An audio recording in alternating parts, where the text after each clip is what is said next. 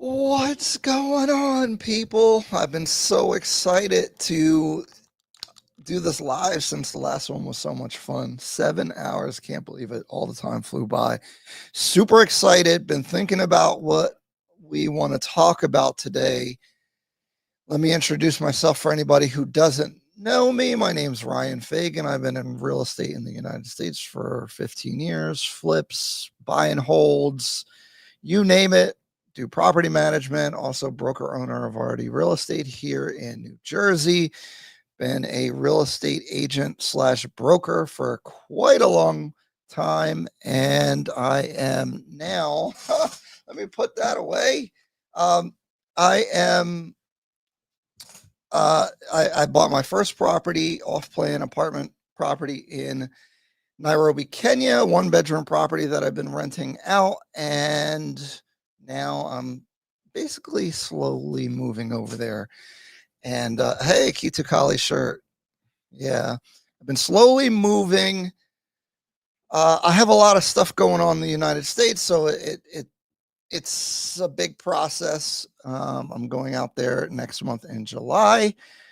Going to be looking at land. My YouTube content about Kenya has been about real estate and, maybe the unique appeal from my perspective as a foreigner, but also as a real estate expert investor. So maybe a little bit different eye for certain things out there. And then on these lives, somehow we keep getting into race, culture, and politics. And I kind of wanted to build off of last week's live where we were talking about Kelis buying 150, maybe up to 300 acres. And there was a lot of Kenyans in there that are not really happy about it. So I kind of wanted to address, are Americans welcome in Kenya? And obviously, on its face, um, Kenya is so welcoming. It's, obviously, that's why I want to live there over time.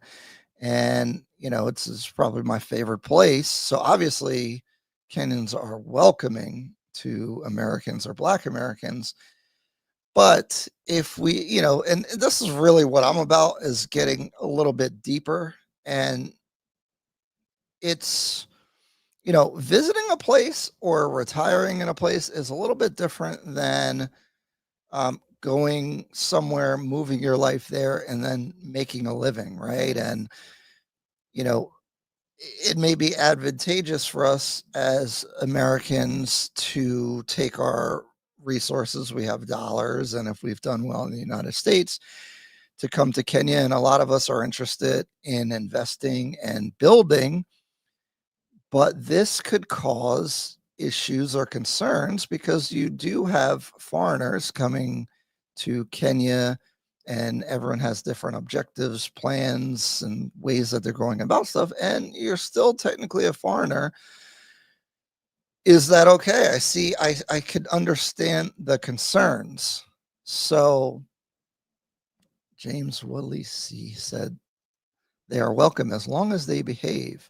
Yeah. So, but I think these things go a little bit deeper than just that, right? Because I see a lot of pushback about Kelis buying 150 acres.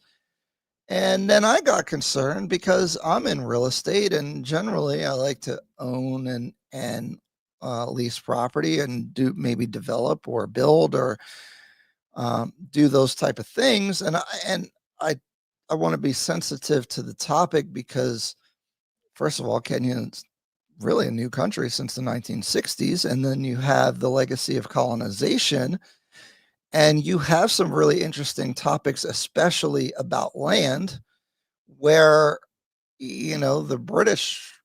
And this is where I would love to have kind of some experts come on and maybe talk about this, and we're going to work on that probably more in Kenya to expand these conversations.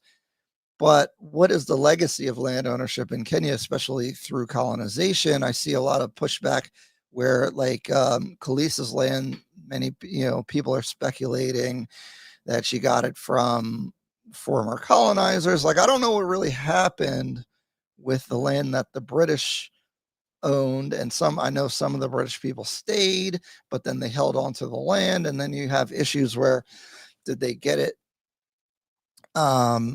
obviously like unfairly? Can you tell five Kenyan inventors who impacted the world globally? No, but do they exist? Do they not? I don't know. But so that's what I kind of want to talk about that, but I also want to talk about just us as Americans or Black Americans coming to Kenya, and is there a space?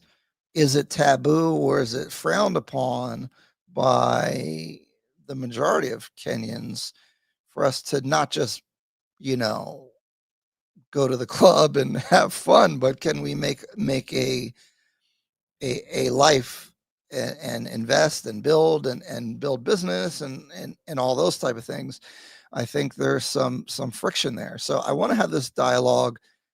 If you guys are interested in hopping into the conversation, I'll drop the link. Just let me know, and we can talk about everything. Obviously, you know, if many of you guys are interested in off-plan investing, which is something I have experience in.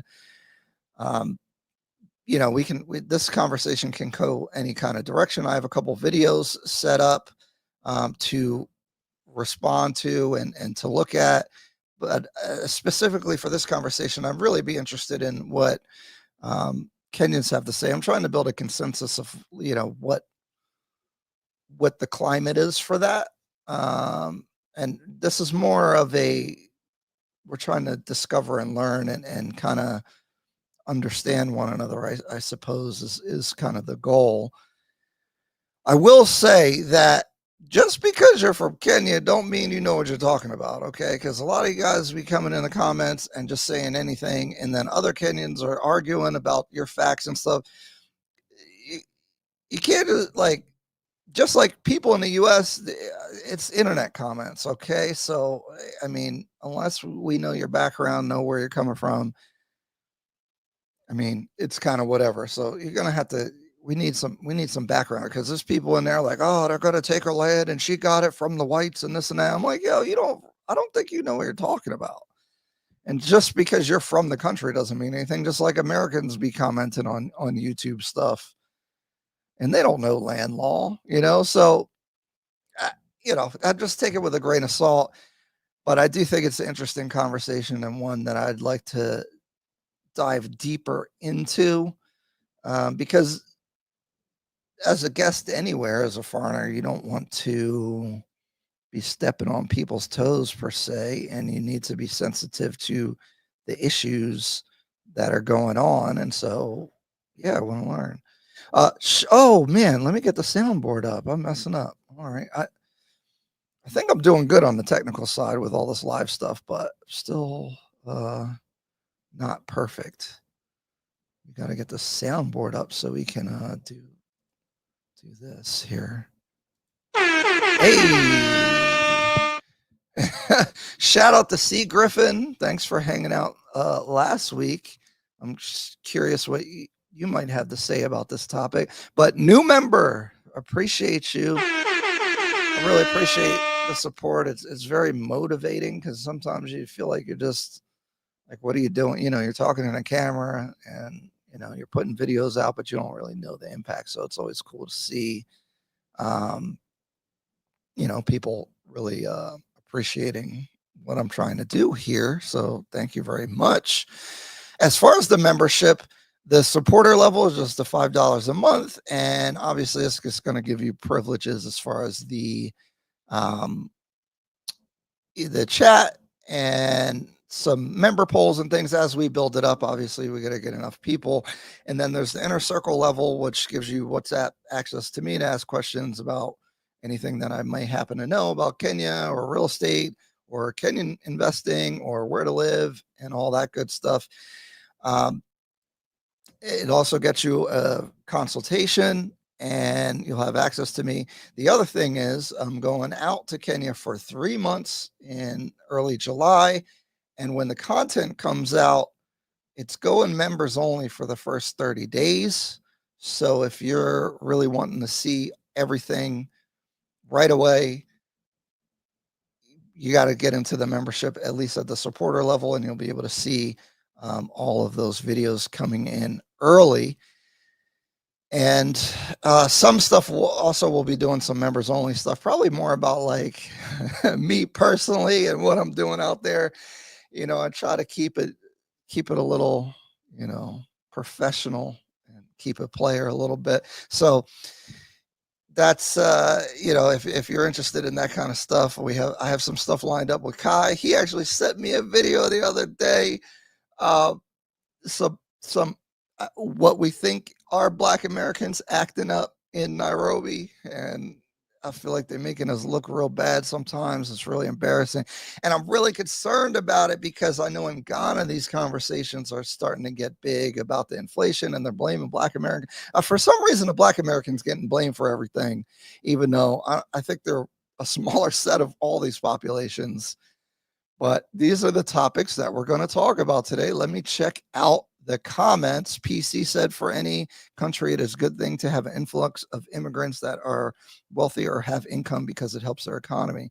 I agree. I do think the intent and the laws and the way the government's set up matters, because you don't want foreigners just extracting wealth and taking advantage of cheaper labor, and it doesn't really uplift anybody, right? So I think that's for where I'm coming from. That's the concern, is, you want the money and development to benefit,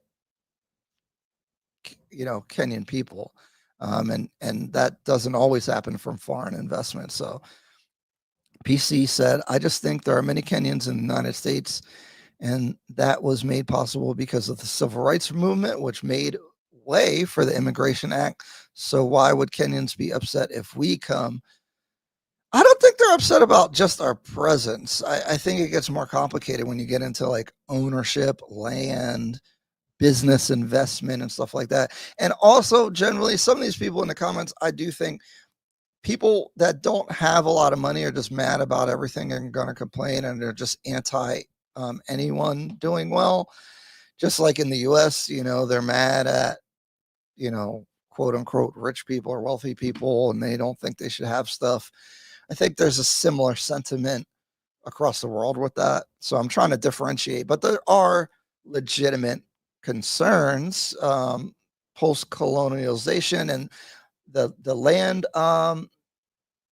There's like land courts and things like disputes over land, and that's a serious topic that I would really like to get into, and especially with Kelis's land. What I've come to think about is that buying land, I mean, I don't think there's anything wrong with buying land, right? Like, you should be like, if a Kenyan person owns land and they want to sell it, they should be able to. And as a foreigner, you should be able to buy it. Now, leasehold, freehold, that's a whole nother conversation. But I think things get complicated because, are you buying it? Like, is the land owned by a former colonizer or, European person? That, how did they originally get the land? And if it was ill-gotten through, you know, whatever colonization means, and force or whatever, or they got the land for $1 unfairly, they tricked the people or whatever, anything like that, and then you go to buy it, I think that could be a problem, because the chain of title is an issue, if that makes sense. And I think I think that's a legitimate concern. So now, being aware of this topic, a big goal of mine on this trip was to set up my business entities and such, to be able to purchase on freehold, but also, um, secure some land, look at some farming or some other business opportunities, maybe even building like a ranch house or something like that. I also have some ideas about affordable housing, or different ideas like that. But buying on leasehold is not really an attractive thing for an investor. So I'm trying to get that sorted out. But then the concern of, who are you buying the land from and how did they get the land, has become something that I think is important to me. And I don't think I want to buy something like, you don't want to buy stolen property, right? I think that's not good. And someone was saying, oh, well, they're going to revert the land back to the government or to people. And I could see a scenario, because this is happening across Africa. Most of the colonized countries, obviously not Ethiopia, but South Africa's trying to deal with this. Zimbabwe dealt with it, and it didn't really work out very well for the economy. And so this is something that is a serious topic that I think, as foreigners, if we're interested in really building a life or moving to Kenya, is definitely an issue that should be addressed. EK, Kenya has always been a welcoming place for centuries. White Americans have been coming here for many years. African Americans only started discovering it recently and are vocal about it. Welcome to Kenya. Thank you. Yeah, I think because of the YouTube stuff, it's been more aware, so people are reacting to it. Should Black Americans take all its inventions back that benefited Kenyans? Well, the thing about inventions are that once you put them out there, they kind of can go to everybody. Jackson, after colonization, the British did not automatically inherit or own land. They had to get it for fair value. Most of the British owners of land are in forms of companies owning agricultural based land. Interesting. Yeah. So, but like, well, if they're buying it fairly, again, that's one thing. So what happened? This is, I guess, my question, and something that I want to research and look into is pre-colonial Kenya. What happened to the land and the deeds thereafter once you get independence? Did it, like, just whoever owned whatever just kept going, or what happened with that? I don't really know. I'm PC. I'm supposed to be coming to Kenya to invest, but am feeling concerned. I'm definitely getting something in Cape Town, but I was excited about Kenya. Now I feel I need to do more research. Well, South Africa's probably, um, I think South Africa has to deal with their issues as far as the land and how are you going to integrate, after apartheid. I don't think that question has ever been answered there, the economic disparity and such. I think it's going to be hard for them to figure that out, and it's going to hold the whole country back for a long time. I don't think Kenya has these issues at such a high degree. Unlike some parts of Africa, native Kenyans own most of the land, so that's good. That's really good. EK, from a Kenyan, spend more time on the ground with local people and see why this country is special to many people. Both locals and foreigners take social media comments with a pinch of salt. Yeah, I know. I agree. And um, I'm the online stuff I do take with a grain of salt. But because I don't have that much information, I guess it has weighed more. Because when I'm on the ground, I don't experience any of this pushback or anything. But that doesn't mean it doesn't exist, and I could be in a bubble of certain people because generally I'm mostly in Nairobi, right? So, and then I'm dealing with other business people. So, I don't know. I'm trying to get a read of the culture because again, I'm looking to not just like I'm looking to how can I say, it's kind of personal to me. So some of that stuff might go into members only, but I'm trying to improve my life, but I'm not just trying to go and just take me with me. I'm trying to integrate into the culture in a certain way. So I don't want to just like be like, well, in America, it's like this. Like that's not the way that I want to come at it. So that's kind of where I'm coming from. Should we add a foreigner tax to people who come to America? Oh, interesting. Um, Yosef, let's remember every country has its immigration policy, i.e., Kenya does not really have the same system like a green card lottery like the US. Yeah, that's another thing. And when, I pay Kenyan taxes, right? So, like, if you come and develop, you are contributing. Now, Kenyans may say that the tax money gets wasted and all that kind of stuff, but I mean, we are. I mean, if you come and do a business and are paying your taxes properly, you are contributing, right? All of the answers will come from Africa. I think this is why we're having a conversation, right? Is that many of you guys in here are interested, probably more than just investing by itself. There's a cultural connection usually, or some kind of, wherever your interest is developed from. And but we need to understand each other. I think is really important. So that's what I'm on the discovery of. White man who travels. Ryan, my guy, hope all is well. Yeah, I'm doing good, man. I'm just getting my affairs in order till I come out there in July. Kenya is really not created for the purposes of immigrating to, per se. Yeah, I agree. Kelly Cole, what's in Kenya? What's not there? Unless you are going for investing and creating manufacturing to build the country. Yeah, I'd like to participate in that. That's a attractive thing about going there. In the U.S., I mean, to really have a big impact, you need a lot of money, and everything is so hard to get done. And then you got politics and rules and regulation and all kinds of stuff that makes things like they're trying to build a fast, what is it? A fast train, a bullet train or whatever in California, and it costs like 100 million a mile or something because of so much red tape that the government's created. So everything is so bogged down in the U.S. It's ridiculous. Once Africa reclaims what is theirs, the rest of the world can begin to be repaired. Okay. Land is a very sensitive subject in Kenya, tied to colonialization, political and ethnic issues, land laws, etc. It's not a target to African Americans. Yeah, that's what I've been getting, is that it's a sensitive topic for all those reasons. And so if as foreigners were coming, I think it would help to understand that before we engage with it.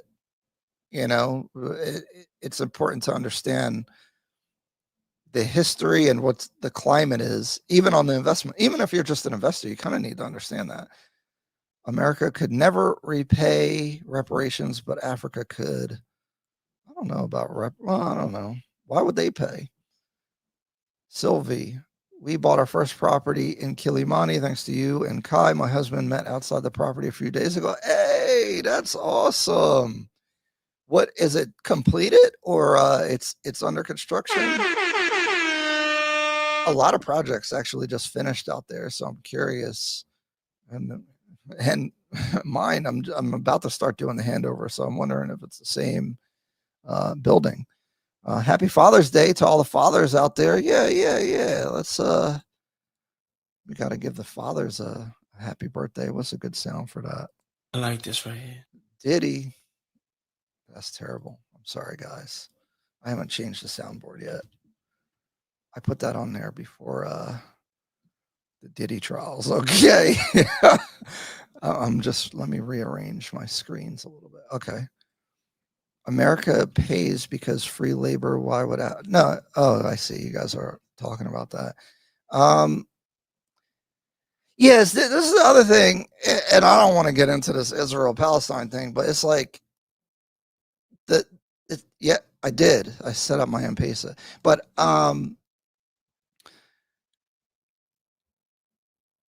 who did the wrong thing first? And you got all this history, and you can't ignore any of the history. But at some point, it's like, well, how do we move forward today?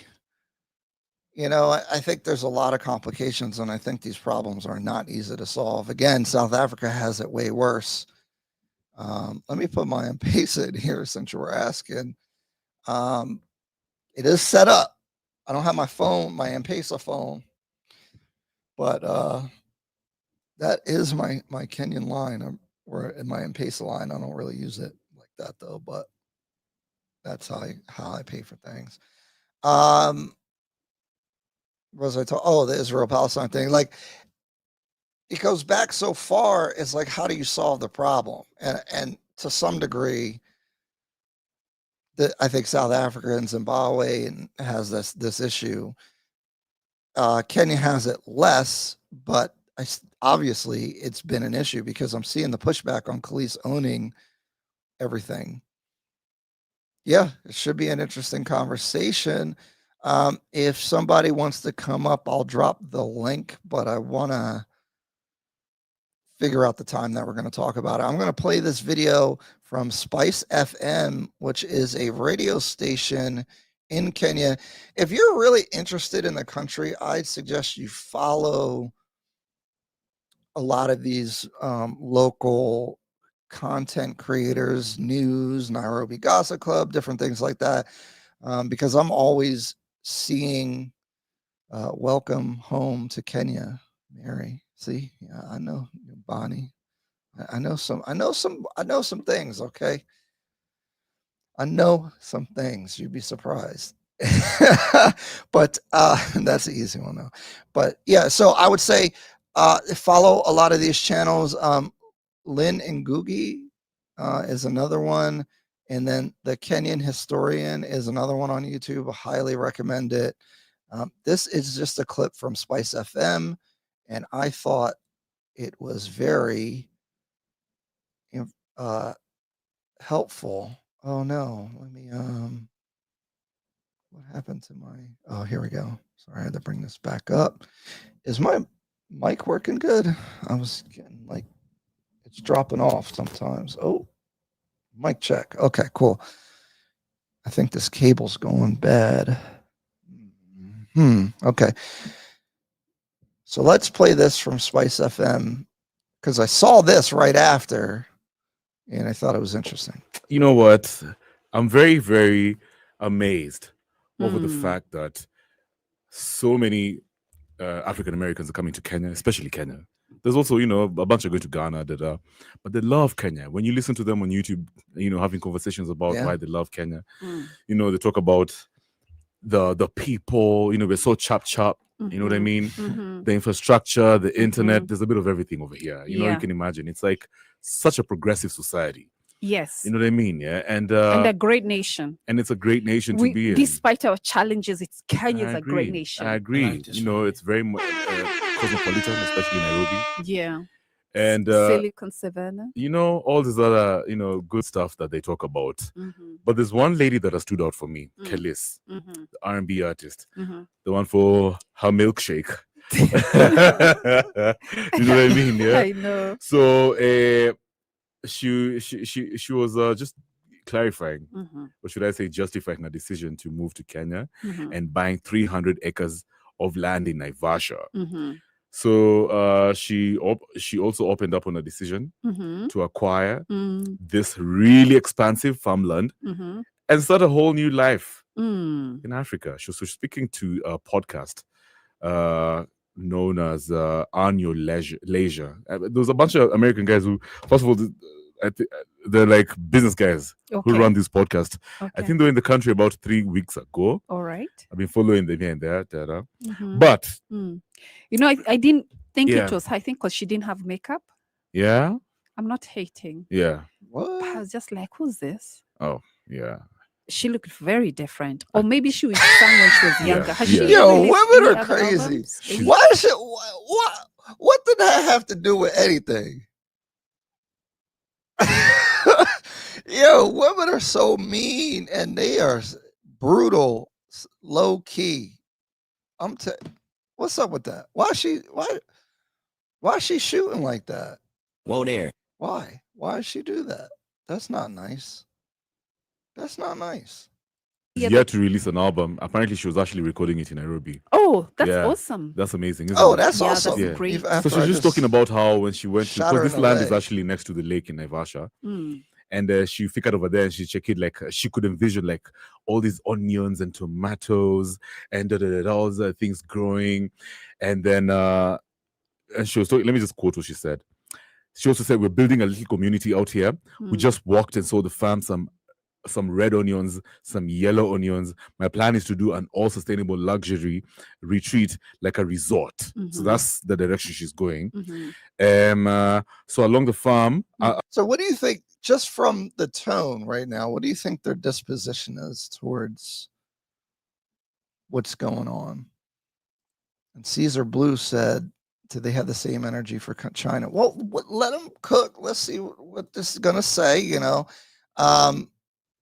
Also, we are making it like popular by putting it online. This is a problem with the whole world, is that the things that you see, you prioritize more. If you're not seeing it, that's why social media is bad. If you watch social media and look at the worst thing that's happening in the world every day, you're going to be depressed, because bad things are happening all the time. But if you're looking at good things all the time, you'll feel happy and think good things happen all over the world.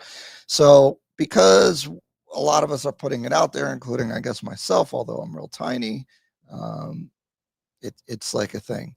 Yusuf said, that's bad. Women with those slight jabs. Yeah, what was that about? Why she do that? Rich's method. What happened is she looked up the Kelis 20 years ago and expected Kelis to still look the same. Milkshake song. She does look different, but I mean, that was 20 years ago. But like, we talking about like her moving, like that had nothing to do with nothing. Come on now, that was mean. But this is going to be some members only stuff, because it has to do with like women and culture and the passport bros and all that. But like, women are women, and they be doing that. They do that in the U.S. And this is a Kenyan lady, and she taking shots for no reason. Like, why do they do that? I don't know, but that definitely is a thing.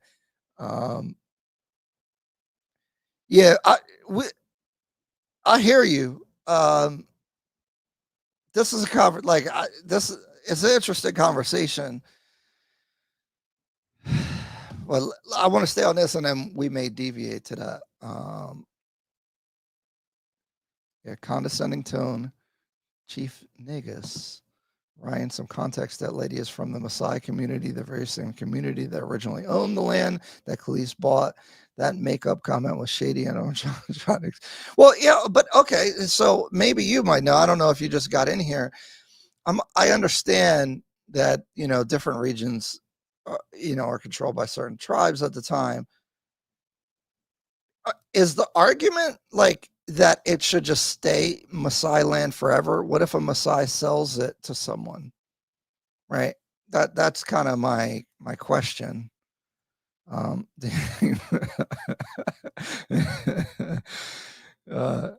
Kenya hosts Africans from other countries with open arms. That's true. Like I go to CJ's. There's all kinds of people up in there. You go to Botanica / Mercado, Cultiva Farm. I barely see any Kenyans in there. African Americans are welcome too. Come find your niche, contribute. Kenyan instinctually have no hate towards non-Kenyans. They be hating online. That's what I'm trying to figure out. Is it real, or is it just some online stuff? That's the problem. Where is the smoke when Arabs come and build? Till this day, they treat African citizens poorly in their country, but upset with us. That's what I don't understand. No, isn't it? No, it's not bad. I don't know. I'm trying to figure out how to do this thing, and I feel like I'm all over the place. So I had an agenda, so we're going to stay with the agenda, but we may deviate if we have fun, because last time was 7 hours, so we talk about a lot of stuff. So along with farming, doing agriculture, but also having a wellness space so people can come and spot up and relax. We'll also have a fine dining restaurant. We'll have bungalows. It's all just being one with nature, you know, being out here and trying to keep it as part of the ecosystem as possible and making it all together. And then she was talking about how we've got the giraffes, the zebras, the elands, and the impalas, and all that kind of stuff. Sometimes you get blessed with an elephant walking through, and the giraffes just hanging out. Yeah, and then she's also, because I think she's got. So to me, that's why I like the whole thing with her and Your Leisure and Kelis, and what she's about is, I feel very similarly, first of all, and second, I feel a lot of Black Americans aren't coming here or coming to Kenya to just like do a business and just not care about the community. I think many are coming to contribute. So that's where I don't understand some of the pushback. 3 kids. Mm-hmm.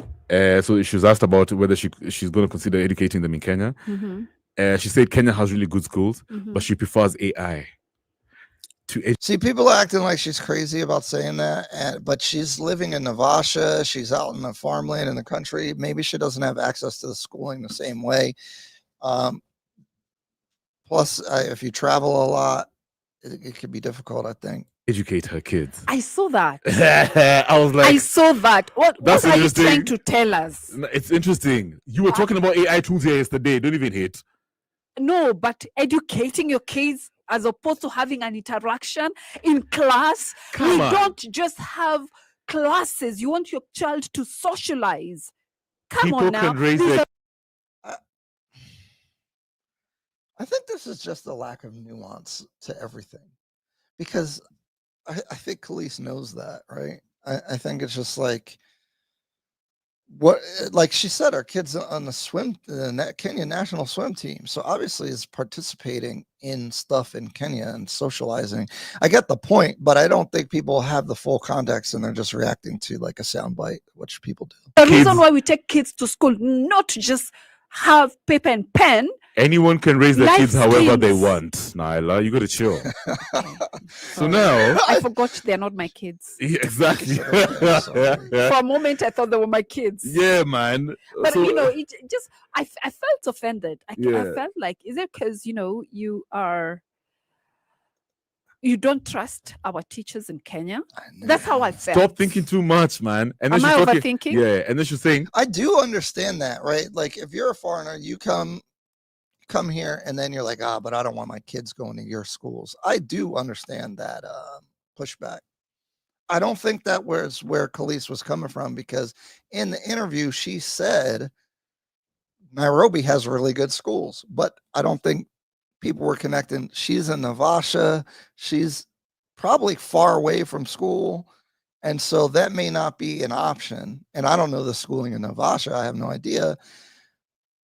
But I do understand the sentiment, because I also feel the same way. I get annoyed. All right, I'll tell y'all something. I don't like that foreigners just stay in Westlands. Why y'all doing that? It's not that I don't like it. You can do whatever you want, but it's like, how are you going to come here but then be scared to go anywhere? And I could also be guilty of that, because I stay in somewhat of a bubble. Like I didn't go to Kibera and hang out.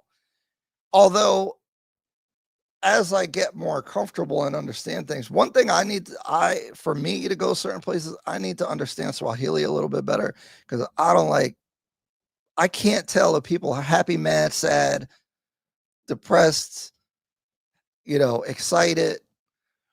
And as an American, when people start talking loud, you get a little nervous. And now I don't know what they're saying. Now I know Kenya's way less violent. People are more chill. So maybe it's an American thing, but I need to know what's going on. Okay. I don't want to be hearing people start yelling. I don't know if they're yelling because they're happy or sad, but in America, people start yelling, you probably should leave, because you might have some bullets or something, just because you're hanging out. Okay. So so I want to get more comfortable, but I'm not just going to stay in my bubble forever. Oh, and I'm going to get through the chat. I'm just trying to organize things better, but if you got a really cool comment, you could do a super chat. I'll definitely read those as priority. I will try to get to everyone's comments anyway, because this is a two-way conversation that I want to have, but also I want to kind of get my point, talk about the point, and then we can kind of freestyle. And then I got some more stuff that we're going to get to. So I appreciate you guys for participating. I got to find my place where the conversation's at. Okay. She's not coming at you. She's not doing all these things for charity in Kenya. She doesn't look at Kenya like that. She's thinking of like, it's like she just wants to be a part of the Kenyan culture. And I was like, you her go, game girl. is good. Yeah, I like her game. She knows how to justify things. Huh? Yeah, her game is A1. See, they don't believe her, but see, and this is a disconnect, is I don't think Africans understand the meaningfulness of Black Americans coming to the continent, because Kenyans, let's just say, know where they're from, know their culture and all that stuff. And so a fish doesn't know they're wet, right? So that's not an issue. So that whole aspect of Black Americans stepping on the continent is lost on Kenyans. Or like, you could understand it, but I don't think you could feel it, which is fine. I mean, it's not like you're supposed to, but I think they miss that, is that it means something to us in a different way.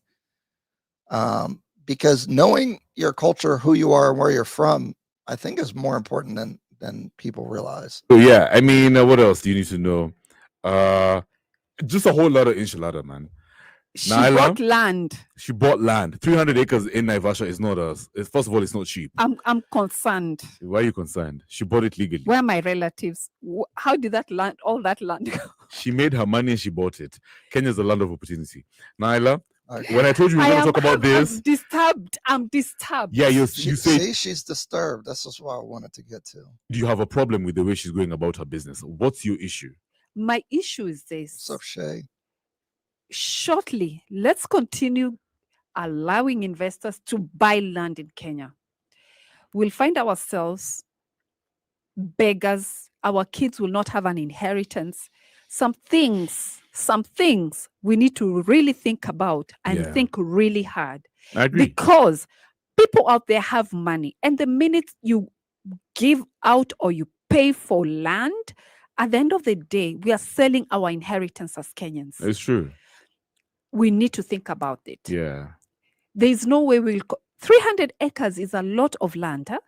Yeah. Can imagine. Those are how many families? Yeah. I'm not against her, but we really must have law and protect our land. Our ancestral land. Yes, our ancestral Yeah. land. We can't be giving foreigners our land.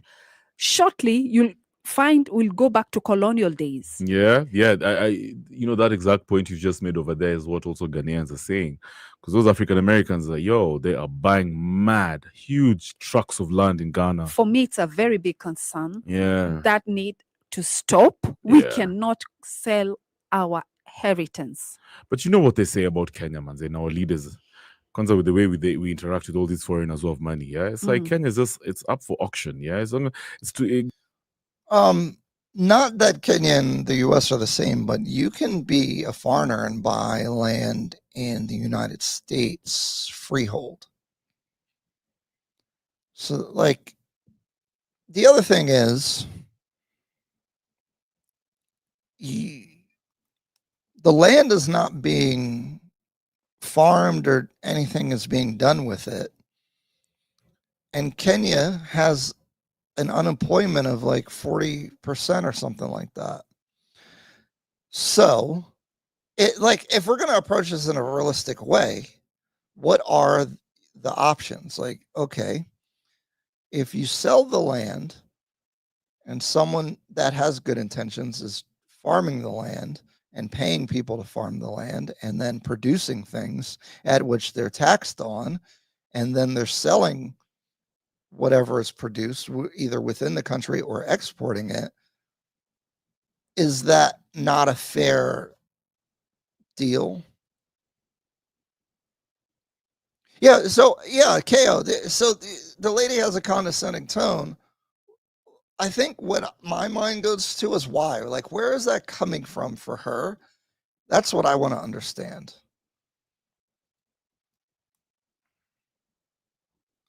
Rich's method. Oh, I gotta check out your stuff. I feel like I've seen some of your stuff before. One video I've done, especially the Guyanese. I've lived on the USA and I'm a naturalized citizen, but where I was born gives me a very clear view on this. Yeah, and I saw that you were saying earlier that it's an online thing, this pushback, but this is on Spice FM. I think it's a national radio station in Kenya. So I'm wondering, oh, you're saying that they're being sensational for listeners. Interesting. Maybe. I don't know. That's what I'm trying to get the sense of. Is this is this a real thing? Is it an online thing? Because Kenya is huge. Nairobi is a cult. Obviously, the stay in Westlands for convenience. It's the same in states. UK, don't just hang out in the Nairobi bubble. See other parts of the country. It's amazingly different. Yeah, no, it's very diverse. I'll teach you Swahili at a modest fee. My ability to learn language is so trash, but I'm committed. Caesar Blue, why would we stay outside of comfort zone? I want air conditioning. Air conditioning? Where the heck they got air conditioning? And why do you need that? I'm like, I don't know. I don't need no air conditioning. I mean, it'd be a little warm. I've sat in a room with just some boxes on because it was a little extra warm in there, but I just dealt with it. But I like dealing with stuff sometimes. I don't know. I was in the military, guys, so I'm cool with roughing it. Rich's Method, Ryan, I'm currently in Kiambu County, stayed in Dunholm, Upper Hill, South B, Pagani, Kilimani, etc. The truth is the people online show Westlands, so most people hear it and go there. I forgot. Yeah, okay. Yeah. She might be intimidated. The heart of Kenya is in the village in rural Kenyan, but Kenya is tribal. Why don't Black Americans understand tribe?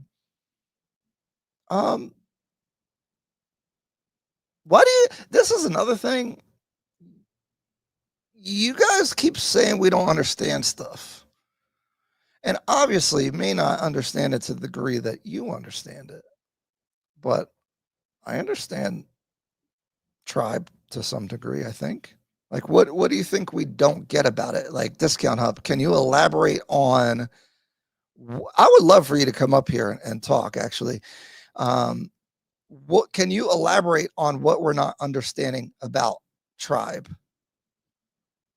All right, let me continue. Goes to the highest bidder, right? But I also look at it from another angle, right? The fact that she's coming here to also develop the land and create opportunities for people, maybe it's a good thing. That land was just bare. You know what I mean? You have Kenyans that have no jobs and no prospects, and they want to come to the United States because the opportunity is greater in the United States. And how is that done? Through development, investment, building businesses, right? And then when someone wants to come and develop and build businesses, you want them to not do it? That's what I don't get. But this is a phenomenon that happens in the US. There's plenty of people that are like against business and don't want, so I mean, it's not like a unique thing to Kenya, but I don't know. That's where I don't get the pushback. I mean, at a time when there isn't any jobs, yeah? These guys are coming up to create all these industries. It's not just about land, yeah? But they also add value in one way or the other. As long as you're following the law. Listen, we have institutions. We have laws over here, right? But as long as you're not just buying bare land for the sake, yeah? You're creating value. Imagine I have no issue. I am concerned about foreigners buying land in Kenya. I feel like shortly, because people are desperate. There's so much bare land in Kenya, by the way. That's not even being used for anything. I don't care. At the end of the day, you can't sell your inheritance. Yeah. You cannot sell your inheritance. What are we going to leave for our children? Yeah, but is that not the option of the person who owns the property? Although, see, these are some Western ideas, like land ownership in general. I mean, I don't know if it's just a European thing. I feel like a lot of people would say that. I don't know if that's true. But like the Native Americans had a way different concept of that. So to her point, maybe and if someone was saying she's Maasai, so if you think the Maasai people should stay in control of the land, even if it stays undeveloped, I mean, that is a point that you can have. We can disagree, maybe. No, Ryan, land is an emotional issue in Kenya. The only thing Kenyans have is land. There's no manufacturing. Yeah. And I get that. That's my point, is I am sensitive to that. And it's not just emotional. Like, if you don't have money, but you have the land, that's not really that's a significant thing. Having land is, because there's plenty of Americans that don't own anything. I think you would trade having a whole bunch of bills in an apartment and you're barely getting by for owning land that you can at least do. You can farm, you can try to live off, you can do things. I'd probably take the land over having some money but nothing else, right? Maybe. I wonder what you guys think. What do you guys think about that? African Americans aren't foreigners in their own land. These are Africans forced out of their homes and family. Yeah, but a lot of time has passed. And this is East Africa that we're talking about. So it's a little bit different. It's a longer delay of connection because I think Bantu people went from east to west. So technically that's true. But again, I don't know. I mean, the reality is that, like, if you were born and raised in America, come on now, you are an American. Land in Kenya is a sensitive issue, especially if the place is not Yep. Metropolitan. Yeah, the land is not being taken; it is being purchased. Take the proceeds and invest, etc. Build a legacy for your family. And Ryan, the Kenyans have a 12 to 17% unemployment, unofficial South Africa. Oh, okay. And when I was there, you can feel it too. When she bought land, in case of election violence, she won't be able to stay there. I think you guys blow that up a lot. Because how many people were injured or killed during election violence in Kenya against the size of the population? It's a very small amount, not to minimize it, but it's not that crazy, I don't think. Unemployment in Kenya is like 70%. See, like, this is what I'm saying. I know South Africa actually is about 40%. How is it 70% discount hub? That seems so. Only 3 out of 10 people have jobs. That just doesn't, I don't think so. No, the lady is not being sensible. She should be more respectful, but understand there's very deep historical pain under her sentiments. And for the record, I agree with her. What part do you agree? Because I also, like, this is what I'm saying. I think there's a valid argument to be had to what she's saying. I'd rather have black diaspora buy land than have colonial masters still own stolen land. I don't know if they differentiated it the way that we would. You don't have to worry about owning land as a foreigner in Kenya. The multinationals are the largest landowners in Kenya. Well, that goes to their argument of being sensitive about it, right? And how did they originally get control of that land is my thing. Here you go with this understanding. You don't understand the fact that each tribe is different. Oh, really? I don't. You think I don't know that they're different? Oh, they don't. They have different languages, Discount Hub. Wow, I didn't know that. I thought they all spoke the same language, different cultural practices, etc. You really thought that we don't know that? I definitely know all that. Okay, I know some of the stereotypes between the tribes. I can identify tribe usually when I'm looking at people. I'd say to a 60 to 70% accuracy in Kenya. Jackson, there is a land control board in Kenya. There must have been merit in awarding Kelis the land, and I'm sure they are alive to all the fears Kenyans may have in foreigners owning land. Yes, see, that's interesting. The land control boards. That's something, I'm going to dive deeper into that topic and try to find some experts on these fields to expand upon these conversations and some not live content, but we'll record some interviews and I'll interview them. And I think that'll be interesting from, because as someone from my perspective, I have a real estate background in the US. I'm interested in coming to Kenya. I'm looking into these things, but at the same time, then we're talking to a Kenyan that has their perspectives and everything. I think it'll be a real and expertise in knowing the topics. Discount Hub, I think you have a question like why we don't have a tribe. That is the question I mostly get, which just means you don't know history. We were mixed out of tribalism. Yeah, I don't know. There are a lot of historical injustices with regard to land, so it's a very touchy issue. Yeah, and so this is what I'm saying. Like, I could understand if you're buying land from someone who got it in a uncouth or a negative way, we could say, that could be a problem because basically and it's not exactly this way, but it's like you're buying stolen property. No, like in the US, if you buy stolen property, they're still going to take it and you could get in trouble if you knew it was stolen. Discount Hub, tribes are different. Oh my God. Some of y'all are annoyed. It is maybe it's the online ones. Like, I don't get why you don't think we don't know that. Hi Ryan, off topic. You had a vacancy in a property in Kenya, managed to find a new tenant. No new tenant. My property manager is saying that a lot of projects completed recently, and it's been tough. I meant to speak to him today. The time difference makes it tough because by the time I think to say something, it's like late there, so I don't want to wake him up or whatever. Because I'm going out there, I may decide to furnish it and try some Airbnb stuff. I don't know.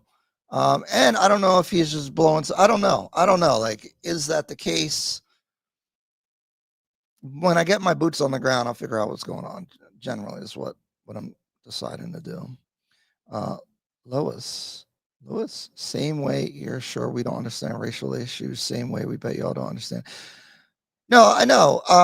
There's degrees of understanding.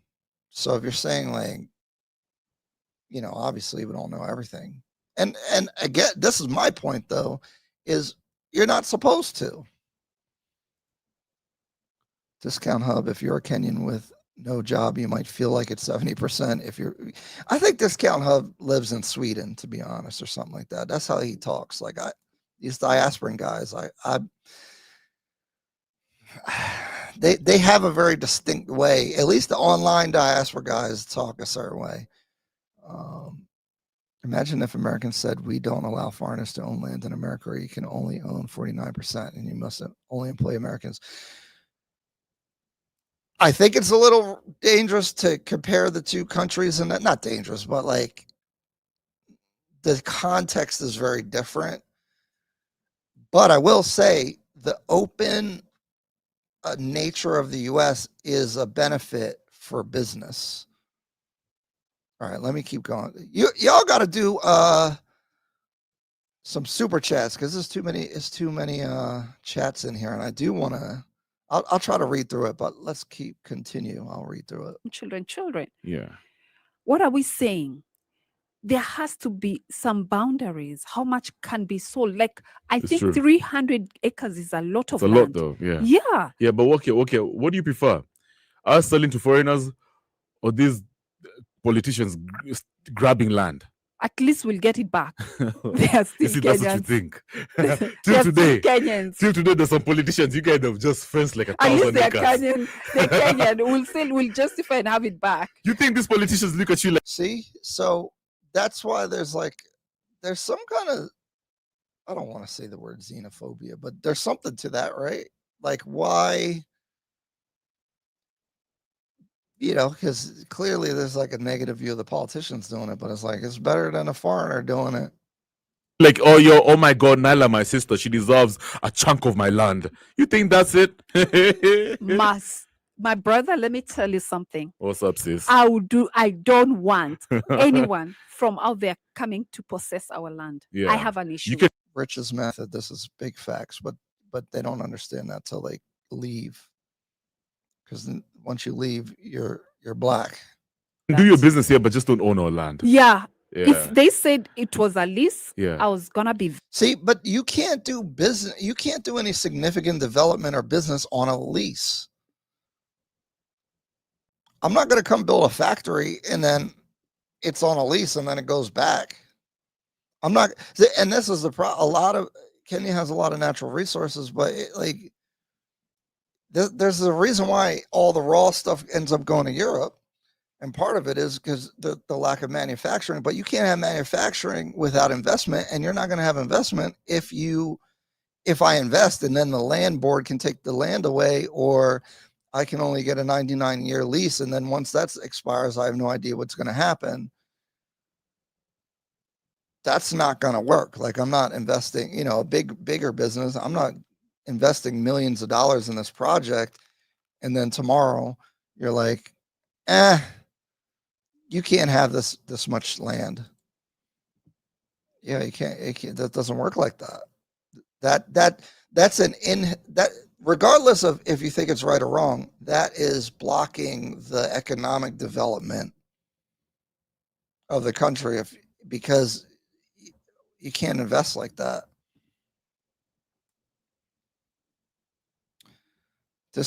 I think this is a problem, like the government distributing things in general is always, it doesn't work, man. That's the problem. It just doesn't work. It's never worked anywhere. It sounds good, but it doesn't work. Very happy for 100 years. Yeah. By the way, have you watched that? It's a trailer. This is like the best chat ever because I keep saying I want to skip through it, but y'all say really, really interesting things. Yeah, it's a movie that's yet to come out to premiere. Mm-hmm. I think I posted it on my socials. It's called it's called The Battle for Laikipia. I have not yet watched it. I was planning to watch it. Yeah. I think I know the producer and the director. Oh, is it? Yeah. That's interesting. Yeah. You should bring them here. I would love to talk to them. Yeah. We will bring them here for sure. Do you know the people in Laikipia are going through so much? They have a situation between themselves and the Wazungus who are there. Oh, shit. Yeah, there's some sort of tiff going on about land. Yeah. Yeah. And if you watch the trailer, wow, it's not easy. Yeah. Laikipia, Sid's in the house. What's up, Sid? There's a lot of but these Wazungus also, some of them are born here. They're so they're Kenyans. But how you end up owning thousands and thousands of acres of land, and then you know very well that your neighbors are constantly grazing, looking for proper, pasture, and then you tell them, some of them are even they're threatened. Their lives are threatened by those quote unquote farmers who own huge chunks of land. So there's some sort of conflict going on. Yeah. In Laikipia, you should watch the movie. I'll share with you the trailer, and it's fascinating. But the land issue in Kenya is very emotive. Yeah. Yeah, because till today, did you know that people even from who went through the post-election violence are still displaced? I listened to Okari talk about that on the Situation Room. So yeah, that's Kenya for you, man. Yeah, I just genuinely wonder if we are continuing to sell our land to. Sid, you are right. Most of the Black Americans are broke and dusty that are coming. I'm not going to lie. They really don't have that much money to do anything. That's why we're a little confused at the hate, okay? Or not the hate, but the fear. Yeah, they're going to party for 2-3 weeks and then go back and then say bad things or goofy things on to street interviews and then cause a whole uproar. But they're young guys. Some of them are young guys, So diasporan Kenyans also have land reinvest back. Kenya is stable, so lines between dias. That's the other thing. The diaspora Kenyans act like the country's going to fall apart tomorrow all the time. What's up with that? Ryan, you've answered your own question about buying stolen property. That land Kelis bought was stolen from the mine. How do you know that particular, like, who did she buy the land from? What? I don't get the assumption. Like, do you know the particular parcels that she's purchasing? Who did she purchase them from? How do you know it wasn't a Maasai that sold the land? That's what I don't get. Because if you're saying that a European sold it to her, okay, I got you. But do you know that? How would you know that? What's the Malindi itinerary? Oh, I see we keep deviating. This is definitely good. This is why the membership is important, because so I'm going to be doing a bunch of content. On the agenda is accountants and tax people, finding some experts and talking to them, not just one, but a couple, get different ideas on the leasehold freehold issue, and should you buy property with an attorney, who are good attorneys to use, what are the issues, what are the costs, all that kind of stuff. Taxes, accounting for foreigners, what does that look like? What are you looking what's it looking like if you come? How do you pay your taxes? All that kind of stuff.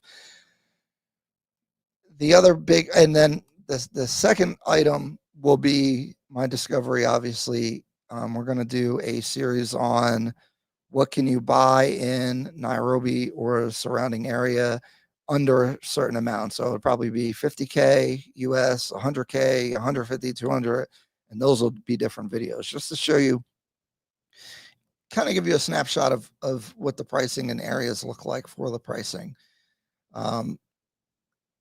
Then the other big one, which this is, the membership and Cash App and all that stuff is helpful, because I really do hate travel, especially once you get away from Nairobi. It's a little bit rougher to me, but I'm going to be checking out basically the content that I've been doing.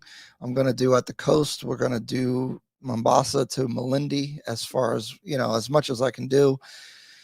I got to link up with some other people because obviously Dennis is Nairobi based, but hopefully we can find an agent that's willing to work with us, give us time, and get us access to some of the most interesting properties and be able to find a good selection of different things, some more affordable stuff, some beachfront stuff, some high-end, super high-end, and then all the way up to Malindi, because Malindi is an interesting location for me. But we're going to basically be discovering real estate on the coast, and I'm really excited about that. I believe we might get Kai on the trip as well. I always think the content's better with Kai as well, because he's a real estate investor. He got a different perspective on certain things, so now you get kind of like, he asks questions that I might not ask. So if you really, that's the loose plan, but I got to figure out all the moving parts. It's a lot of work to do this. So whatever support you guys can lend is helpful, either membership or, Cash App or M-Pesa or whatever you guys want to do. Super appreciate any support. But I'm really excited to go out there and do it. But Nairobi's really fun, guys. So leaving is a little challenging. Okay. And I do everything that I've created so far has been, I'm actually looking at that stuff to buy. Now I am curious about what's going on the coast, but I'm not like an active buyer in that market. So that's why it's like, we'll see what happens. I'm an active buyer for the land, even though some of these people in here don't like that. There's many landless Kenyans because politicians stole a lot of land. She's delusional. I don't think she's delusional. I just think that's her perspective. You can't buy land in Tanzania. Their land policy is different. Sylvie, when you speak to property manager, please contact Sammy, who is recommended for property management. There were some delays indeed for handover. We've had checks done recently before. Yeah, handover is a mess. The Chinese business attitude in general, I notice, is like, if you take it like this, take it. But I mean, if you now you got to go back and be like, this messed up, and then they might half-ass the job. Then you got to be like, nah, it's not good enough. Fix it. So that could go a long time. I'm doing that now. I'm like working on the handover. Dennis, my agent, and actually Kai was at my property I'm taking possession of next month. I don't want to keep paying for Airbnb because I'm going to move into the spot. And so I'm trying to get all this handover nonsense done now so that it's not an issue going, so I only want like 10 days in the Airbnb because I gotta do the handover and I gotta get furniture, and that'll be another one. I'll be making cool content about the cost of furnishing the unit. I know Austin Holloman has done that as well, but you get a different take. Romeo Oscar, she's misinformed. This is the thing. I hear so many different things about the land. Discount Hub saying one thing, Chief Negus is saying another thing. Like, I'm confused. I believe in Tanzania, land can only be leased. By the way, she has a property show. So, I mean, that she has some authority to speak on this issue, I would think. Big business is done every day via lease. It's the American way. Yeah, but not a factory, dog. Do you think that they may be upset it's not them that's buying and developing the land? No, because they hire the Chinese and they hire Americans to build the highways and let them charge toll money and the SGR and all that kind of stuff. Ryan, Kenya's poor average per capita is only $2,000 a year. I'm aware of that, actually, Discount Hub. Well, but yeah, but see, you can't average because there's a big disparity between like the people with money and the people without. And that's more of my point is you need development to lift the people on the bottom up and give them more employment and more opportunity, right? That's why a lot of Africans in general want to go to other places because there's more opportunity. And so the capital done properly will bring more opportunity. 56% of Black Americans are in the middle class. Kenyans need to think outside the box in terms of land. We need to move to outsourcing their manufacturing. Yeah, I mean, that's my point is that people, it's not attractive to invest in manufacturing if you can't own the stuff, you know? Africans are nationalists, not pan-Africanists. I think there's a very Kenya's problem is corruption. Kenyans are well educated, but the politicians are so corrupt that they don't think about other avenues. I don't know. I don't know if that's really the thing that stops people. I think the risk of investment in general is like just like the Trump tariff thing. Businesses get upset because they don't know what they don't know what the rules are. Like, I need to be able to make a 5-year plan or a 10-year plan. And if in 2 years something drastically changes, it could destroy my whole business or my plan. And therefore you need stability to be able to invest, which Kenya is pretty stable. But again, like if you have this land issue out there, it could cause hesitation. Like I am feeling that I want to buy land. I want to do a farm or some kind of business out there and build a house. I don't want to invest a significant amount of money and then it just, then you don't get to keep it or something, you live in the US. Okay. So, yep. That's why you talk like that. How long have you lived in the US? He moved to the US when he was 6 or 10 or something. What do you think about buy rent Kenya reliable for apartment rentals? No. I don't know how updated that stuff is.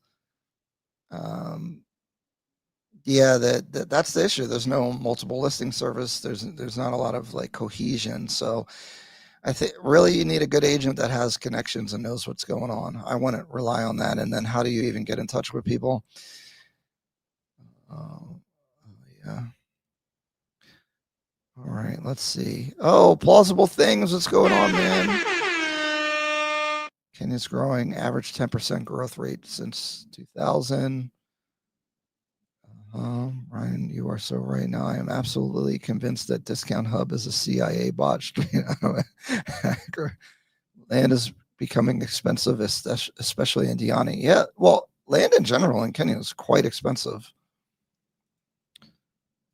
Oh, we're neighbors. Oh. Oh, okay. Yeah, that's a good development over there. Black Americans are easy to blame because you are the only group that comes and complains when others come and do. Who's complaining? I'm starting to believe that those complaining don't even have the money to do what they're complaining about. Well, I don't know that they're complaining, but I don't think most of the ones coming have that much money.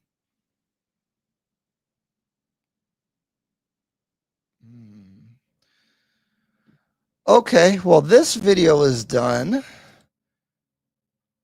So if you're interested in Kenya, I would definitely follow Lynn Ngugi because she does some really interesting stuff. Should we stay on the land or do we want to go more general and talking about African Americans facing rejection? I had this thing in Ghana where they were given pushback. And now as I'm doing this, I'm like, am I adding fuel to the not feud, but the friction?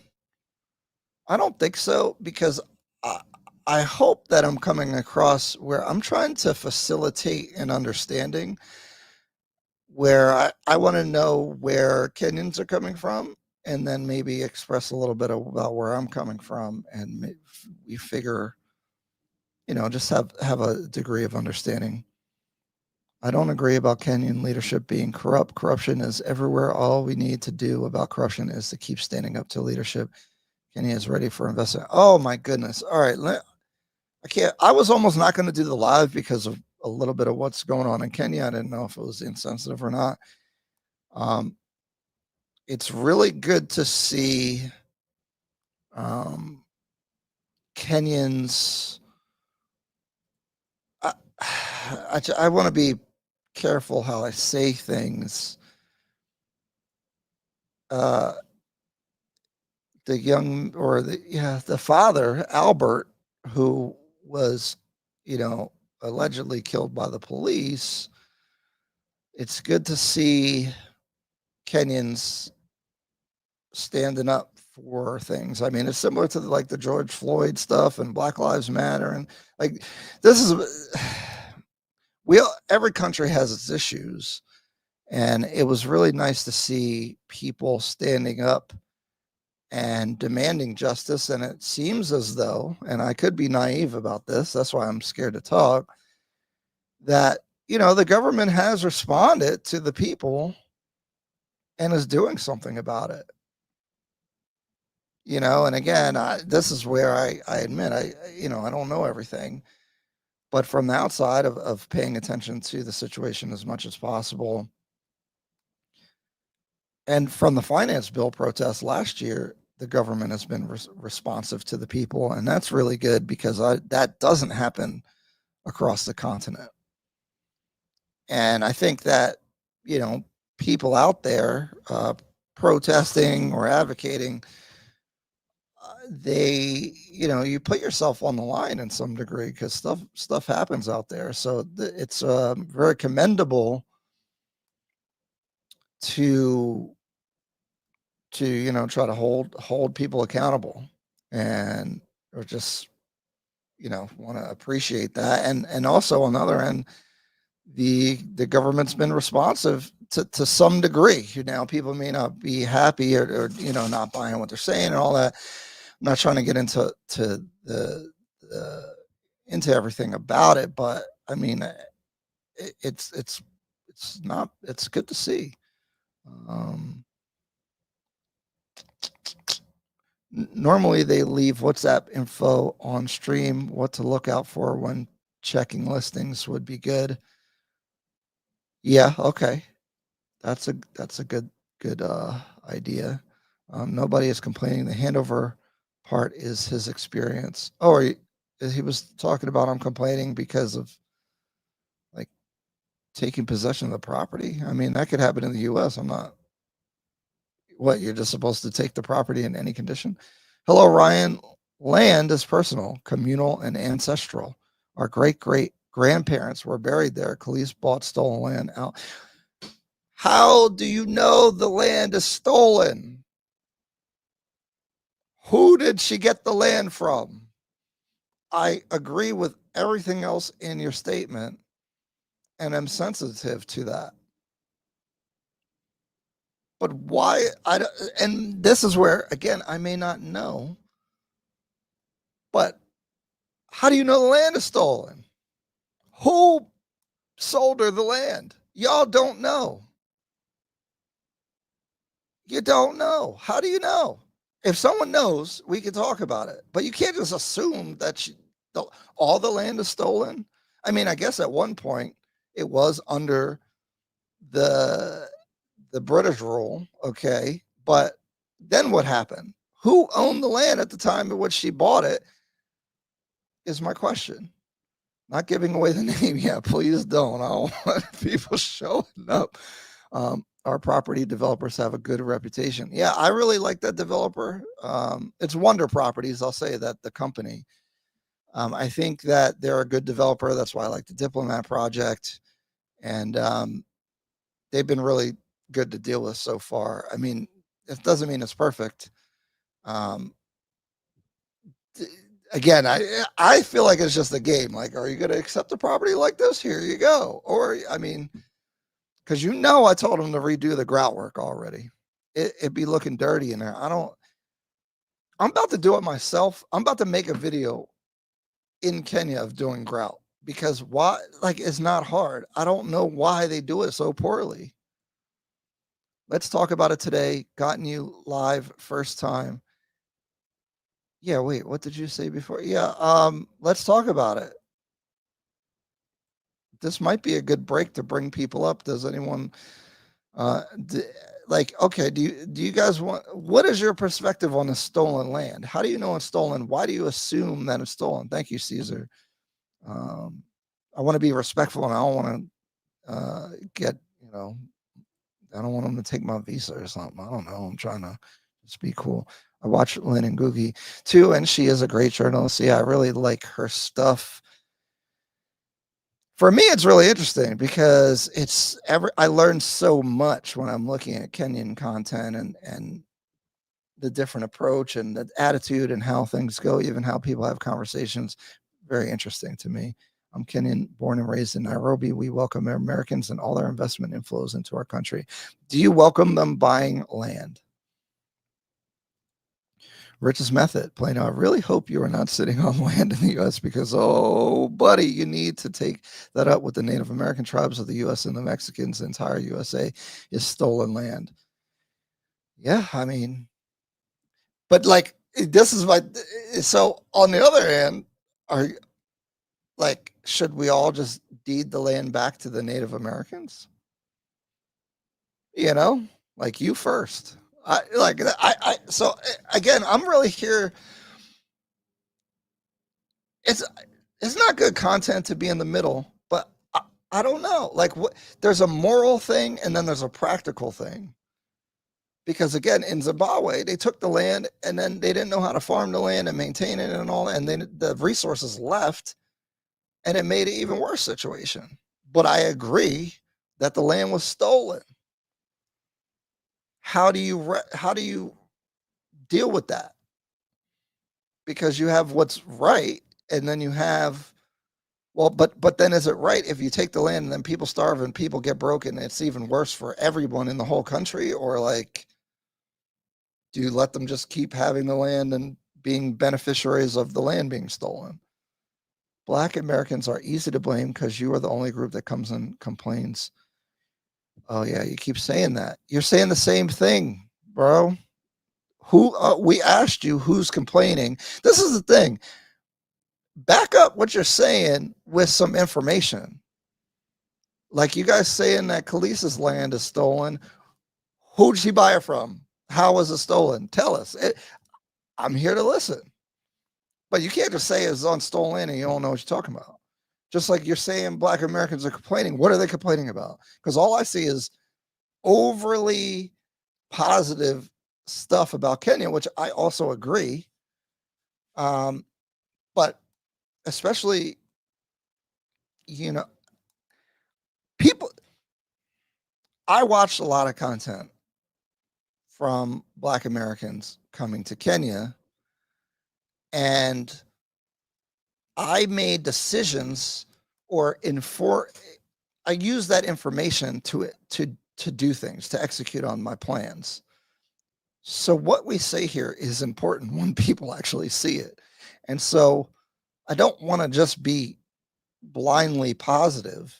And that's why we're talking about this today, because there is an element of people that resent foreigners, Black Americans buying land. They invest. How do I say it? Because I was watching one of your videos. Sino Love. Sorry, I'm bad at pronouncing. The investor's visa, where applicants must show 100K every 2 years to do business or participate in agriculture, means that larger scale investors are the ones who will participate in the market. Yes, this is true. You need. This is something I got to talk to the attorney about, because if you own 100,000 worth of assets, does that count? Or you need a liquid 100K, which then means if you have 300,000, you can only spend 200,000. But really, again, rules in Kenya is a little different. Sylvie, spill the beans. Who's the property developer? No, don't tell them where my spot's at. You can do land searches online. Kenya, see, I don't know. I know how to do all that stuff in the US. I'll find anything, but in Kenya, I don't know how the system works. There are a lot more, Sylvie, in America than you give us credit for. Some just don't travel. When Kai was emphasizing on the imperfections, i.e. grout quality, I hope your property was checked. Yeah, he sent me a long video. We went through it, so hopefully they fix it. But I think they do the grout, and they think it looks good, and I just don't think it looks good. The standard is, I don't know what's up with that. Yes, I understand there's government land. The government can't appropriate its government land for industrial purposes. Oh, let's see. I wish there were more levels to the investor's visa, so various income levels. This could level the playing field a bit. I get why a country don't want a bunch of broke people coming in there. Ryan, you don't know Kenya history. Jesus Christ, Kenyatta took a lot of land when the British left. Okay. Well, tell us. And this goes to your tribal argument, I guess. My husband found some imperfections and they are on the case. We bought the showroom. Oh, you bought the showroom furniture. Oh, as a property package. Sammy was recommended by Sherry, and we recommend him too. Is Sammy at the is the salesperson at Wonder Properties? Who's Sammy? Sid, it's not stolen. They're just failures. Haters saying the land was stolen. I'm confused. You guys are confusing me about the stolen land. Grouting and painting job in Kenya are poorly finished. Can someone create a master class to teach them? This is something I'm looking into. Like, do I need to have like a training or just make a painter company? Like, if you want the paint done well, call me. We'll get it done. I'm thinking about doing tile and paint or like certain finishes, because those two things, I think when they get paint on the light switch, they just don't care. And but okay, I understand this mentality because it still works.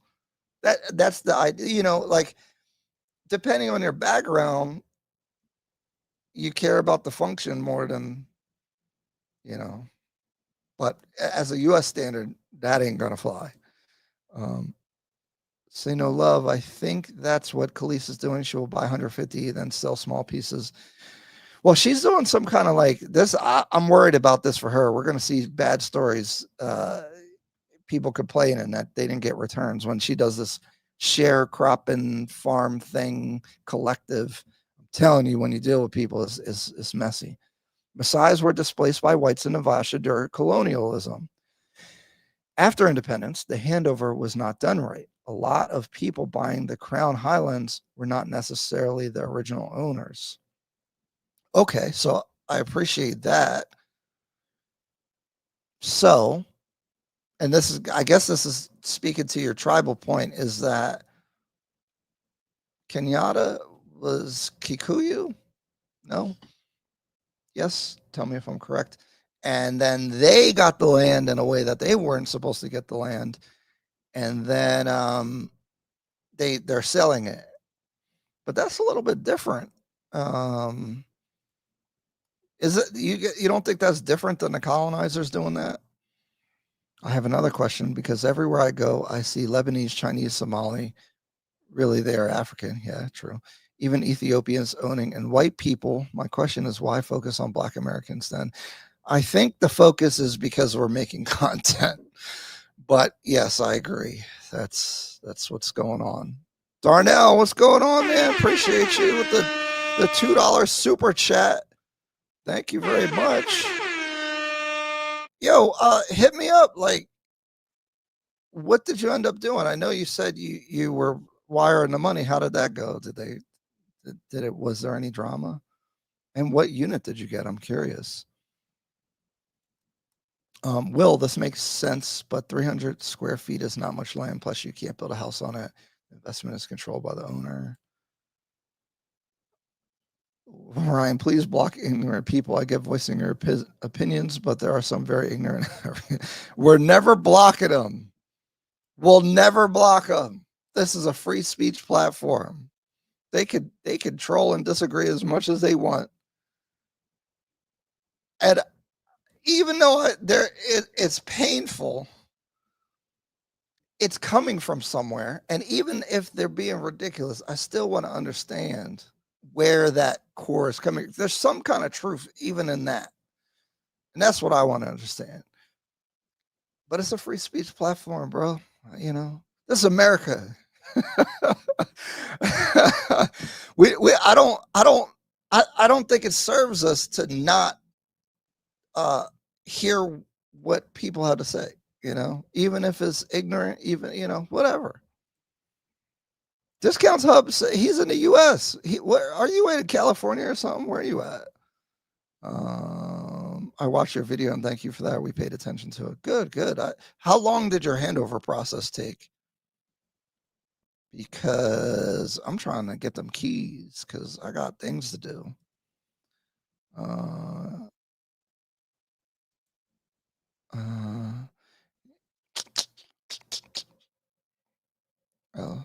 Sammy does manages property. They're great real estate opportunities. Oh, I left. Hold on, I gotta check my WhatsApp. My bad, bro. Dang, my fault. I didn't mean to do that. I gotta check. I feel like I gotta check my WhatsApp right now. I'll hit you back though. My bad. No disrespect to Dennis. We briefly met. We like Sammy. Yeah, that's fine. I mean, the land commission was formed to bring out land equity in Kenya, but I think that's a problem. Problem with a lot of government control don't really work sometimes. We can't stay the stolen link names co-beneficiary is in government. We're waiting for our resistance revolution moment in regards to corruption and injustice. Sadly, is foreigners don't see this. I got you. That's why always the same argument that countries don't want a bunch of broke people. It doesn't mean people are broke. It just means you have more leverage to come in the country and invest. I hear you. I'm being facetious a little bit with the broke people, but Will is triggered. All right, let's see what Lynn's talking about because this will be a live reaction. I skimmed through this. The lady that she's speaking to seems to have some knowledge on land, and I want to hear about the do we want to? Okay, put a 1 in the chat if you want to hear about why foreigners can easily own limitless land in Kenya and the dangers this possesses. And this lady that she's speaking to has a lot of knowledge about land. I believe she's in that industry. Or why African Americans are facing rejection from Africans as they return to the motherland. And this is, I think this is what Traverse Culture. Yeah, the Traverse Culture lady. She's an African American lady, been in Kenya for a really long time. So let me know which one you want to see. This is going to be number 2. So put a 2 in the chat for the African Americans facing rejection. Or if we want to continue on the land topic, put a 1 in the chat and let's see what's going on. I'll give it a little bit of time. Actually, can I bring up like I'm going to bring up a YouTube thing here. Let me go into here we go. Okay. Let's do a little poll. Can we do a poll?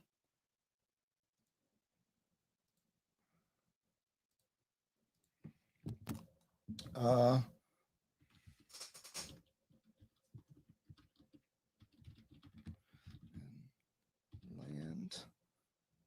I can't spell. Oh my God. Don't make fun of me. Foreigners and land, or African Americans facing rejection. Okay, I made a poll. Hit that poll. I see 1 vote for 1 from KO. The tensions between Black Americans and Kenyans only exist. Is it? I think it's only online. Yeah, between content creators because it gets views. Other Kenyans can care less about Kelis and their land. Okay, first of all, take off your caps lock. Okay, but that's good to know because I started getting concerned. I was like, are they going to come like protest me if I buy some acres and make content about it? Yikes. PC, is there an issue with the plots in Karen? Is that controversial? Yo, I watched a whole documentary about Karen from the Kenyan historian, which you guys should check out. And I'm like, yo, why are they not mad at that? The guy that was showing him around is a white guy. He's a Kenyan white guy, Kenyan citizen, but British descent. And that was a whole thing. Ryan, who are the best developers in Kenya to buy from, assuming Chinese developers are the best compared to locals and other foreigners because of their efficiency? I really like Wonder Properties. The developer that does all the oaks, I don't know the name right now. They seem to be high end, but you pay for it. I think Wonder Properties is very accurately priced. For what you get. I actually think the Diplomat, the studio units there are exceptional value. Hoskett Salt, I've never been in one of their properties, but from what I've been running into, they seem really good. I don't know the developer of it's in Kilimani, Golden Street. I think they were pretty nice. I've seen some real bad ones actually, but I don't know that. I always don't know the name. I just see the project, and I don't even take note of what the developer is unless I get serious about purchasing. But those are the ones that I like. Hoskett Salt, I'm really interested in. Wonder Properties, I really probably will buy every time at one of their projects. I'm waiting to see Capricorn. To see what Gemini would look like because Capricorn's almost done. That's in Kilimani next to CJ's. I was going to buy there before I ended up buying with the one that I decided to go with because the Capricorn project is like, I think other buildings are going to go up around it and then it's going to get boxed in. Because I stayed at Golden Park, which is 1 or 2 lots away from that one. And it's already very like congested right there. But yeah, I usually look per project and then the developer comes later. But some of them I don't know the names of, but hopefully that information is a little helpful. Rich's method. What bothers me here is that these videos are seeming to pop up now that other Black people that look like the native population is now trying to exit America and the West, the cheap labor force.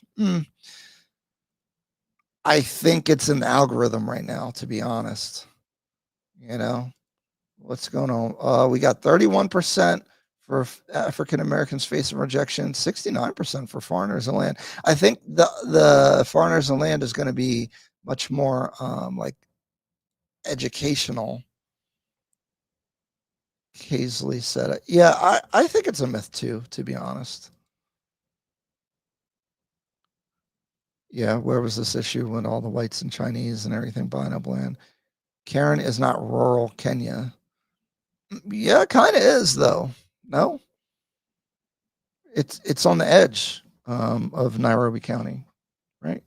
Isn't it Kiambu County now? I don't know. That's what I'm saying. Are the only they hate on each other. Oh, Wonder Properties are one of the best developer and are building the Diplomat. They're great local contractors. You have to know which one. Yeah, but like if you're buying a new construction, you don't want to hire someone to come fix it. You know? About furniture, Dennis told us you can get good ones from local craftsmen, and he can help with that. Sammy also fine. Yeah, like if you go on Gong Road, there's all kinds of people on the road that build furniture and stuff. Now, the Kenyans that I'm usually with are like, nah, don't go there. But the idea you could get stuff custom made is really attractive. Will the quality be there? Maybe, maybe not, because I stayed at some apartments on Gong Road, and I think a lot of the furniture came from there. The bed, oh, your back's going to be real straight because that thing had no give to it at all. Oh man, that was crazy. And they were telling me it probably came from Gong Road, but that doesn't mean you can't get good stuff there. I do feel like if you go to Sarit at the furniture stores, you're going to pay a premium, and if you find the right people, you could pay probably half as much. The designer I had though quoted, but her fee is included. She charges a percentage. It was like 1.3 million to get like a baller 1-bedroom furniture wise decorations. Not just the furniture though. It was like, and this had a dryer as well. It wasn't just the furniture. It was like the plates and cups and all that stuff as well, and the wall decor and everything. And it came with like some of those wood panels. I wanted some of that stuff as well.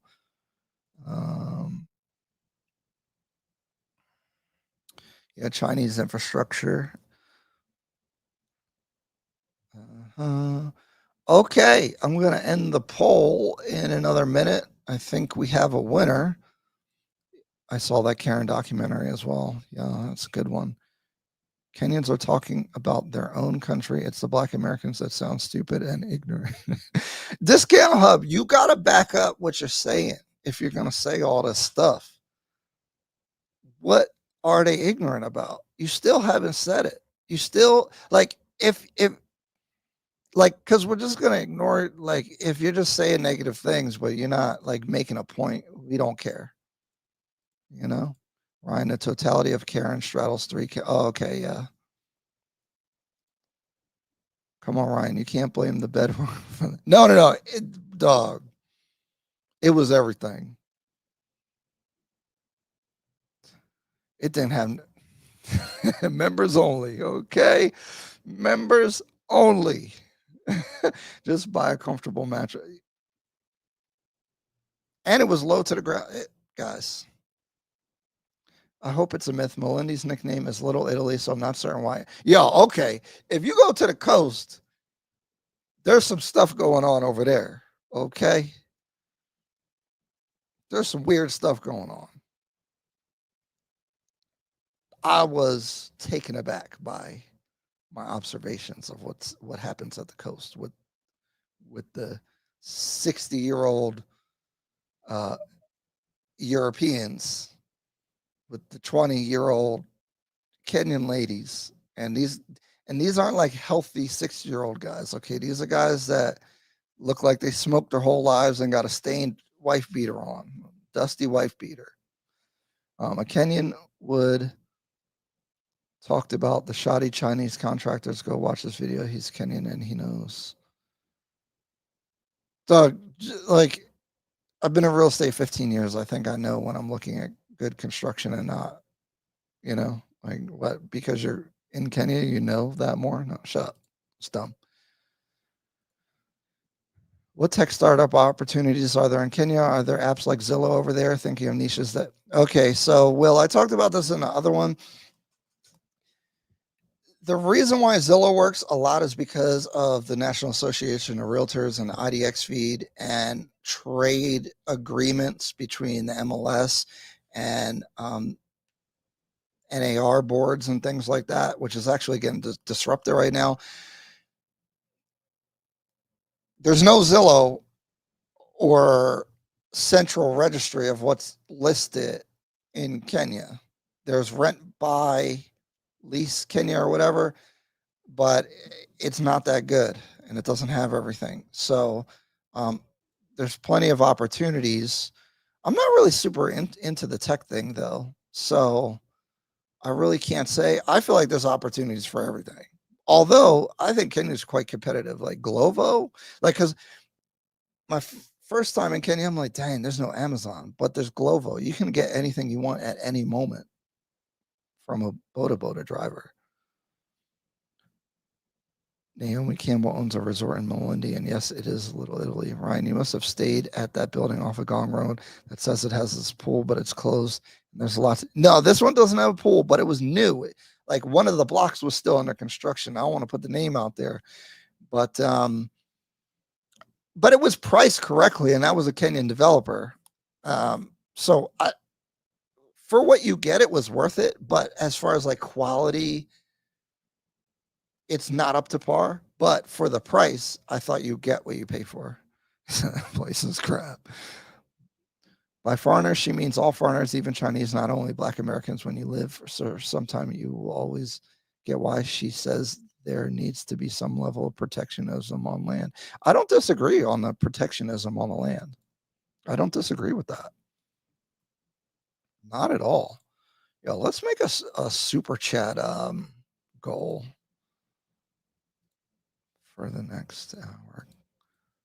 I don't know. I'll take a shot. If we get 10 super chats, I'm taking a shot. All right. It's Sunday. We'll be good.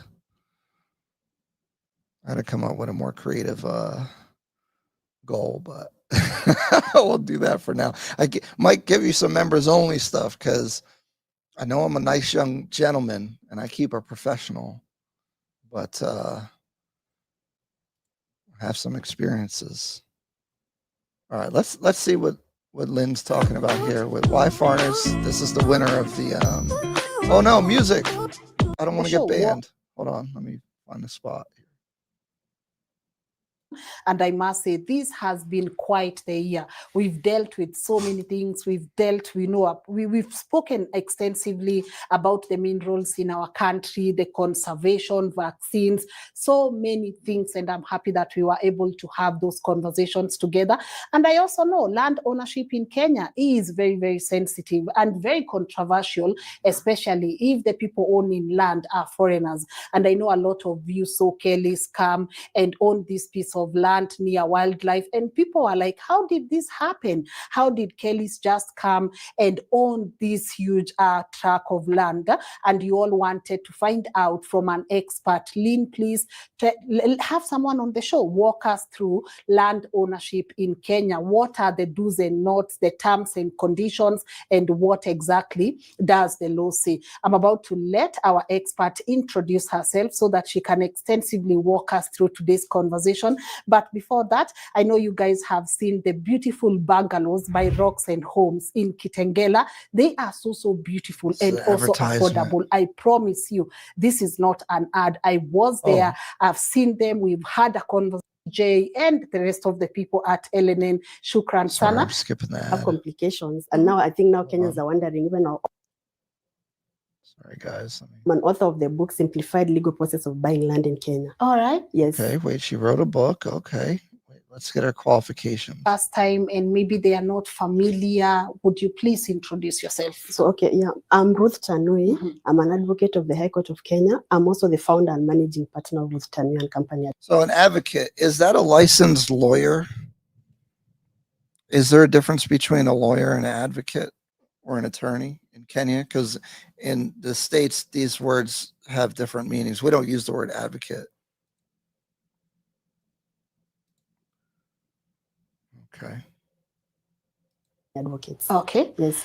I'm also an author. Yeah. That's when this topic is interesting to me. I'm an author of the book Simplified Legal Process of Buying Land in Kenya. All right. Yes. Because it's complicated. Yeah, it's complicated and a lot. That's how I'm sorry. The wigs in the legal system, I'm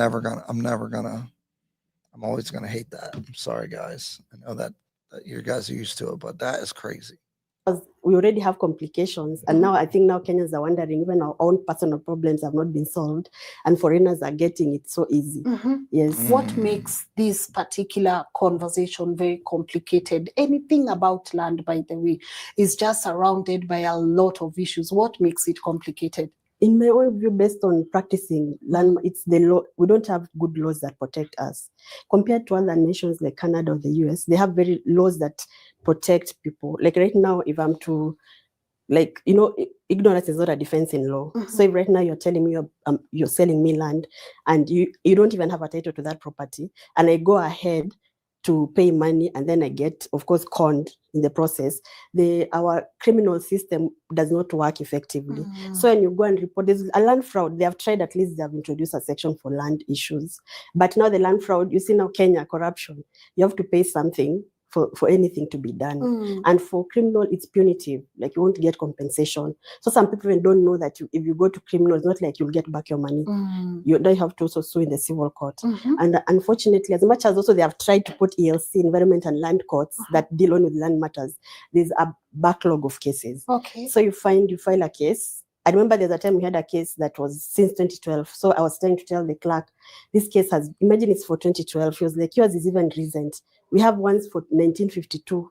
We're still sorting out. Yes, because tell me why I get so many emails about this particular conversation. Someone is telling me they've been in court for 30 years. Yeah. Like 30 good years. Why do you think this process is very prolonged? Kwani they can't just solve it? Ama, what goes into making sure that they've looked at everything before they can make a decision? So I think the issue now comes in with, we have few judges or magistrates. So you find when cases are filed before, so you get, by the Environment and Land Matters, they're considered not urgent compared to others. So you find sometimes you have a case, like for instance. So far, yeah, you could get scammed because of its punitive, you know, like you won't get your money back, even though in the US, if you get scammed, you probably won't get your money back either, to be honest. But the laws, I guess, are weaker as far as enforcement. And two, I think Will asked the tech opportunities. I don't know the whole system of verifying owners of land and such with the deeds and everything, but it's not very easy to navigate. And so if you had some kind of digitized registry with the land and like, for example, I could look up a property in the US and I can see the chain of title to like probably the 1800s or early 1900s. And I can see everything publicly filed with that property. I don't know if this exists in Kenya. I'm not saying it does or doesn't, but that's probably like that. A centralized database would be helpful for this issue. And thanks for giving clarity on the advocate and lawyer information. So an advocate can represent you and is past everything, and a lawyer may not have this general understanding. Yeah, there a minute. A lawyer just did the degree. Okay, cool. Yep. Yeah, get rid of them wigs, please. Even today, I can't believe y'all still got get a case in August 2024 for a mention. That's just a mention. So the next image, court may not sit in August 2020. Oh, thank you. Thank you. Yeah. Let's get the likes up. Let's do that. Let's get this party started. I always forget to do that part. Let's get the likes up. I appreciate y'all. Well, let's continue. 24. Now you get another date maybe towards the end of the year. So that's the problem with now the system. And there are no laws to ensure that. I think even if people follow Nelson Harvey, of late in his Facebook, he has been talking about how courts are not sitting to proceed with matters because they're on official duties. Yeah. So that's the issue. And it's something it's beyond you. So what do we prioritize if land is not a priority? What are we exactly prioritizing? Because this is like everyone is connected to the soil in one way or another. So if we can't prioritize that, what are the... That's a good question. If land is, is so important, why aren't these issues being fixed? But I anticipate the answer will be it's complicated and it's getting worked on. A database won't help. There are a lot of landscape. How can you hack in and delete the public records? What do you mean? You need a good lawyer to do your due diligence before buying a property. We did. I have a controversial take that off plan. Well, I think people average person should probably have an attorney. I personally don't feel the need for myself. Paul, how many people in this room know the USA was a British colony and know what the Boston Tea Party was about? Oh my The God. priorities. What does the court deem as a priority? So, like for instance, now court now will consider, you know, when You know, if you're active in the chat, say where you're from. That would be helpful, because I don't know everyone who's what their perspective is coming from. file a matter in court, you can file it under a certificate of urgency because you're about to lose your land. Yeah. So court can see like land, no one can pick it and take it away. So the best thing court can do is put status quo. No, nothing to happen with that property until the matter is fully heard. But now if you go for cases like, no, let's say you're about to be evicted, court will consider that. You left the Alchemist. I know someone was at the Alchemist. Interesting.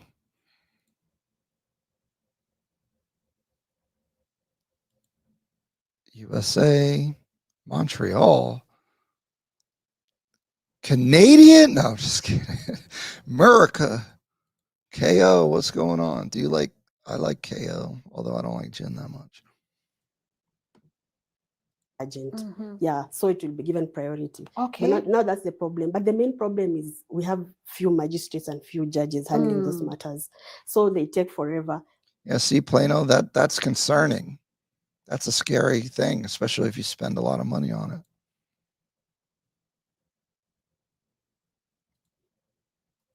For them to, and most of, you see, we have the Land Act. Then right now we have the Land Act. Oh, but give a shout out to Plaid Unicorn member.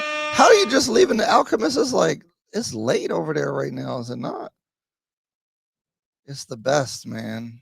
It's the best. It's a small world.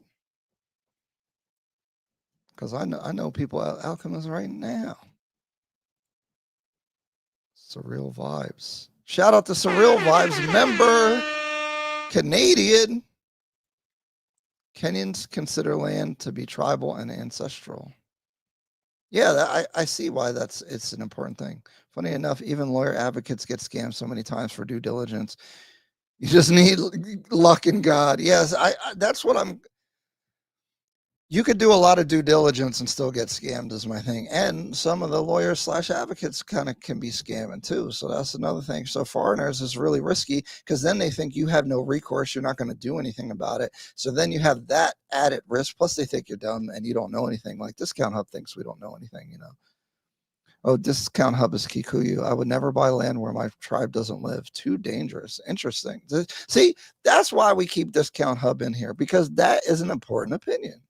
Although you live in the United States and you've been staying out there, so you watching TV just like us. So I don't know if what's on the ground you're tapped into, but maybe. C. Griffin, member, where did you buy your shirt and what does the words mean? I mean, Kitu Kali, which I used to know what it means. I can't think of it right now. They're in most of the malls. It's a store and they have some nice stuff. I got some hoodies. I got some shoes. Yeah, I like their stuff for sure. I also like to get the fitted stuff from Austin's guy, Nelvin Chuma. What's his brand? NC Nairobi. Really nice stuff. Custom made. The Land Registration Act that were introduced or were enacted in 2012. Most of the things are yet to be implemented. So for instance, even right now, we have like five title deeds. I think, I don't know, there's one, even when you look at it, it doesn't look like a title because they're the ones that now they were allotted by the government. But now those acts, the Land Registration Act specifically, is coming to bring in 3 title deeds. That's why I think you have had people have to. C. Griffin, member. Favorite mall, definitely Village Market, because it's outside, it's nice. It's got some nice restaurants and things. I haven't even hit them all up yet. It's got the mini golf and all that activities on the top level. And it's like indoor, outdoor. I love, one of my favorite things about Kenya is like, you're just in a natural environment a lot. Like even in Nairobi is still green. Hopefully they can maintain the greenness of Nairobi. And really, Village Market is not in Nairobi, but yeah, it's just like you're in, like, you still experience the weather a little bit. I like that. The sun is the best thing ever. Again, Ryan, the Land Commission was formed to address this, but the corrupt politicians like Kenyatta squashed it. You didn't warn me about the women here. See, I'm gonna warn people about it in the members only, although there's other creators that will tell you. Dang, that's but we'll talk about this. We're gonna do like a members only live once we get a good amount of people in there. We're gonna have some real conversations. Okay. There's a lot of nuance to it because my experience from the first time to the third time with the ladies and all that stuff has evolved a lot. Nilots have a land issue. They are pastoralists and move around, have no, oh boy, for dominion over land. Bantus on the, in West Africa, Fulani have those issues as well. Ryan, there is an African American in Nairobi. They can show you around. Are you asking? Kitu Kali means something hot. Isn't Moto? Is membership Patreon? No, just membership on the YouTube. I'm not trying to get all involved in setting up Patreon, and then you got to post in a different location, all that stuff. All right, bet I got some stories already.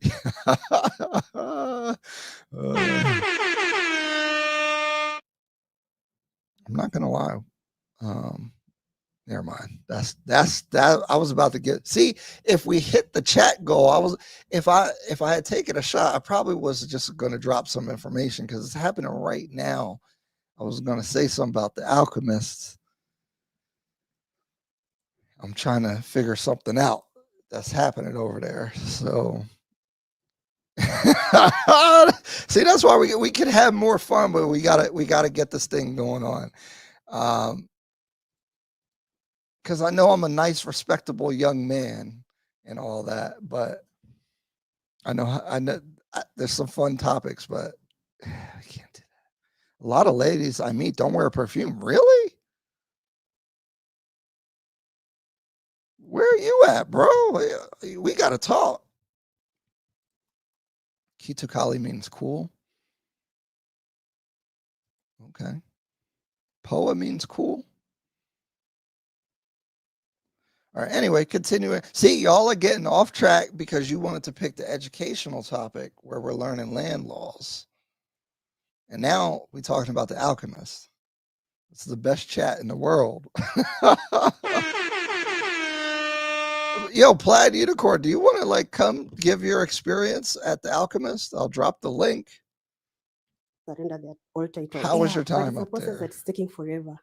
So We're gonna pivot to passport broness. I'm curious now. Implementation is another thing. So it's taking forever for such to be enacted. Okay. So I would say the major issue is the laws. There's even a time we were talking with my colleagues, you're just like laws, even let's say even criminal, punitive in nature, criminal.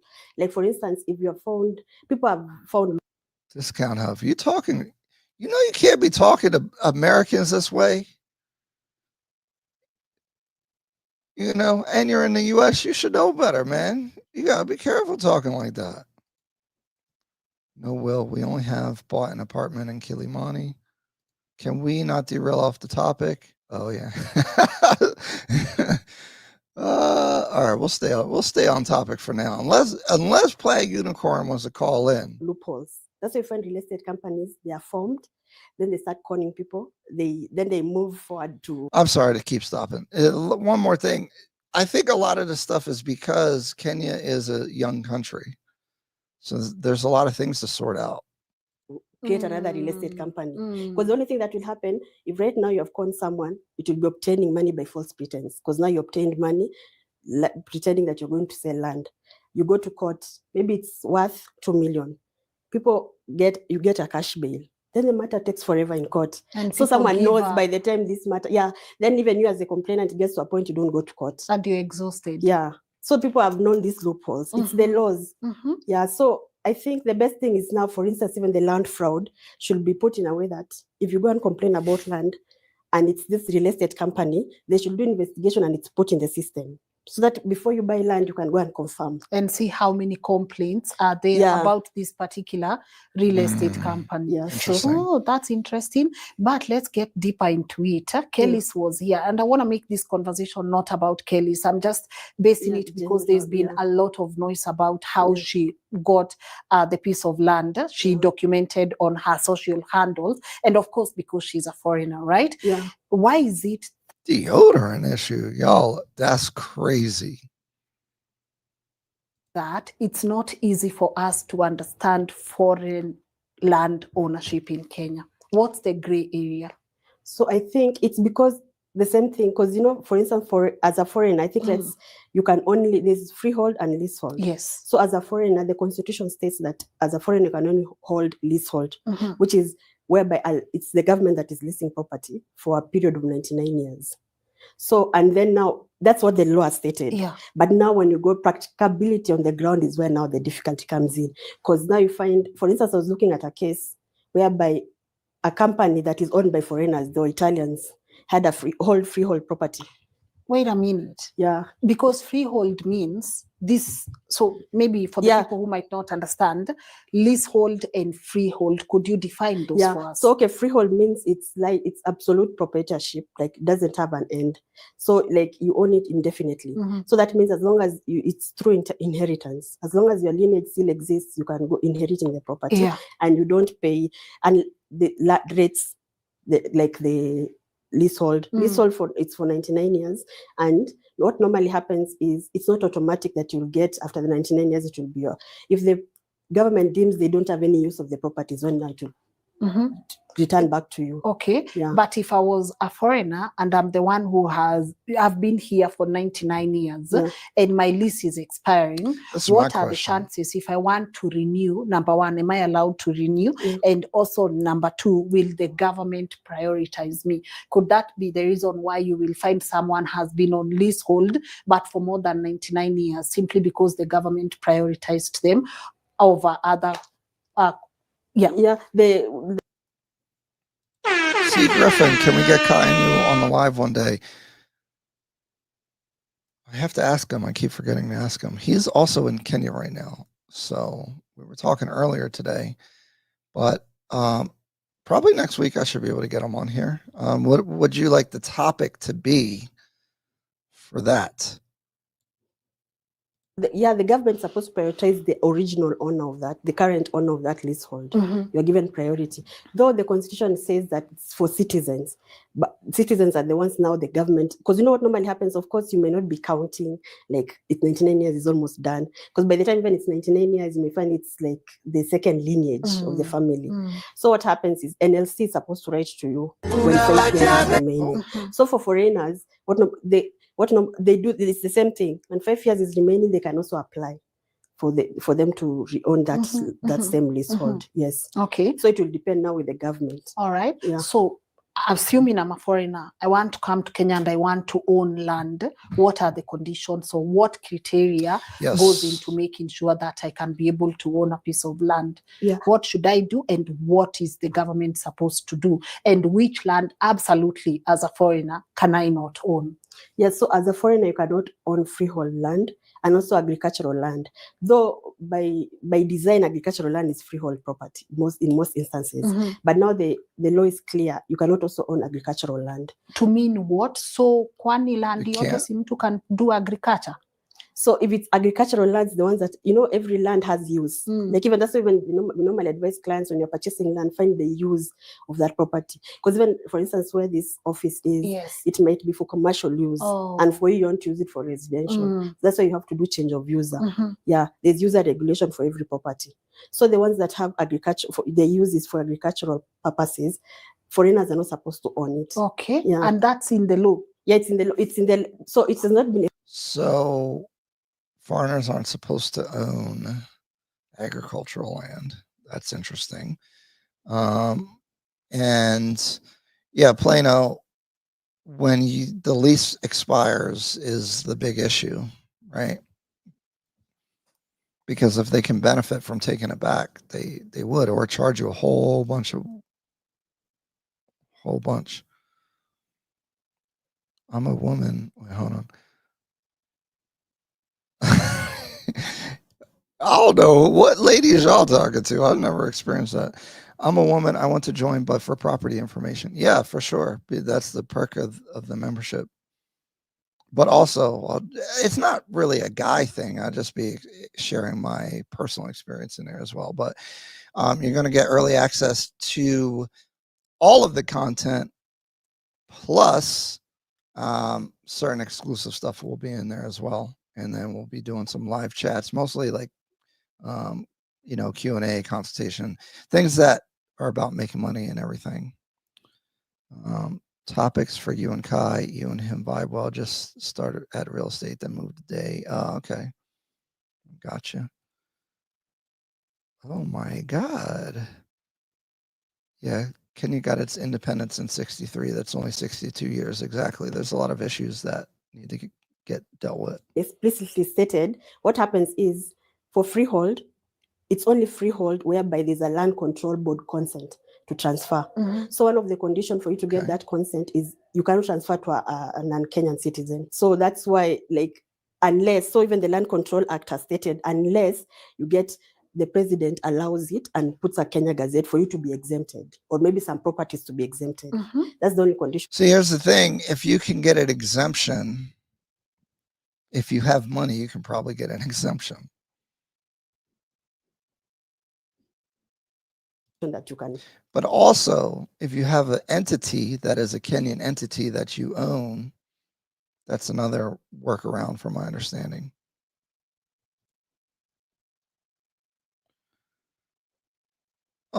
Thank you. Black woman, I joined membership for all things Nairobi and real estate. From what I gather, Ryan seems to be respectful and fun. It seems to be a safe environment for women. Yeah, I think so.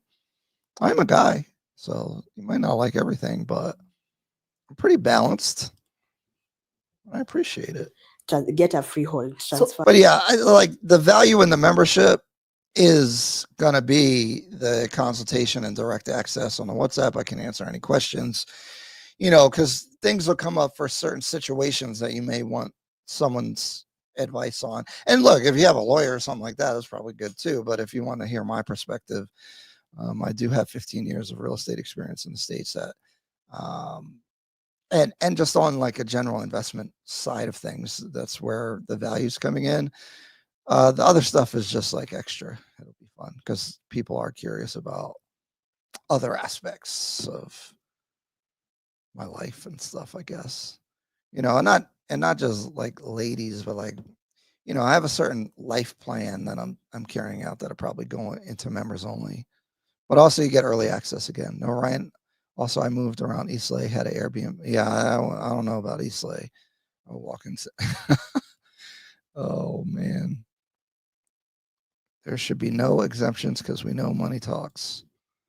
See, that's the thing. Like, you can make rules in a government, but the way that they actually get executed is a whole other thing. And I always talk about that here in the States. Because if you guys didn't know, basically, I'm on the Kenyan version of a land control board here in my town. So we vote and approve different uses and different things getting built. So this is my field on the investment side, but also on the political/government side. So I'm not just some guy on the internet talking about this stuff. And like you guys in Kenya, I'm educated. I just don't know the Kenyan aspect of it, but this is my discipline in the United States. So it's, that's where I'm coming from.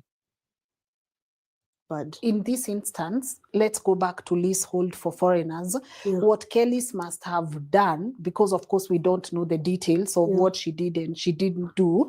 So assuming she was doing it legally, and that's what I want to believe happened, she must make sure that, number one, it's leasehold. Yeah, it's leasehold. It's not freehold. It's not freehold. Then that has to be gazetted. Yeah, no, that is when you want to get a freehold, is when Okay. it can be gazetted. But for Mm. leasehold, Mhm. as a foreigner, you're allowed to get a leasehold property. So so long as the property is a leasehold, you can purchase it as a foreigner. I hope they're gonna like. This is what. Okay, guys, I'm not trying to be like too smart for myself, but if they don't pick up on the fact that she talked about setting up her business entities before buying the land, and assuming that she bought it leasehold is there's no way she bought all that land leasehold. I promise you. And I'm small, but see, maybe, hey, share the video. Let's get the video out. Maybe I could talk to Kelis and ask her more detailed questions about this, because I promise you, I'm 99%. I'd bank on it that she made a LLC or a Kenyan business entity, LLC, whatever, and purchased the land freehold to that entity.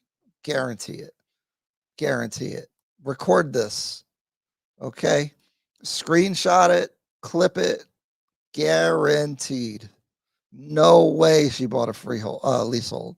Mm. Yes. So if, for instance, that property she purchased, if it's a leasehold and she purchased it legally, she has a right to get the property can be transferred to her. Mm. Any foreigner can own leasehold For property 99 years, for 99 pending years. renewal. Yeah, and it will depend also for the years remaining, because maybe it's not you're getting it now after maybe some years have already lapsed. Yeah, so the remainder of the years. Okay. Yes, What but it's maximum 99. Okay. What documents that must I have as a foreigner to own land? Because nowadays, even for land, you have to use the Akisasa. So there's an alien card that is given to foreigners. That's why for Kelis, yeah, of course, the way we have said, we are focusing on the fact that we are assuming she followed the law. There's an alien card you have to apply for through the Ministry of Lands. You apply for it, and then after you get it is when now you can start now the process of acquiring now the land.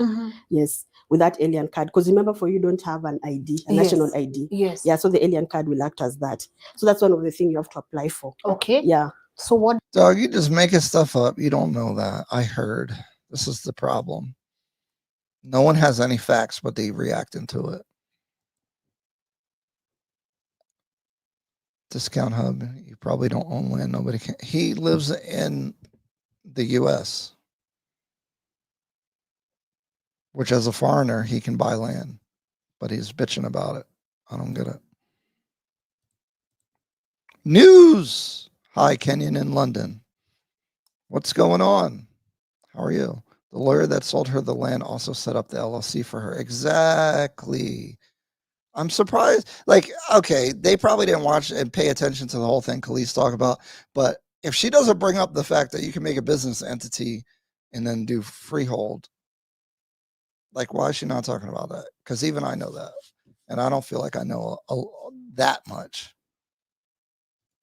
What background does our government do to make sure they are giving it? Maybe they are not just giving this land to a terrorist. That is now, that alien card is when now they are doing their background check. So for instance, you have to proof of ownership. So for instance, proof of, you have to get a passport. The second thing also, they also even your background, financial background. Those are some of the things they look at. The documents they're going to ask for you to prove, like if you're saying you're a Canadian citizen, like now for Kelis, I think she's yeah, you're a foreigner in the United States, is what I'm saying. And you can buy land, right? But you're complaining about Americans buying land in Kenya. Weird.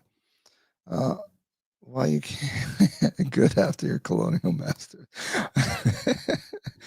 Oh man. an American citizen. Yeah. So they just do that. It's more of a background check.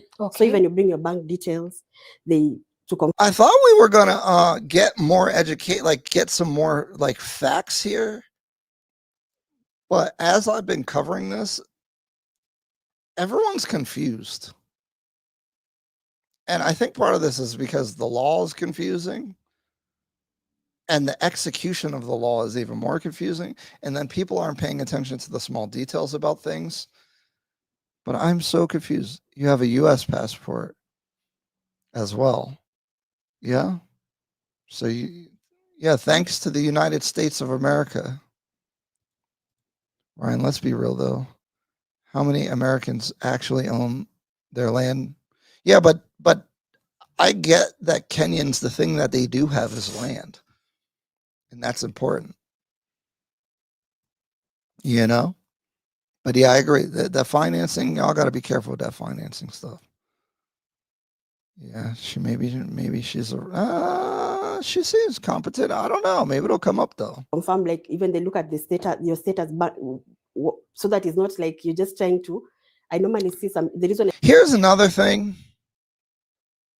with experts is that they get into an expert bubble.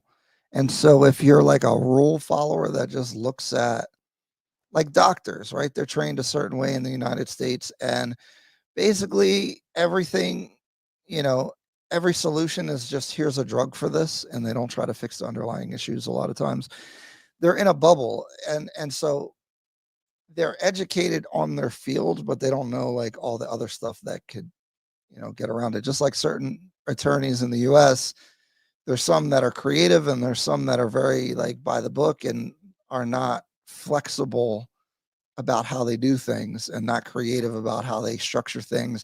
Just like a corporate tax attorney in the United States, they can make you a Cayman Islands trust and then, you know, do all this stuff, or they, you know, like basically what I'm trying to say is just because someone's an advocate or a lawyer or whatever does not make them know everything about the best way to approach a legal issue.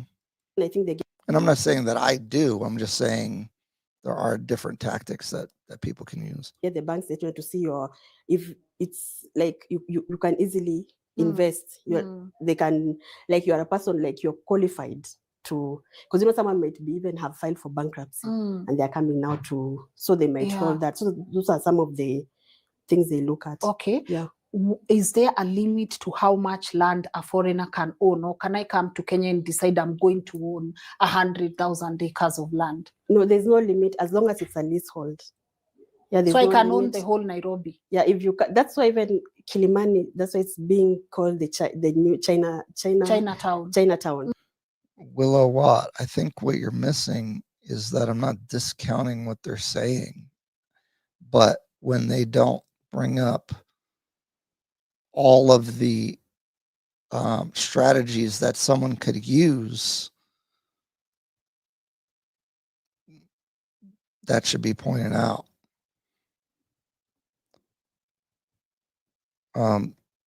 Loopholes, are they loopholes or is it designed that way on purpose? Because if you form a business entity, then it's a Kenyan tax-paying business entity. And if they allow it to own land, what's the problem?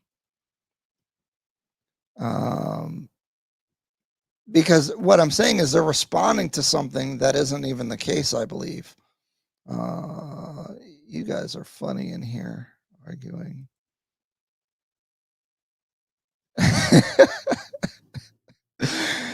Guys, we love Discount Hub, okay? I mean, he's very confused. He hates Kenya, but he hates that we like Kenya, and he benefits from the United States, you know, but he wants to be an expert in Kenya, but don't be over there. I don't know. It's a really interesting concept. What Kelis didn't mention is her percentage. Okay, again, you guys are making assumptions that you do not know. Yes, we know that. How many people own freehold land? Discount Hub is 99 yearly. So, yeah. I'll let you guys figure that out. Yeah, because there's a whole mess in there. How much you can, so long as it's a leasehold, because the law says a foreigner can own a leasehold. It doesn't give a limit. Okay. Yes. Do you think there should be a limit from where you're sitting? Should there be a limit? Yeah, in my because you know we are trying to also support our own country and we don't want to lose our culture. Because you know if this continues, it will reach a point where we are losing even our own culture. So I think there should be a limit. Yeah, there should be a limit to how much each, maybe if it's an individual and if it's a company, how much they can own. Okay. Yeah, in my opinion, I think there should be a limit, and then there should also be more like it should not, because I think there's a lot of corruption also. Because they was telling you, for instance, for the freehold, the issue normally comes in. You see those people, they was telling you they own freehold. The foreigners own freehold, and it's just because of corruption. So you find the land control board, you're wondering, because when if you look at that consent for the LCB, it has a place where you have to put your nationality. So I was looking at that case, the excuse was in the nationality they did not fill. So I'm just like, that's one of the major reasons the board is sitting. Why would you proceed to give consent to a person who has not put in the nationality? Okay. Yeah. Then let's go back to Kelis now. For instance, you said a foreigner cannot lease an agricultural land. Yes. But she said, of course, she's coming to do farming in Kenya and also to Leona wildlife. Yeah. So what are we looking at? What's the wrong thing here? What's the right thing here? Or are we just making noise? No, because they would have told you there's this to be a gazettement if you're purchasing agricultural land. So now for Kelis, unless I don't know between the timelines, I don't know when the president if there's a gazette notice that he can show that this is one of the exemptions, this is one of the properties that has been exempted from, like you can, because agricultural land is freehold. It's normally freehold. So we can't assume that's leasehold and it's for agricultural use. So when I talked to one of the land selling companies, and it's a pretty reputable one, what they told me was, and this may be a different classification of land, but what they told me was that, first of all, you have to buy a certain amount because they would pay if you buy a certain amount to convert the freehold deeds into leasehold for you as a foreigner. But my position is I would much not prefer to buy on leasehold.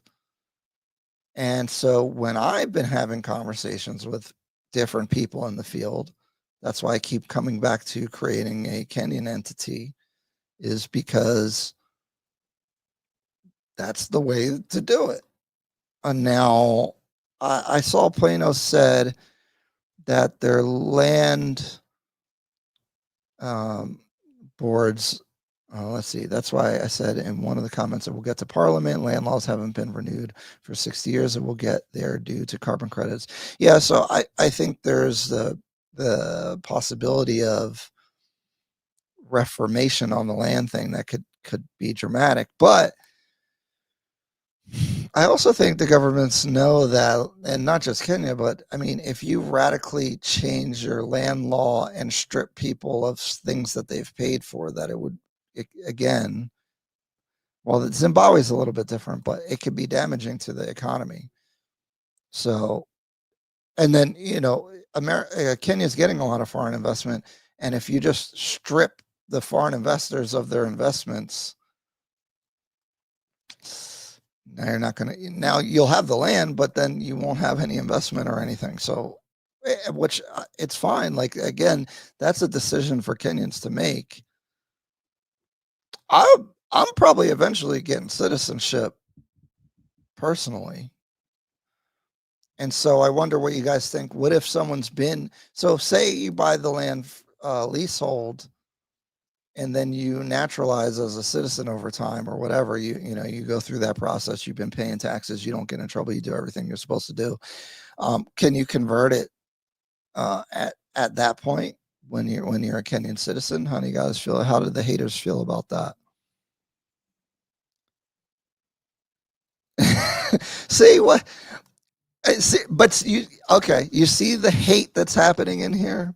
I don't want to foster it, but this is why I brought this topic up, because is this an internet thing? Because Discount Hub is in the US.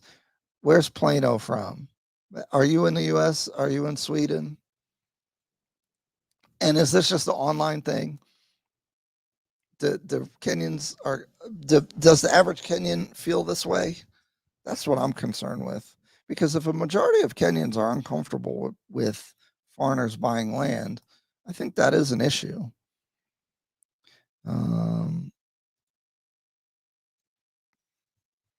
Let's see.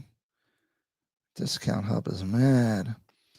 See no love. The carbon credits are also impacting the Kenyan small farmer. I saw something about that. Yeah. So I'll let you guys. Discount Hub is highly disturbed. Hey, again, it's a free speech platform inspired by the American Constitution. So we're all for it, even if you don't like it. Yeah, okay, self-deport. Oh my God. Willow Watt. I'm not saying what Kenya should or shouldn't do, really.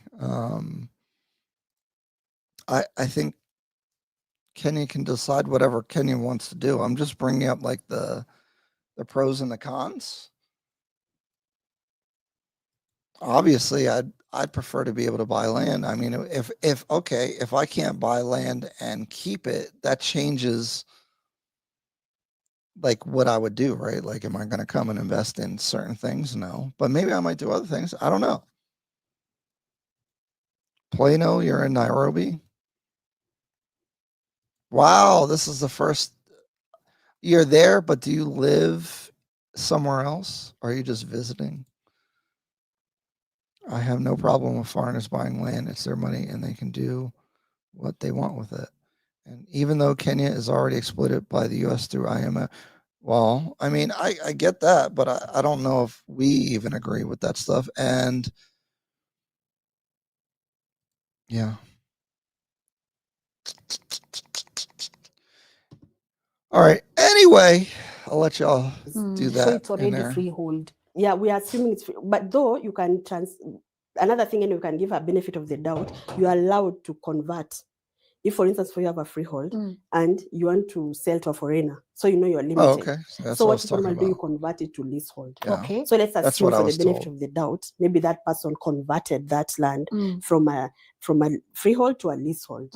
Yes. So who converted? The one who sold to The one her? who sold to her. Yeah. Yes. Converted from freehold? From freehold to leasehold. Okay. Yeah, so that can be another benefit of the doubt. But she's still a foreigner. So even if it's leasehold, it's for agriculture purpose. For agricultural purpose. Yeah, that's the part now that doesn't make sense to me on how she got it. And also, if you're buying any land, you have to get adjusted, even if it's to the airport, you have to get consent from the Kenya Ports Authority. If it's even the Kenya Aviation, whereby there's flight paths, you have to get consent. If it's a national park.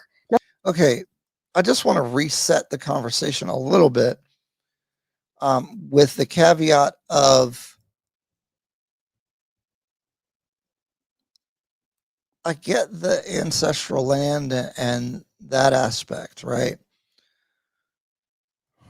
But if someone comes and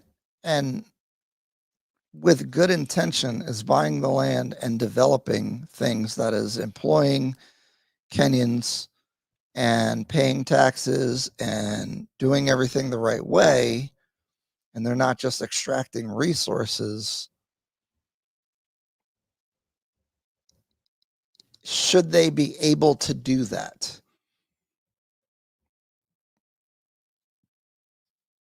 So that's where I'm coming from on the topic. Not see for them, there's a wildlife. You have to get consent from the Board of Trustees of Kenya Wildlife for you to. But for it was so close. That's why I was wondering how that happened. It's too soon. Yeah, we are because even because the boards have to see it before the consent is given. It's not like something you walk into the office and you're like, I need consent, then it's signed.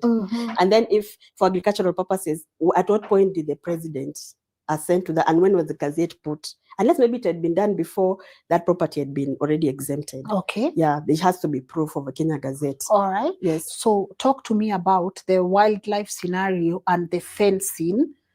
Was she supposed to fence if we can see wildlife? Shouldn't see wildlife? I think zinakuanga na freedom. Yeah, they have freedom. So here the thing is, when you're seeking for consent, you can give a benefit of the doubt. If they have given you consent, you can proceed. And now from the consent, of course, they give you limitation. The reason you seek consent is because it's part of course, you're now presenting your case. You fill the form. You're like, I want to purchase this property. This is the location. This is where it's located. And they'll give you limitations of what you can do. That's the purpose of the consent. So that's what that means. If that consent was granted fencing was not part of the limitation. Mm. Because the reason you get consent is so that there are some limitations you're supposed to do, so that in case you go against that limitation, now you see it's going to be an issue. Mhm. Yeah. So that means the fact that she had that consent, the fencing was not a limitation. Mm. Yeah, when she was obtaining the consent. Okay. If consent was obtained. Man. And then now the other issue, let's say it was not, if it's freehold, the land control board. Yeah, see, I think this is a fair thing that you're saying here, right? That's why I see both sides of the conversation, because strangely, Black Americans wanting to come is probably partially because of that emotional attachment to the tribal land and the respect for it, right? Like, it's important and should be preserved. Like, this is what I'm saying is, how do we put the two things together? Or maybe don't, but it's complicated. But how can, okay, for Kelis, for example, I think her heart's in the right place. Should there not be a space for her to do what she's doing when her intention is good? Now, this is a good issue that they're talking about in the video. Maybe like, hey, you can't put a fence even though it messes up the farm sometimes because we want to protect the animals. Or maybe you can't buy as much, or maybe some of it you can have as freehold, but some of it you can't. Like, I think these are the conversations to have that I find interesting. And again, this is a Kenyans decision to make as far as certain things. I'm gathering from this conversation kind of the issue is the country is new and the organization and reconciliation with the land hasn't been done yet. And then you add, to your point, corruption, where people are taking personal advantage over maybe the benefit of the populace. And so things are being done in a way that majority of the people may not agree. And so I'm really more just talking about all the issues and putting them all on the table, and then how we engage with them. But I think my big question is there overall resentment about what Kelis is trying to do? Is that bad? I don't, I obviously, but this is where our bias comes in. I think is dope what she's trying to do. She's like trying to employ people, trying to develop the land, trying to personally for her to reconnect. Obviously, you guys might not care about that, but there's a lot of benefits. She's paying taxes, et cetera, et cetera. And then now I'm thinking, well, the origin of how she got the land could be a problem. I mean, there's a million problems. But just throwing poop at the wall and saying this is all messed up and screw everybody and get out of here and all that stuff, I don't think that helps anybody. Ryan, the truth, talking bad about foreigners buying land or just broke Joe.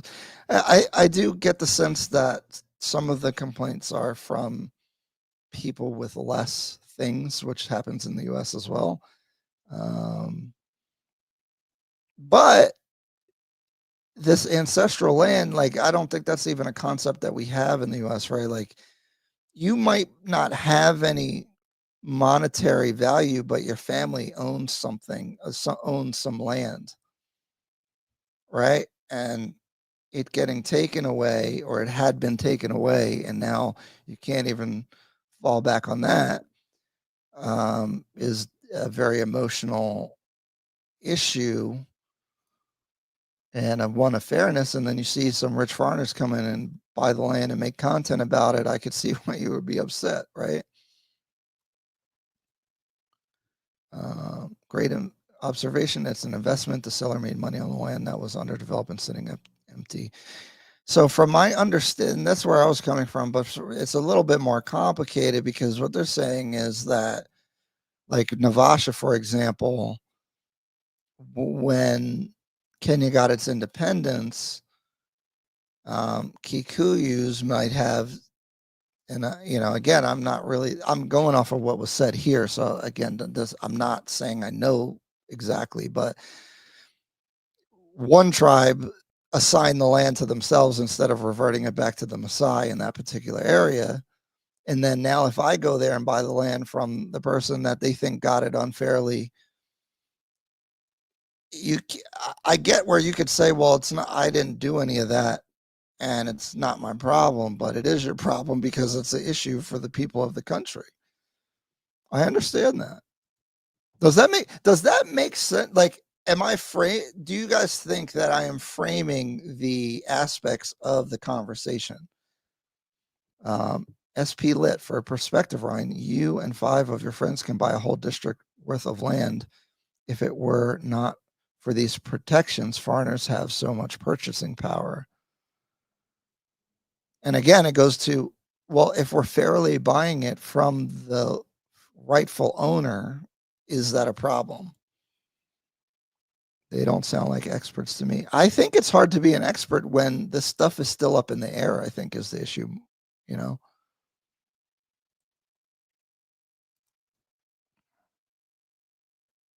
Hapa and Baya. It's bad here.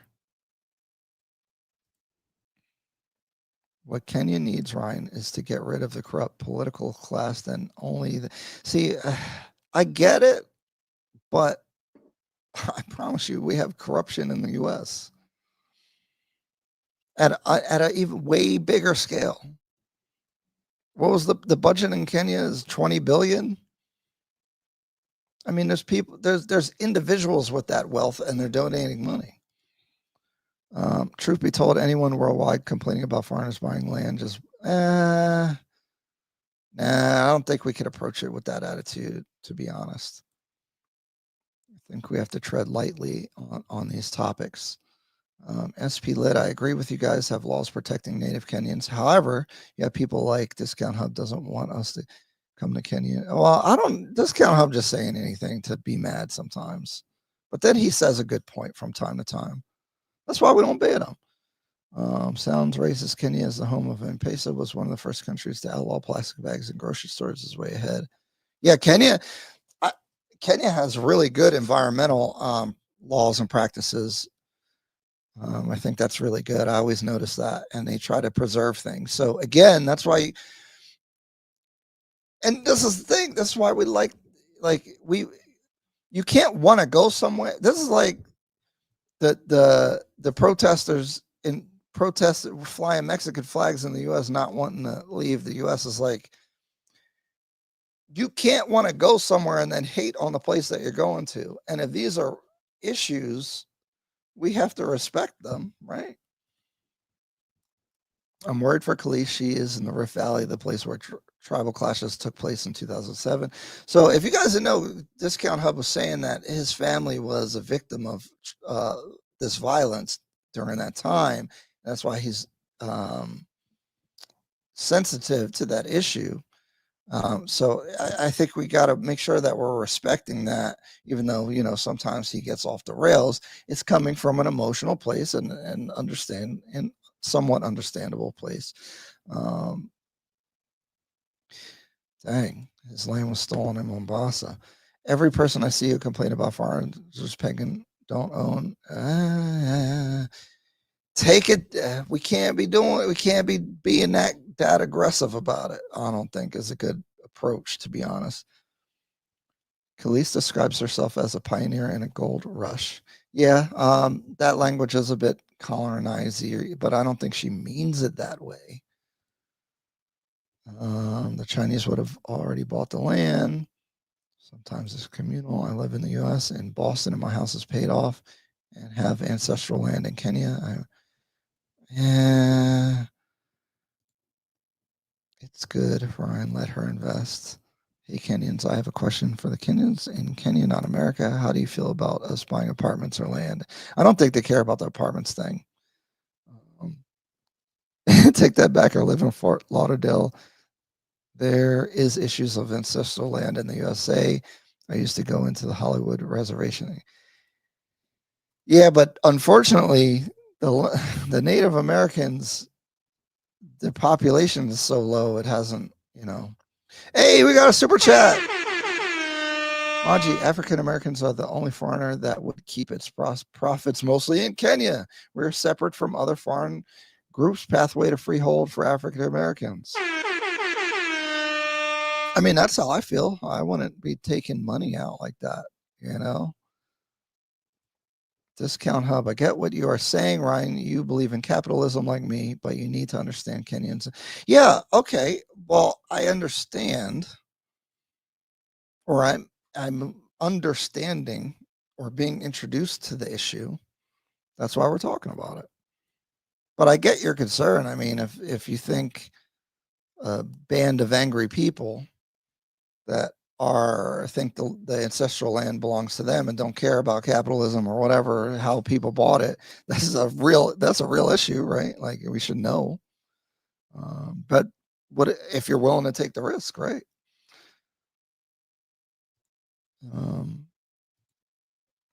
The issue is not Kelis or Black Americans. It's the type of land. It's in a park. Yeah, how come? I heard that, but I don't know if that's true either, that it's in a park. All right. Wish me a happy birthday, Ryan. Happy birthday, Nerd Novatech.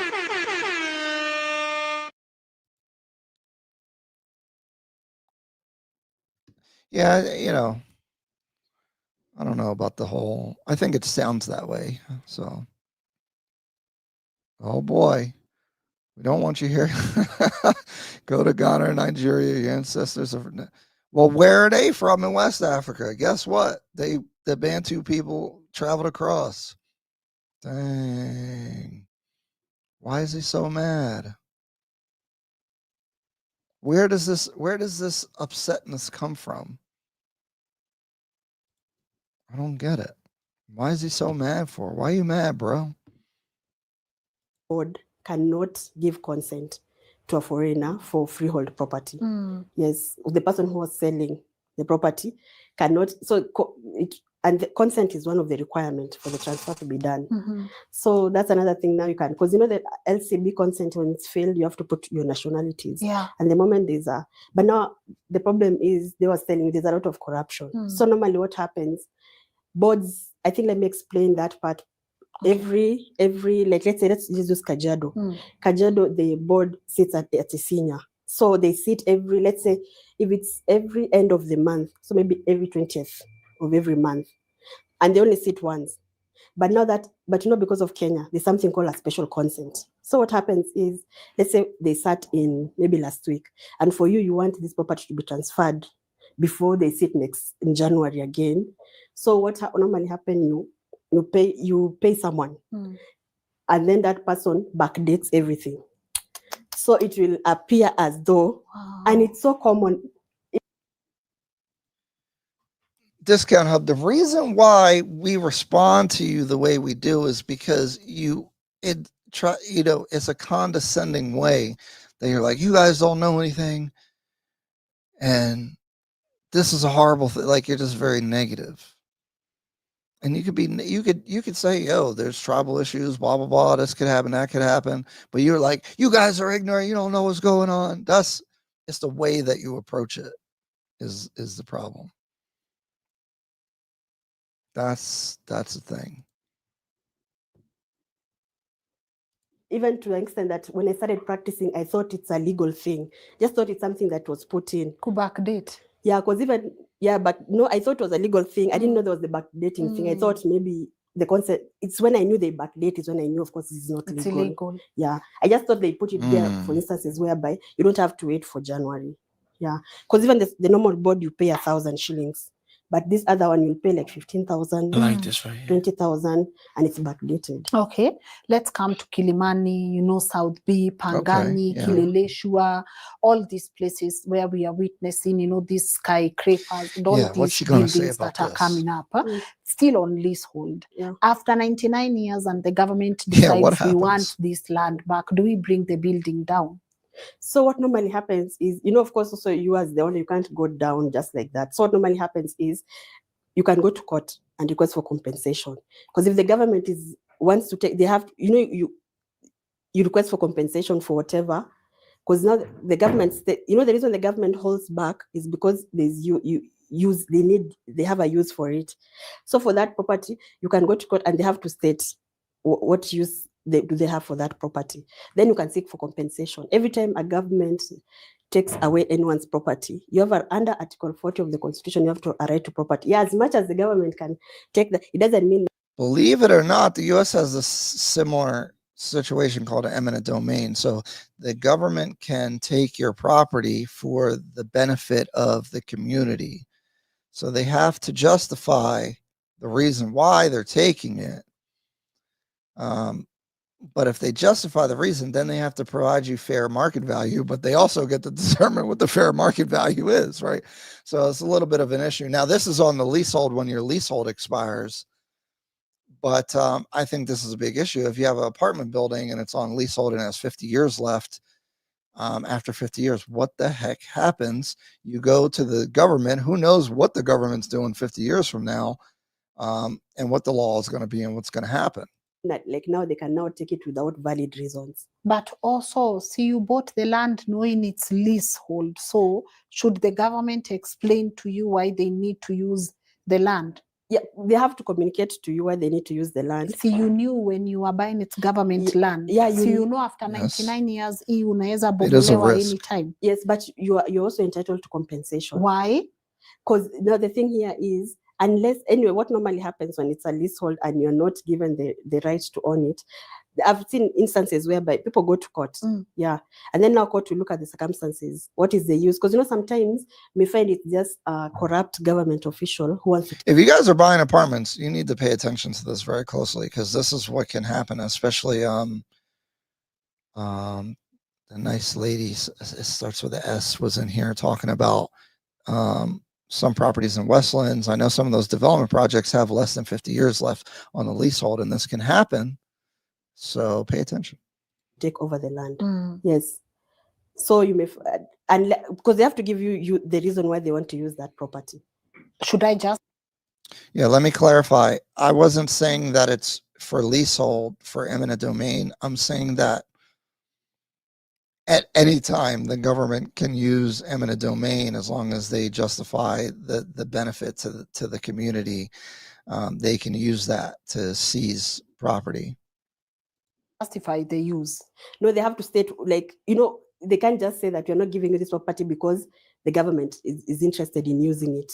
Yeah, they have at least to state for you the uses that they want to use for it. It will be unfair. It will be a loophole that government can. But to everyone's point about the corruption, and this can happen in the US, this is not singling out Kenya, they can make a bogus reason. You know what I mean? Like, this is where the lawyers and stuff are like, well, it has to be a reason. Well, in reality, they're going to make up some stuff if they want to. You know what I mean? So, like, if they don't want to renew your leasehold for your apartment building, and then they get to pick how much they're going to pay you, it's probably, I'm sure what she's saying is that it says they have to compensate you. But how much do they compensate you? They also get to decide that. It's not like there's some kind of other authority that gets to do so. Utilize. But don't you see then that is also there's a thin line between foreigners owning land knowing they can always go to court, yeah, vis-a-vis government having to always explain to you why they need their land back. Yeah, that's why by the way, when you go to court, you'll find a lot of foreigners, a lot of people, not even foreigners alone, are in court claiming now the issue of if the government has taken, like, people, the National Land Commission is not entitled for that. So you find sometimes if your land has been taken, you can go to court and seek for compensation. Yeah, you seek for you be compensated for the land that has been. So if you guys don't really understand like business or economics or whatever, because you know that affects the value of the property or what someone would be willing to pay for it, because you could run into this issue, right? So when you're purchasing, you need to keep that in mind when you're purchasing. taken by the government. Yeah, because National Land Commission is one now that acts as the government now when it administration of land, management of land. Yes. Okay. And for freehold, in circumstances where me as Lina was born here, I've known this land all my life. Then the government comes and says, this is government land. What am I supposed to do? So if now the government comes in, so maybe they might bring something. I normally know the common one is minerals, like this, because minerals they say it's owned by the government. So what you're supposed to do is the best here is you go to court, because NLC is the other people who deal with the injustices is NLC itself, but it's NLC taking away your land. So the best thing is you go to court. I mean, that's why you file a case under the constitutional petition, whereby your right to own land is being taken away, Article 40.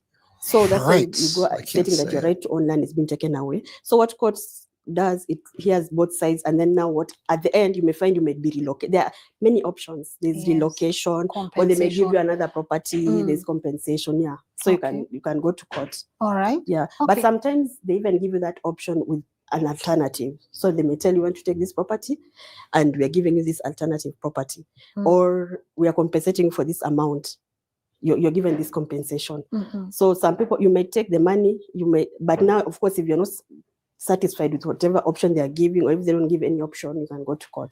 Yes. Higher, let's go deeper. So if you're thinking about buying property, you need to understand that on the leasehold, because that's going to be an issue. And do you want the government at whatever time to because they basically get to decide what happens, right? So just as like a smart person, if you're considering buying, is something that you need to understand. Because we've witnessed a lot of land historical injustices.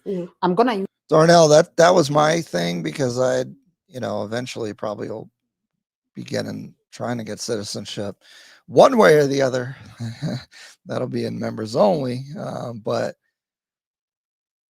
yeah, what's the do you need the government's? So if you become a citizen, but you own land that was leasehold when you purchased it, do you have the right to convert it, or do you need to ask and maybe have to pay more, do something with the government? What's going on with that? That's a question. Yeah, I'm on the same wave with you with that question. And when I go out there, we'll be looking for advocates and attorneys and different specialists to ask these type of questions. Use Kelis again as an example. I have you guys on. You guys are all on punishment in there fighting about African Americans and Kenyans, because that was not the purpose of this. I did want to, I wanted to approach the cohesion between the two on I did want to bring up the issues, but I didn't want to get into a battle. I wanted to come to some equal understanding and understand different points of view. But now y'all hating on each other too much. Y'all being too much in there. It's interesting that the clock on the leasehold doesn't restart with each new owner. Yeah, exactly. So when you're buying these properties, you need to know, well, we should differentiate. So the thing is that when you're buying the apartment, you're getting a sectional title that's tied to a master deed. So that master deed, they could have bought the property 10 years ago. And yeah, it doesn't reset. So there could be way less time on it. But so I think they can try to reset it at the time of the transaction. I think I might be making that up. But you need to know how many years are left on the leasehold, because this issue could come up. So penye yako, later on I find out this used to be my father's land. But have you ever walked in Nairobi? You're like, siku moja waniambie tu ile shamba ilikuwa yetu. Like, those thoughts that you get. Yeah, but the government already claimed the land, but it was not their land. And they've leased it to a foreign. Simba, I think you're oversimplifying it from a Black American perspective, because that's how we see things. It's just like Black people and Africa's all one thing, but that is not the reality. You can have that perspective, but Africa has different tribes and different peoples and different countries, even though they were established by the Europeans and all that.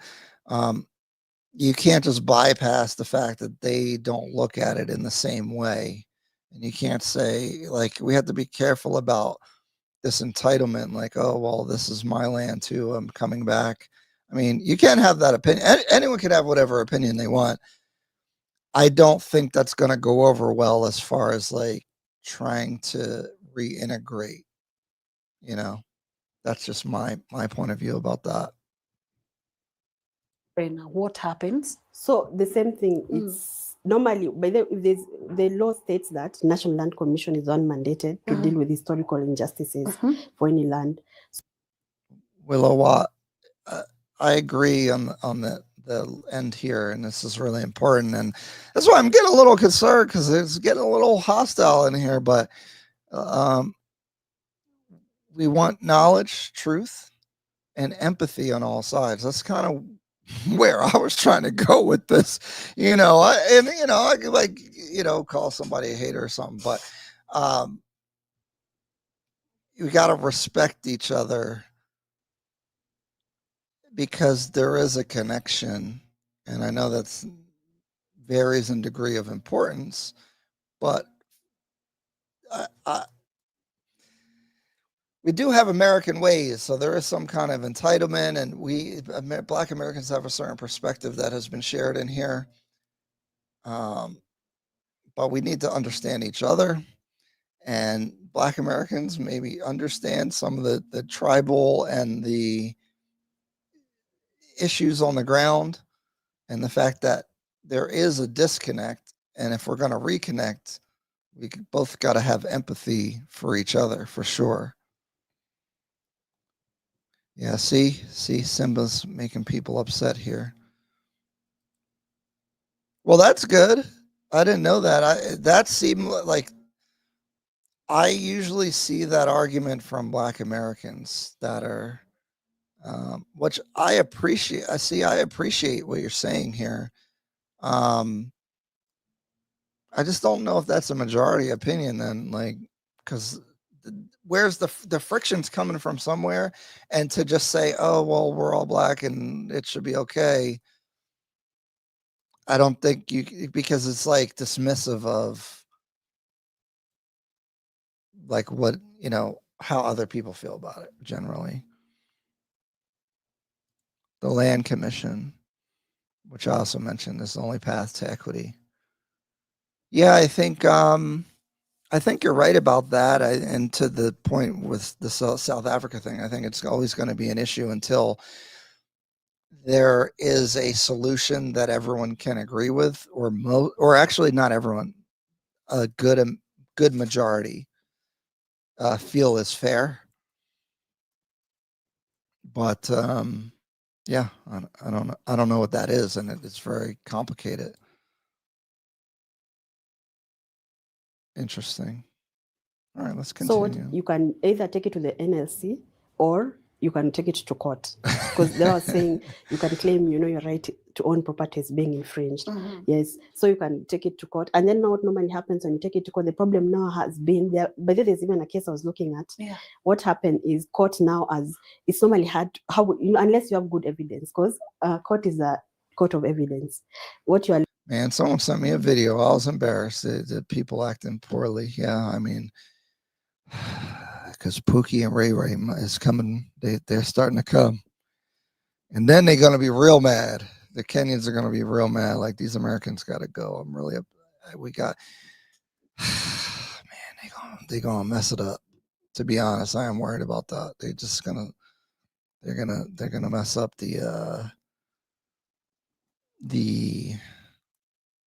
they're just going to give Black Americans a bad name. I'm worried about that a lot.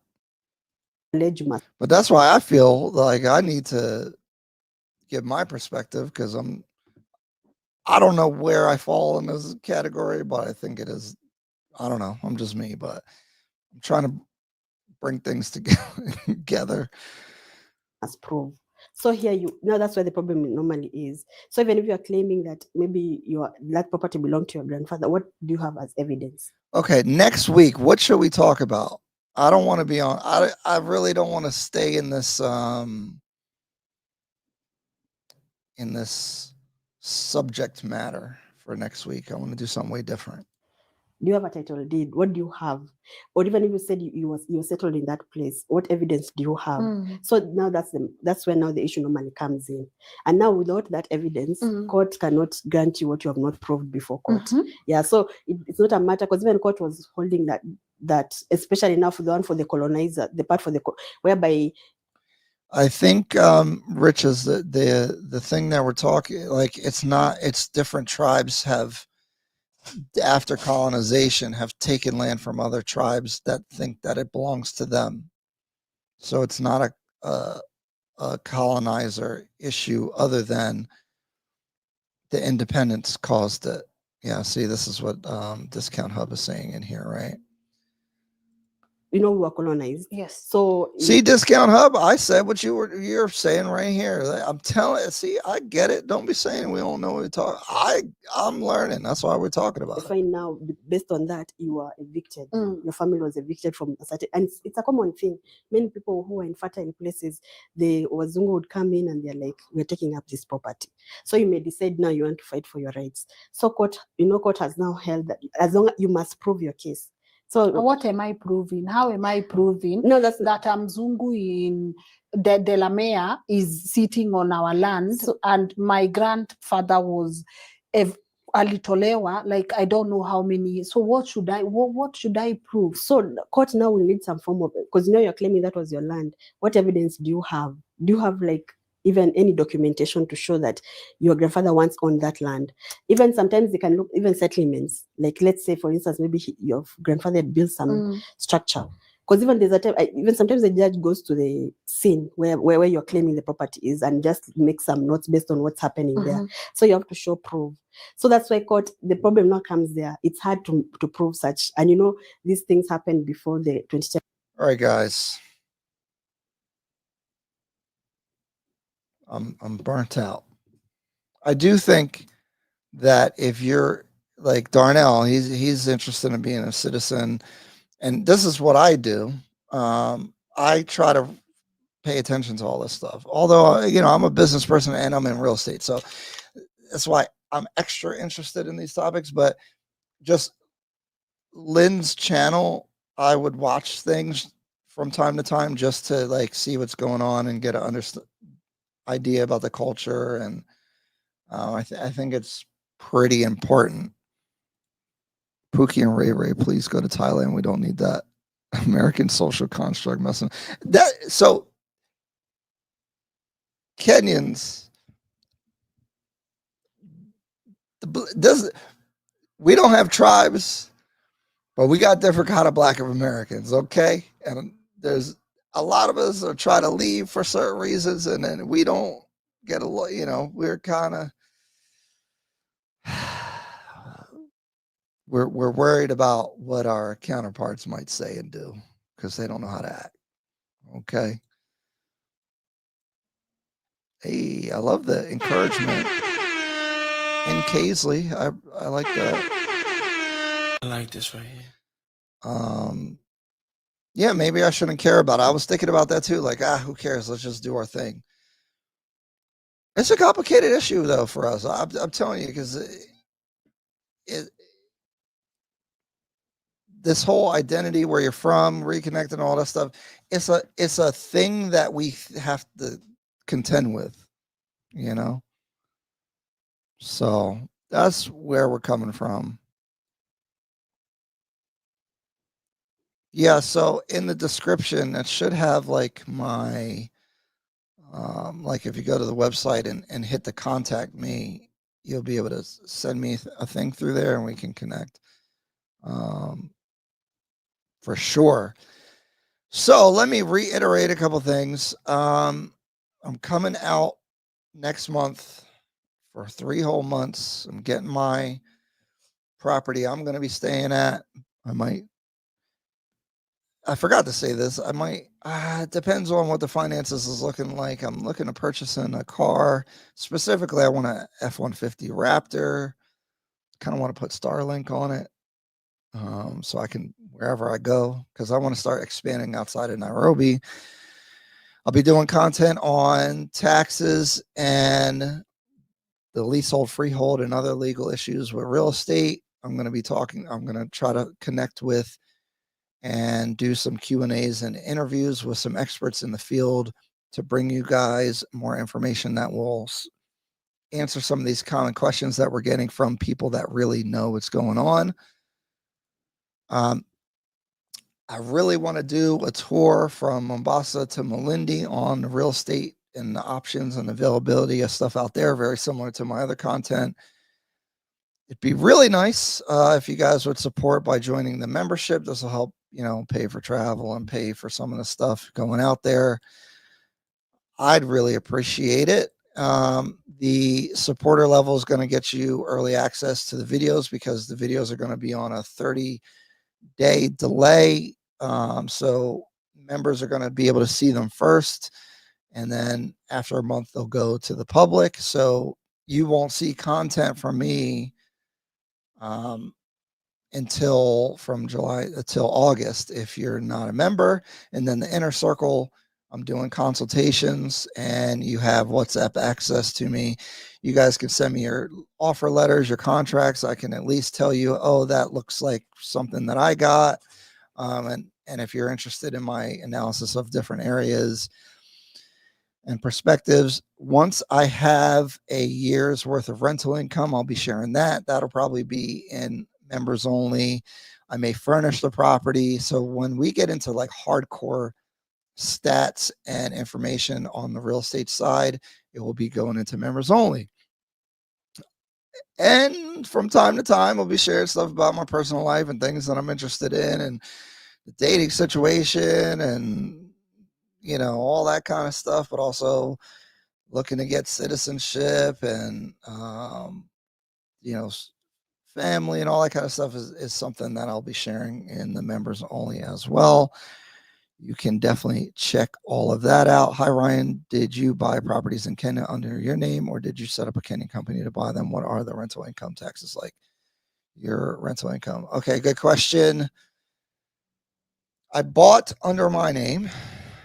When I go this time, part of what I'm going to be doing is forming an entity because for the off-plan stuff, that's leasehold anyway. So it doesn't matter to have some kind of legal structure to buy freehold. But for the land, so I'm going to be on a journey to purchase 10, 20 acres or something like that. Looking to maybe build like a country house and do farming or some other kind of industry or business out there. More rural aspect. I'm not going to buy on leasehold, so I need an entity or figure out a way to do the freehold purchasing out there. So again, I will be sharing all that, and that'll be going like the real good information probably is going to go. I mean, honestly, my public stuff is good, but like if I'm sharing like personal numbers and certain stuff like that, that's going to go into members only. Rental taxes, from my understanding as a foreigner, you are responsible for a 7% gross rent monthly to pay to KRA. You can do that online. When you buy, you're going to have to get a KRA PIN anyway to pay your taxes. KRA is like the IRS. I'm not aware of anything else that you're supposed to pay. And also that's capped. So if you make more than a certain amount, then you have to do like a traditional tax return to KRA. But I think they've expedited or made it simpler to pay your taxes if you're just doing a small to moderate amount of rental income. Oh, Rich's method. I am a citizen. My wife will get citizenship. She can do what she wants with that, but I have not returned to the U.S. to live in over 5 years. Oh, interesting. Willawada. Oh boy.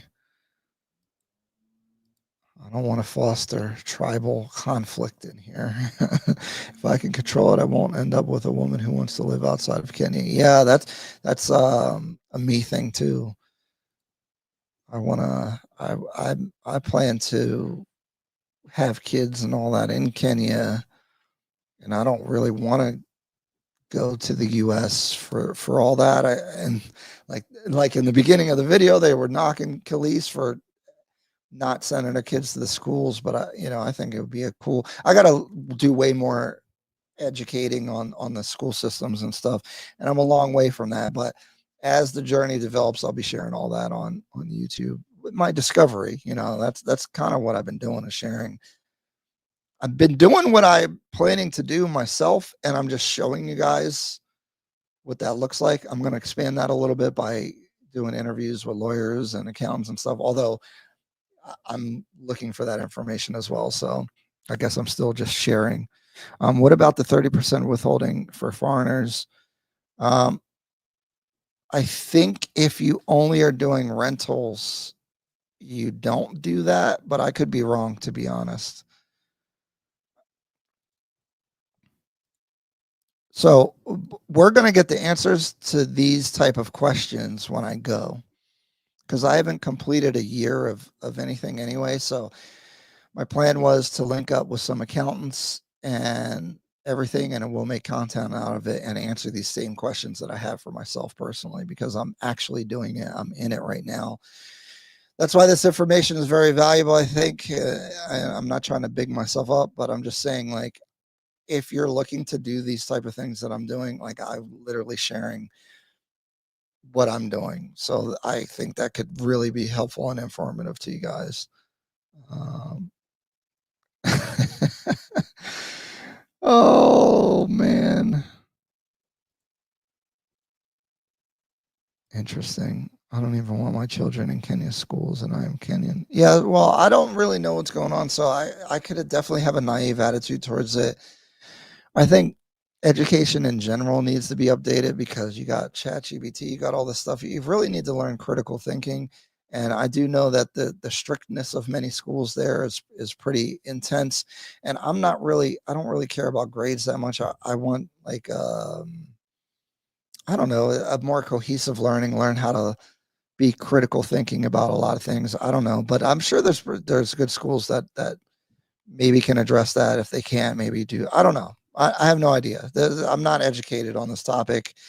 Again, I'll be making content about it. As long as you have U.S. citizenship and money, you'll get any Kenyan woman you want. I don't actually think that's true. I think you can get a Kenyan woman. Anyone you want. I don't think they're that. There's levels, just like anywhere else. Anyway, I hope the Kenyan government steps up to prevent more situations like the Kelis debacle. None of us should be encouraging greed. Yeah, I don't like the framing of that. Again, this is more capitalist side, though. Like, if a company is making all kinds of food and now their food prices go down and they have 300 acres, is that okay? If by them owning the land, they're providing utility to the people, is that bad?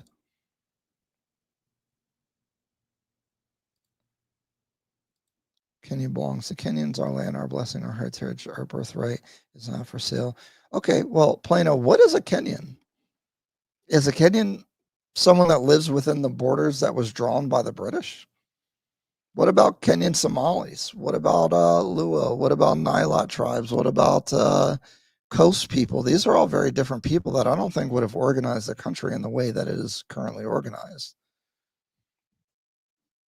You know?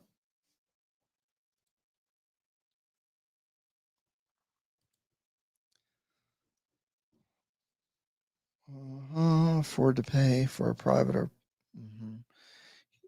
you don't want your kids in public school in America either.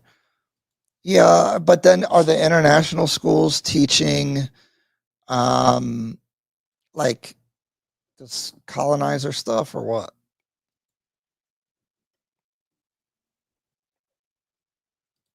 Kenya belongs to Black Americans as much as the indigenous people.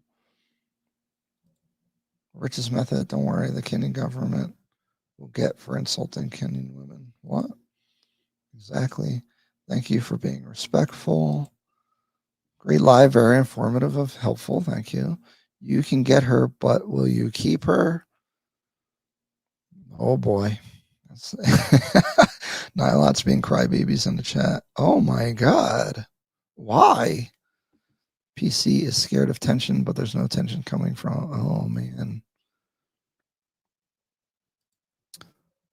Yeah, I don't know. I don't know the dynamic there, but I don't like it. I don't like this disunity. Oh my gosh. Sometimes I click the message before I read it. So me putting the messages on the screen is not an endorsement of anyone. I am only endorsing the things that I'm standing on and saying. I don't mind facilitating the conversation. I get a little uncomfortable when it becomes a little too hostile, but I mean, we're just going to have to go through it, I guess. Does anyone have any real estate questions or things that you guys want to talk about? I'll stay on probably for, if you know, an open discussion on whatever we want to talk about for a little bit and see where that goes. I'll probably be getting off in 40-minute max. If we don't have more things going on, I'll probably hop off, get some food, starting to get hungry, maybe enjoy the rest of my Sunday. I guess people texting me. Yeah, there will always be forces trying to divide and conquer. Again, we need truth. Yeah. Okay. I'm with you. I'm with that. I am with that. I didn't even get to this one. All right. So, hey guys, welcome to today's episode of LNS. My name. That's the. I need to get a happier topic.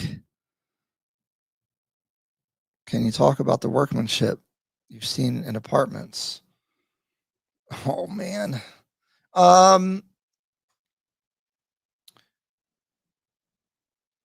I think the weird thing about the workmanship is that it's not correlated with price. So normally places know how nice they are and they price accordingly. I've gone to some off-plan build, and I'm only really talking about off-plan. I've gone to some off-plan stuff, and I'm like, yo, I walked in and walked out. I was like, yo, how's your showroom got cracked tiles? I'm out of here. What the heck are y'all doing? And then the price would be indicative. Like it was in Kilimani for a 1-bedroom. It was like 7 or 8 million. I'm like, there's like a $4 million or 4 million shilling quality. Doesn't make sense. I think general workmanship in Kenya, for whatever reason, the tile work and paint and finishing and like spackle.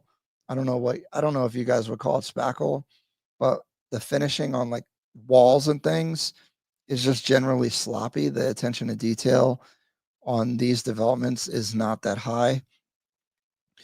But then I wonder I'll go to like a hotel or some of these restaurants and the workmanship is not poor. So I don't know if it's the oversight from the developer. Well, it is the oversight because clearly they can do it if they want to.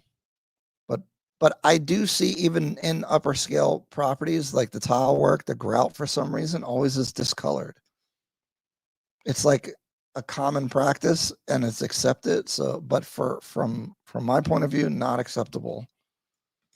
Let's see if we could bring up like,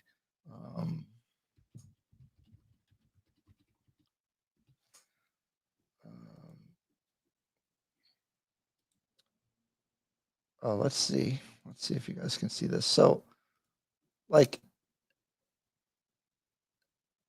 this is what tile work sometimes looks like right after they do it. I don't get it. It'll look, well, this one's just dirty. This one here, that's just dirty. Well, that it should look like this when you do it, or whatever color you put in. But it ends up like this is exactly what a lot of grout looks like in off-plan apartment buildings. This actually, the unit I'm taking possession of, it looks like that, and it just got done. And not just that, but by the drain, it's like the grout's all messy. It's all on the tile and stuff. I don't understand. I really don't understand why it looks like that. It's really attention to detail, because doing grout, all you do is mix the grout and put it in the cracks evenly, and then it dries. But I think it's getting contaminated because they're using a dirty bucket, or they're mixing it with something that's getting dirty. I don't know.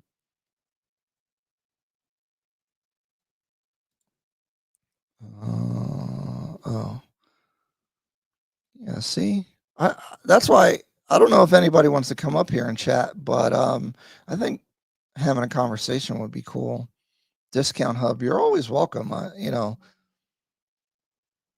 they want me to ban you sometimes, but I won't ban you.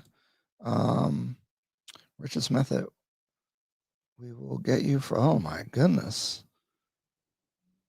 the evidence we have. Jeez. Okay. See, that's why I don't want no problems. And Ryan, that guy you had on your live talking about, he is coming to Kenya and it's gonna be a movie. Has me scared. I'm a little scared. He invited me on his live.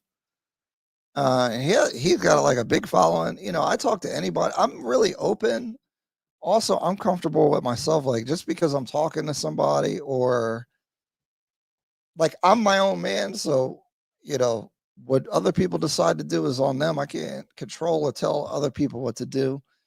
I I give my opinion on this platform and hope, you know, people act right. But yeah. Rich's method, Ryan, that dude just basically said, okay, no, I actually, oh, he's saying that dude. Yeah. Because he wanted to live in America.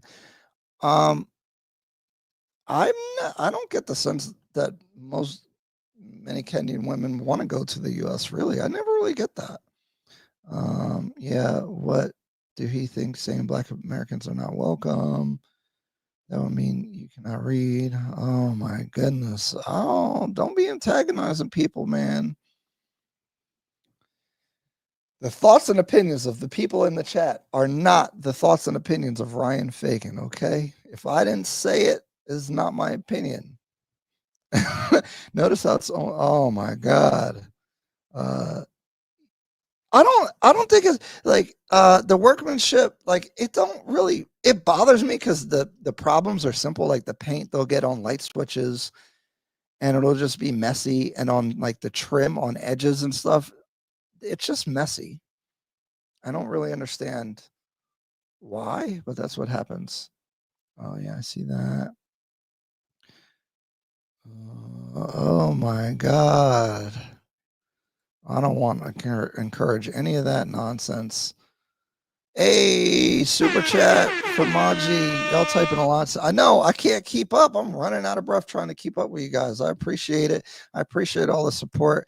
You know, entertaining, trying to bring people together, educate. You know, do you think the value of property decreases as the number of years? Yeah. So, would you buy a property if it had 1 year on leasehold and you didn't know what's going to happen and you had to go to court and all that? Hell no. The mere fact that leasehold exists affects the property value.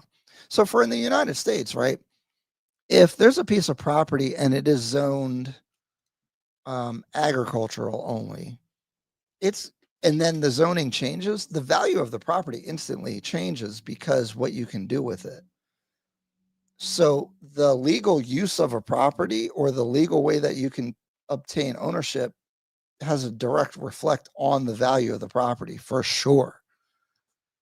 So you know, I'm not super like, because there's some land sellers that have really affordable land in probably less desirable areas that I was just thinking about purchasing just to see what the process looks like. But I don't want to do a leasehold purchase, and you know, so I haven't done it. But if it got cheap enough, maybe I would.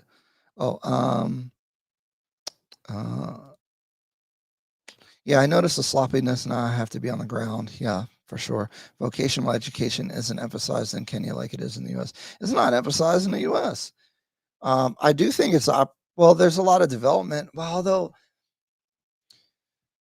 when I'm at these sites, it seems like they just do like a like they don't care. They just get as many laborers as possible and throw them all at like the construction. And so I think they're paying a low amount of money for a high amount of people versus like a more efficient or skilled crew of people. That seems to be like the strategy from at least like the Chinese developers, right? I see like a ton of people at the work site, and some of them are just maybe they're on break, they're laying around. But it looks kind of chaotic. And then the construction, I've been in properties like I was on one floor of this development, and all the shower glass was broken in every room because they're just moving fast and not caring. And I guess the attitude is because we get these materials for so cheap, we can just not care if they break stuff. It's still worth it to pay people small amounts of money than it would be to pay for more careful people. Yusuf, super chat. Hey, appreciate you. I like this right here. I really do appreciate it. I really, really do. It's really cool. Because it is fun for me to do this, but it's cool to get recognized, and a couple dollars is always like a real cool thing. Discount Hub is the other guy. Anyone he wants to have a conversation with you. Riches, I don't want you getting in trouble, man. I don't want no problems, and I don't want them to do a documentary about something that happened because it started on Ryan Fagan's chat. Someone said something and someone got mad. I don't want no problems. Okay. Wode Maya, is that what you mean? Has a very good video on the workmanship. And oh no, okay. No, that's not Wode Maya. Also very good comments on that video. Oh, I'll have to check it out. If you were a parent, you would understand. Okay. Does Kenya have inspectors to sign off on the quality of each phase? My thing is don't rely on any outside people. I don't know if there's official inspectors. That is my big concern. Like, do they inspect the structural integrity of these developments that they're building? The Chinese don't have a great reputation with the concrete and stuff. I don't want to be negative because the Chinese can build really amazing things as well. So I shouldn't even say that, I guess. But that's, I'm just saying, like, this is a bias on my mind. I've read news articles. Maybe it's propaganda. I get worried about that. And then I don't know what the regulations are and how people inspect and how that works. And then corruption and all that kind of stuff. I don't want the building to fall down. But as far as like your unit, Nicole, you got to check on it. Like, that's why I am a big fan of using an agent that's reputable because they can do that stuff for you as well. For me, I like to put my eyes on it. I was talking earlier, Kai's in Kenya now. I'm about to do a handover. He graciously went over to the property and pointed out a whole bunch of things, and I've sent that to the developer to correct. But if you're doing business in Kenya, don't rely on anybody else, like government or regulators or anything like that. This is how things go. If it don't look right, don't accept it. You got to be your own advocate. Yeah, see, I don't want no problems. I want everyone to be happy and enjoy each other, and we, connect and have a good time. I don't want no problems. I don't want you guys having problems. Let's all be real nice. Let's be cool. And I'm a guest. I don't want no issues. Hey, another one. Thank you, Yusuf. You the man, bro. You the man. Oh, I can like him in here. That's cool. I have to be honest. I see a guy saying worse things about his own country. Yeah, but being from another country, like, just like, if you're from somewhere else, it's guest rights. You gotta be nice. Also, there's no licensing system for plumbers, electricians, etc., like you have in the U.S. Yeah, but it's got a like out of. But I agree. I don't know if you need Jucali.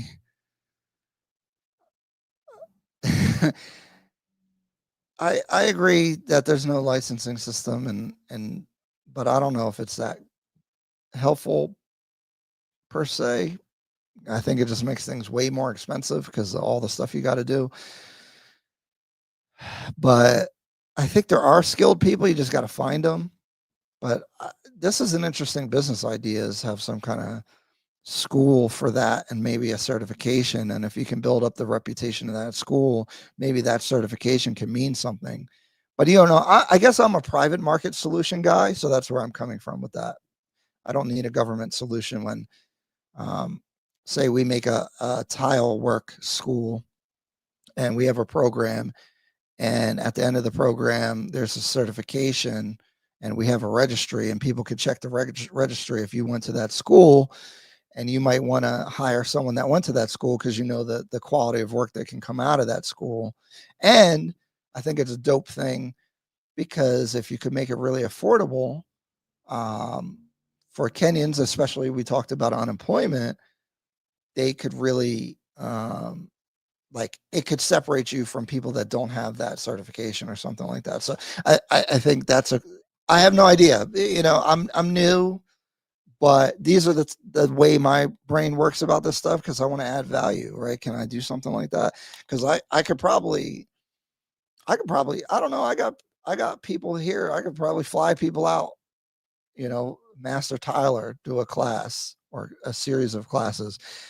Now, then again, the tools is another issue. Tile work, you need the right tools or it's not going to work. You're going to crack tiles if you're not cutting them with the right thing. So they need access to that kind of stuff. And maybe, you know, the developers are giving them crappy tools because I see how they were mixing the grout in my first property I purchased, and I was appalled. Like, yo, you're mixing in a water bottle. Like, no wonder it's getting discolored. Like, they don't even have the proper bucket. There is a licensing system for plumbers. Yo, chill with the insults. Goodness gracious. Felix, what's up, man? How you doing? What are you talking about, Ryan? When you and I was just talking bad about Kenyans. I'm not saying you are or not. I'm just saying, just you know, I'm just looking out for your benefit. But do you? I ain't telling nobody what to do. One way you can help Kenya is by only purchasing from indigenous builders. Citizens are much likely to care about building up Kenya properly. Yeah. I do that with like the real estate agents because people were talking about Pam Golding and Frank Knight and all that. I try to use independent Kenyan agents. I definitely, if I'm hiring people, I want to use indigenous people for sure, 1,000%. Builders, if I end up building, we finding some Kenyan people to build that stuff for sure. I totally agree. C. Griffin, Ryan, that's a business idea. Quality inspector is needed for the handover process. Someone with attention to detail and stern. I would pay. Yeah, that's something like honestly, I could do that. I just don't know if I want to be the person to do that, you know, but I would be expensive because I'm having fun. You know, and I would be expensive where I don't know. I wouldn't even want to charge somebody that much, but like that, if there was a skill that I have is not accepting the property until it's ready. But it is a business idea for sure. And I have trouble. Like, I don't really feel like the membership and all that I'm getting comfortable with. I get a little uncomfortable charging people because like, I don't know. But if what happens is people keep asking for it, I'm like, all right, I'm gonna do it. In general, please make an effort to frequent and support indigenous businesses. Yeah, for sure. I'm not hiring no outsiders for any like stuff that Kenyans can do. Like I go out of my way to do that. I mean, I do that in the US as far as like I try to find black contractors, etc. Willowatt, I agree. Licensed electrician, yeah. I'm not a big fan of the whole insurance and all that, but I hear you. What about landscaping and curb appeal? I think this is a really good thing that the developers do. I think they do some pretty nice gardens, and the grounds are pretty nice generally. The exterior, I mean, you just have a wall around the building. Some of them have nicer walls and stuff. I don't know if they're in total control because they can't control what's on the street and everything. But inside, yeah, I think the common areas are nice. The pools and everything are good. The maintenance on them always, some of these places I've been in hasn't been that great. Oh shoot, we got a $10 super chat. The Plaid Unicorn. I like this right here. Shout out to you. Thank you. Whoa there. Thank you. From my time here, there seems to be a disconnect both from Kenyan and Black Americans. Open, honest dialogue is a good time. I really want to hear Kenyan concerns. That was kind of what this was about. I wanted to hear their perspective here. I've never really felt that. I only feel this online. I haven't felt any disconnect in person. I feel like Kenyan people are so nice and welcoming and amazing. I didn't know, but maybe a bit, I'm in a bubble, so I don't know. Like maybe I bump into the wrong people. Oh, my thing is frozen. Are we serious? I think my live is working, but my chat's a little frozen. Hold on. Let me see if I can. I have this other chat up. Let me see if I can go to what people were talking about. Dang, I'm gonna have to restart my stream real quick. Has Dennis shared the process of selling a completed apartment? How does anyone know what is available? All right, hold on. Let me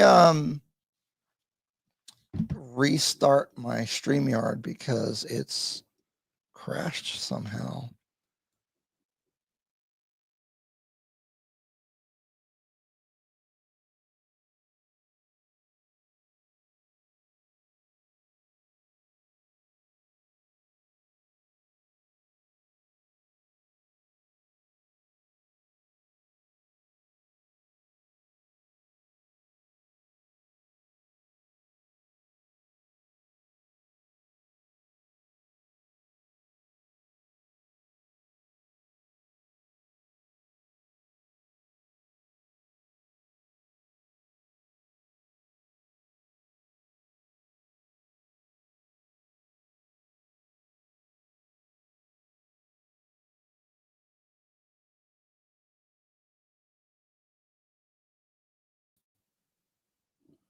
What the heck is going on? Sorry, guys. 1 second.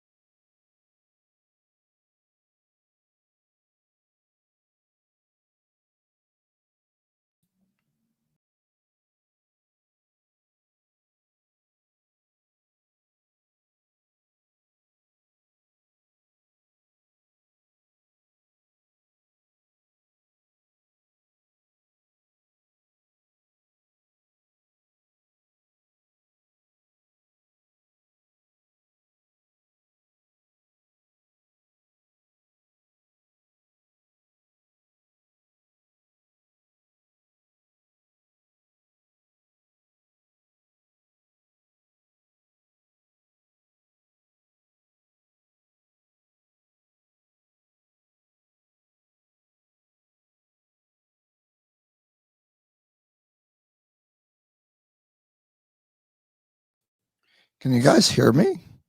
I don't know what happened. Sorry, guys. Looks like my camera went out. Yeah, hold on. I'm restarting my video.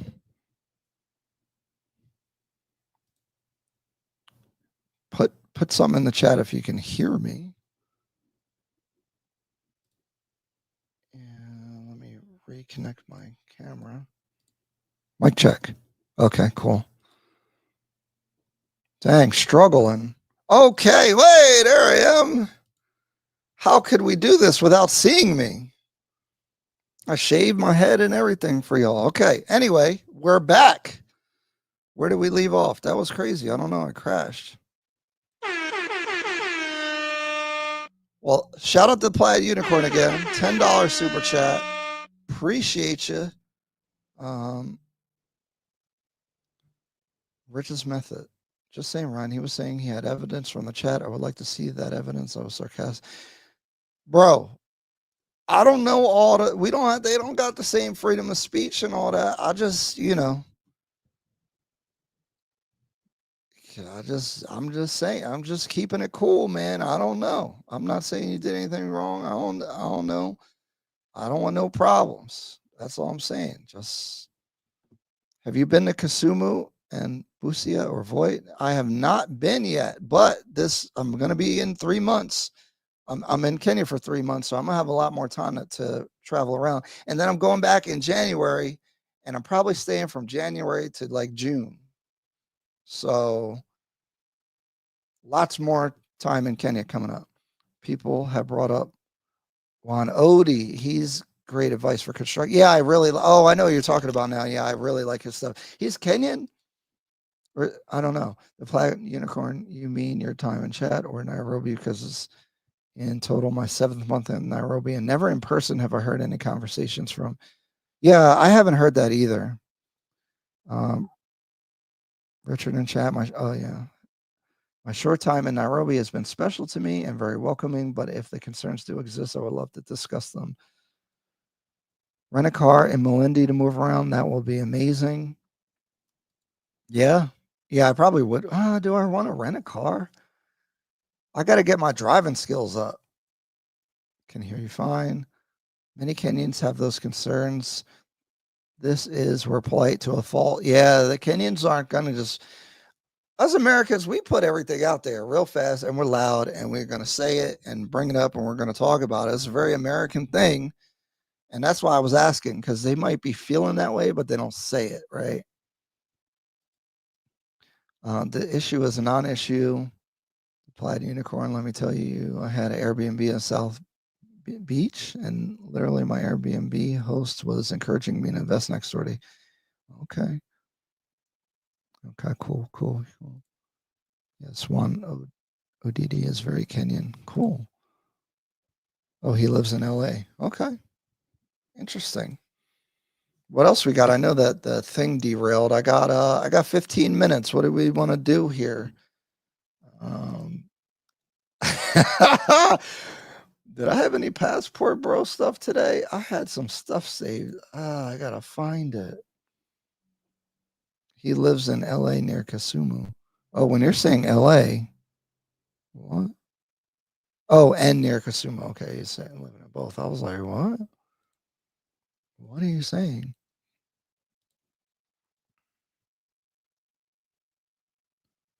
You got welcomed home. Yeah. Oh, yeah.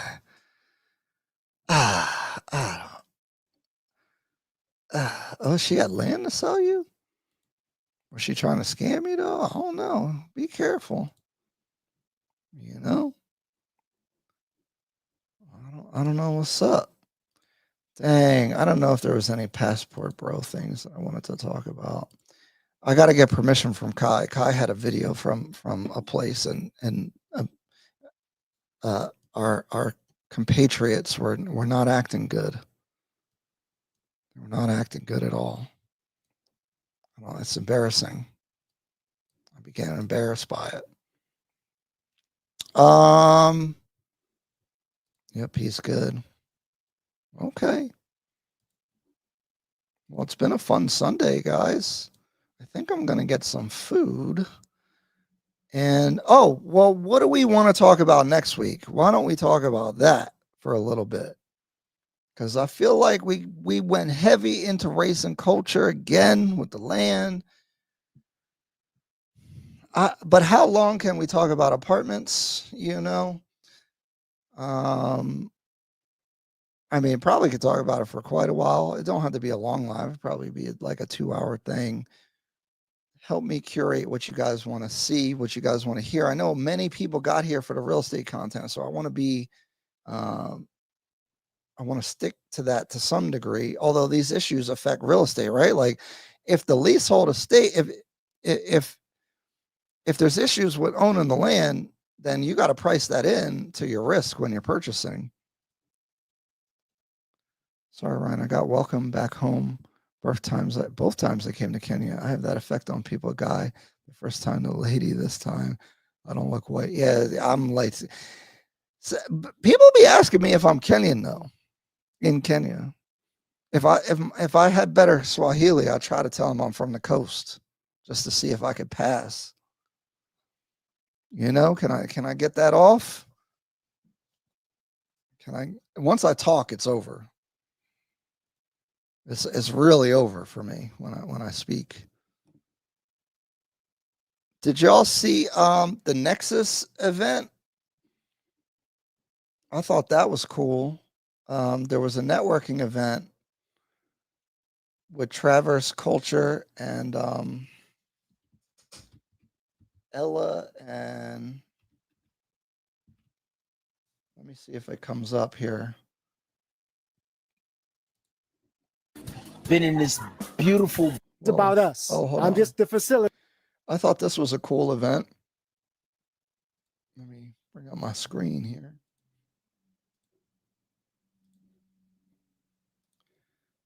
Okay. Whoa, they got music. I got to talk over the music because they're going to get it. I don't know if it's copywritten music. What's going on? Turn that down. I got to talk over the music. And but unfortunately we couldn't meet like this because most of the members were in different countries. So the idea sparked for me to continue the community, the networking community here in Nairobi. Thank you to Tim for believing in it and joining me last minute. Thank you so much to Nairobi Disclosure, Vishal, who helped promote this. Can we give him a clap? Thank you. And Sean, the speaker, also helped promote, and Monica for doing a wonderful job in organizing. This is a networking event that they put together, and I thought it was pretty cool. I'm kind of funny though, because I'm not trying to. I'm in Kenya to hang out with the people in Kenya more than like expats and all that. Although me linking with Kai was very cool, but I don't want to be in a expat bubble, you know. She's their manager, and thank you all of you for. But also, there's opportunities, and linking and networking is really good though. I kind of want to go to the real estate events. Like they gave out some awards. I want to go to that stuff and see what's going on with the real estate people, because that's my background with the real estate sales. Come in. Thank you. Bye. But all these different Hello, people introduce everyone. themselves. I'm gonna really try cool. to speak up. I don't have a loud voice. I'm Tim. Thank you for coming. This is about us. I'm just the facilitator today, so I need help. Okay. First came here last year to do some mission work for an organization called the Firelight Foundation. And I came here to give, and I got back what I gave 10 times. It changed my life. There was a lot of speakers Here here. in Nairobi. Hi, good evening. My name is Sylvia Masita. I'm a fashion designer. Good evening, ladies and gentlemen. My name is Sabra. I wear so many hats, but I am a digital creator. On the corporate side, I do B2B for international companies seeking to do business with Kenyan companies. And in the creative side, I'm a model. I'm into fashion, and I do sell jewelry and clothes as well. Hi, good evening. My name is. So it was a really cool mix of a whole bunch of people out in Nairobi, and it did have Kenyans as well. So it wasn't just like expats and stuff. But if you're in the area, I think they're doing another one. I definitely want to get out there and check it out. Americans are welcome as long as they are not here. People who think they are better. Yeah, I agree. White Americans have been quite normal to me. I think y'all misread the whites, because they're nice, but I promise you in the back of their mind, a lot of them are like, especially they're at the villages. They're like, oh, look, like they have this paternal thing going on. Like, oh, look at the poor village people. They're not going to say that.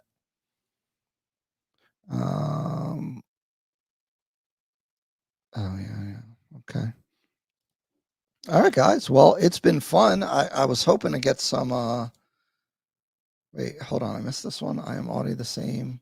When I saw that video, my thought was the same. Only hang out with locals. Oh yeah, okay. But I did not want to hang out with real estate women. You will see them in the video soon.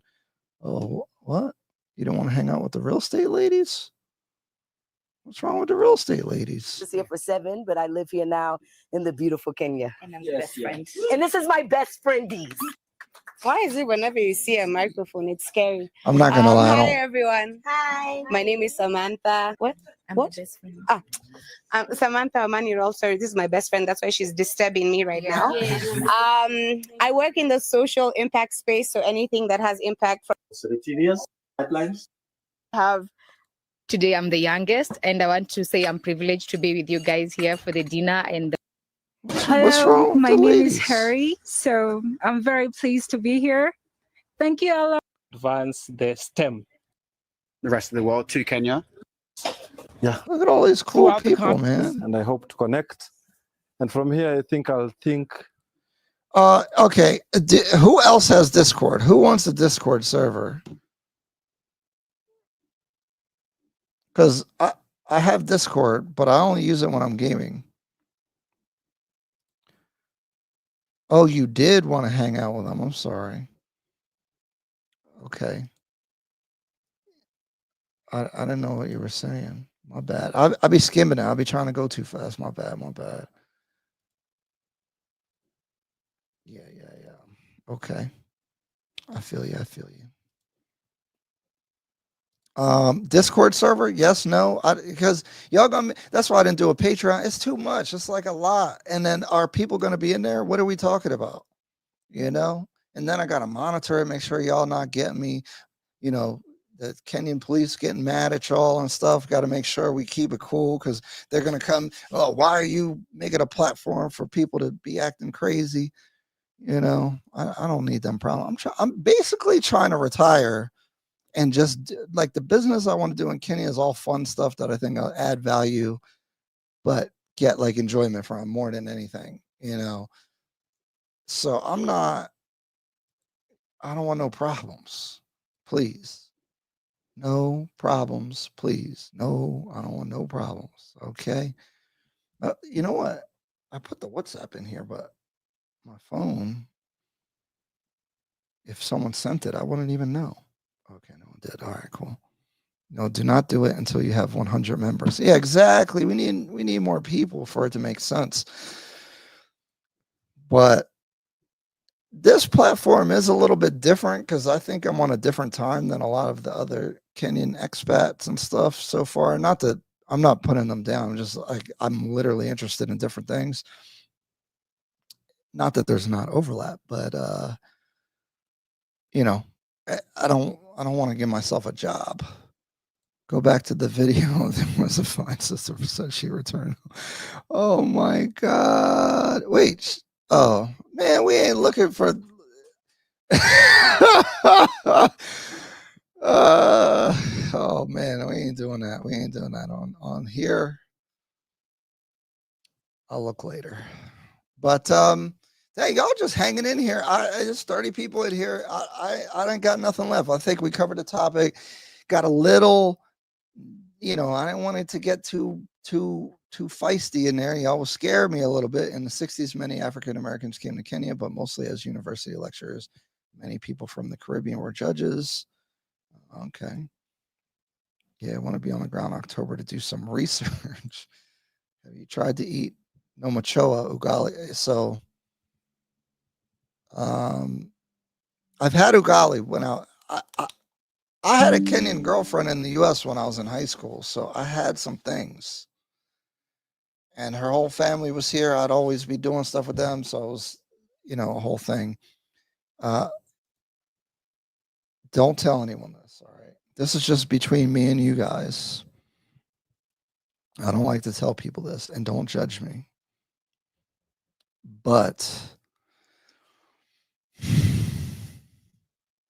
Don't judge me, okay? I am a vegetarian. I don't eat meat. So no machuma for me. I'll have ugali and pilau without coconut rice is good. Without pilau with no meats though. And chachambari. I put that on everything. The best food I had was in Mombasa though. I can't think of the name of the place right now. It was on the water. It was real nice. But don't tell anybody, okay? It's really a secret. And I'm not one of them people. I won't judge you for eating meat. Now, check this. If I have a chicken farm, how am I going to be a vegetarian with a chicken farm? Because, yes, the eggs, is cool because I eat eggs. But when the chickens are old, what do you do with them? Or cattle? That's crazy. Vegetarian farmer, livestock. That's crazy. I wasn't looking for her either. I was watching the video. Oh my God. I know you ain't landing until Kenongo leaves. Okay. Have ugali and sukumawiki. I'm sorry, my pronunciation is bad. I really haven't had that much Swahili food. It's real bad. Vegetarian, unsubscribe. Oh no. Oh no. Oh, I'm late.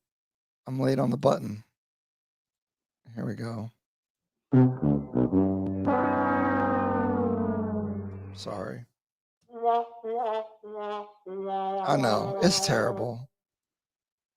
It's real bad. It's real bad. How? Why?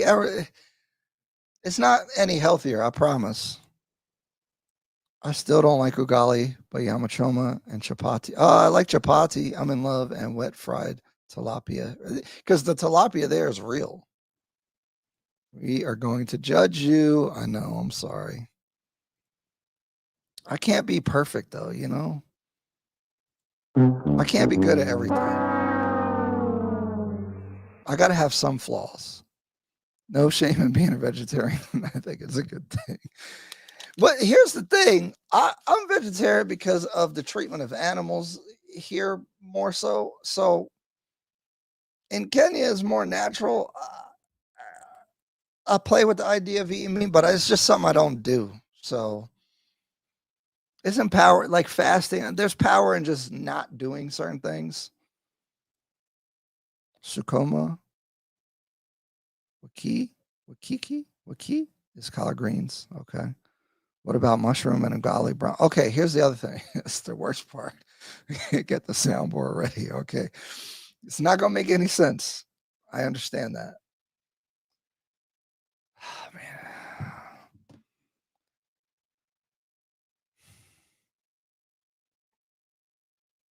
Emotional damage. I don't really like vegetables.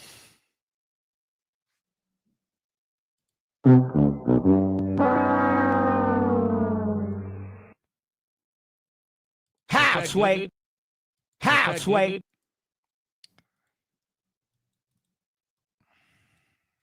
Make it make sense? I don't know. Make it make sense. I don't know what else to say beyond that. I don't make any sense. Okay. People ask me, what do you eat? Beans and rice, potato products, Mexican food. Yeah, it's terrible. It's no good.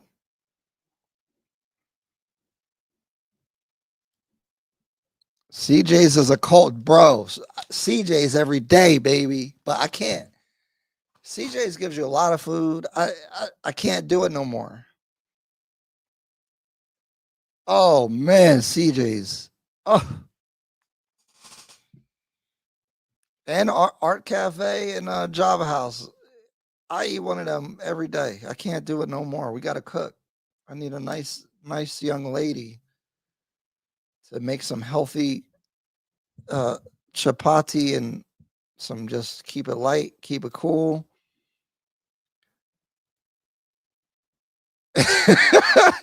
Oh, there's a delay because they're like, what the heck are you eating then?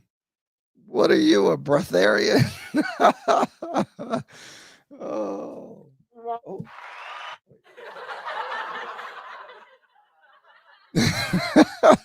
I'll be eating. See, I'll be, I'm not, I got to lose weight.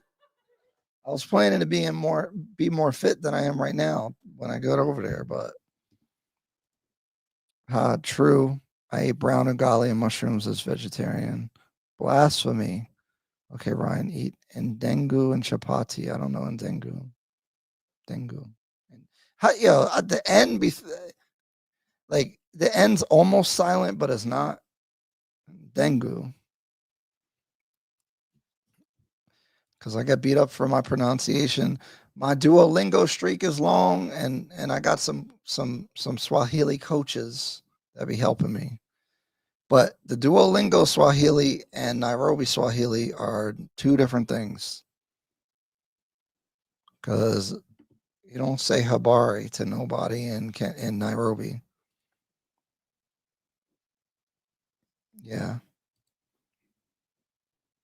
Oh, see, the time be flying by. Dengu or mung beans. I had the best food of my life in Kenya. Upepo.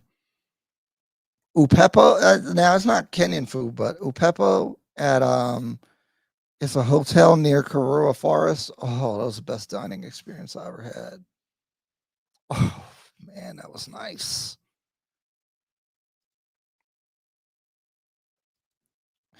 I'm probably gonna hit Ethiopia when my my visa runs out of time. I'll probably do an Ethiopia trip. From January. It's because I'm planning to try to do a January to June 2026. So in between, to reset my time, I might hit Ethiopia. You dated Ethiopia and Florida, fell in love. The food is good, but Kenyan food good too. I like Ethiopian culture, so explains why I like Kenyan women. Yeah, there's like a weird thing with the Ethiopians. They're kind of like off to the side in the Horn of Africa. You know how they do, but yeah, the culture is dope. I'll just say that. CJ's coffee with the sugar cookie. Oh, I love that sugar cookie. Oh, yo. Oh, it's just, guys, I'm depressed now. I'm stuck here in the U.S. I can't. Oh man, come on. I'm gonna be depressed for 3 weeks. I need that coffee with the sugar cookie and the white coffee. Oh, the white coffee. And the nice Kenyan ladies. I'll share something. But I need to have an intervention with y'all and the members. I can't wait till we have enough members. We can do like a members live, but we're gonna need like at least like 30, 40 people. How do I say this? I want, like, I'm 37. It's time to go. Time to get the family together, the kids, all that. Like, I'm past the time that I had set for myself. But I'm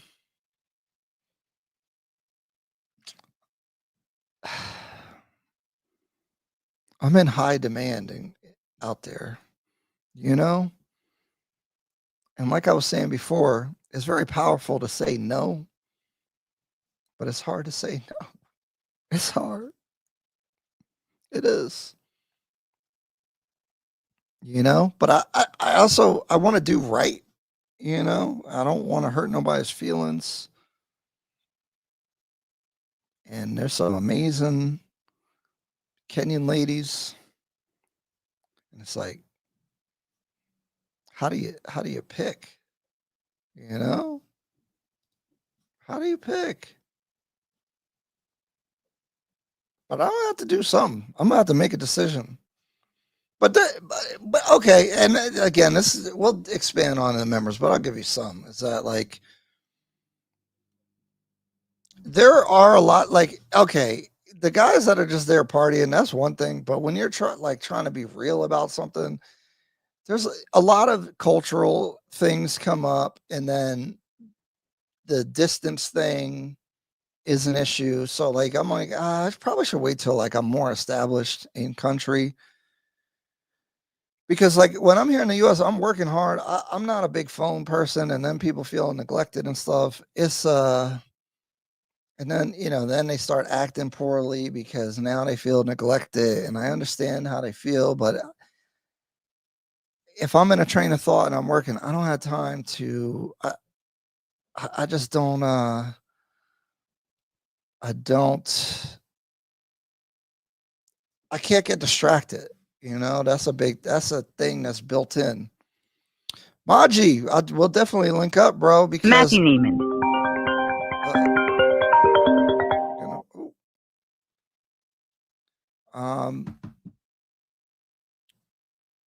sorry, I got off track of the phone call.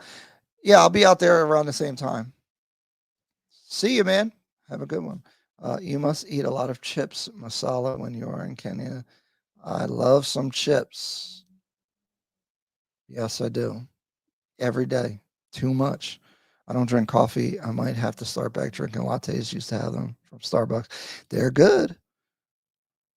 Ryan Austin and Holland. When Austin Holloman said he's in high demand, that was something that I was saying in my own mind when he said it. So I felt him. Why are you in high demand? You must be rich. No. Whatever I was on a thing with Kid Greatness, and he said, whatever the Kenyan beauty standard is, he said, that's me. Speaking about himself, I feel the same way because when I show up somewhere, it's kind of crazy. Like if I go out, I get a lot of looks, and if I'm by myself, they will come talk to me. I could be minding my own business. So, that's kind of hard to deal with, to be honest. Like, see, if you're trying to take somebody serious, you're not really out looking, but you just, you get, they come up to you. So Chris Rock said, men can run, but he just can't run that fast. Richest Method, I have renamed you Ryan Holloman. Truth is we all are only because Kenyan women they want you, and I appreciate the cultural aspect. That's a Kenyan thing. I don't think they do that everywhere, but my goodness, good problems to have, bro. I really don't. I'd prefer to have the problem. I'm not gonna get rid of it, but honestly, I'd be thinking about it at night, like how do I approach the situation with the proper integrity and my goals in mind. But it's hard sometimes. American men with passports, well, bro. Yeah, but I think there's more to it than that. You have to do a live with dating in Kenya. That's got to go in the members, bro. So we need more members to be able to talk about that because they're going to watch this. Although the live is a little bit easier because it's long, so I don't think they watch the whole thing. But that Austin Holloman, when he first started posting to women, I said, bro, that's going to be a headache for you. I was like, I don't know how he does it. And now you see he's not doing it no more because exactly. I'm a little bit older, so I already see where it's going to be a problem. Kenyan women love bald guy. SBN, the bald man's anthem. Take your time. Your passion will lead you. I think my passion is going to lead me to the wrong thing, to be honest.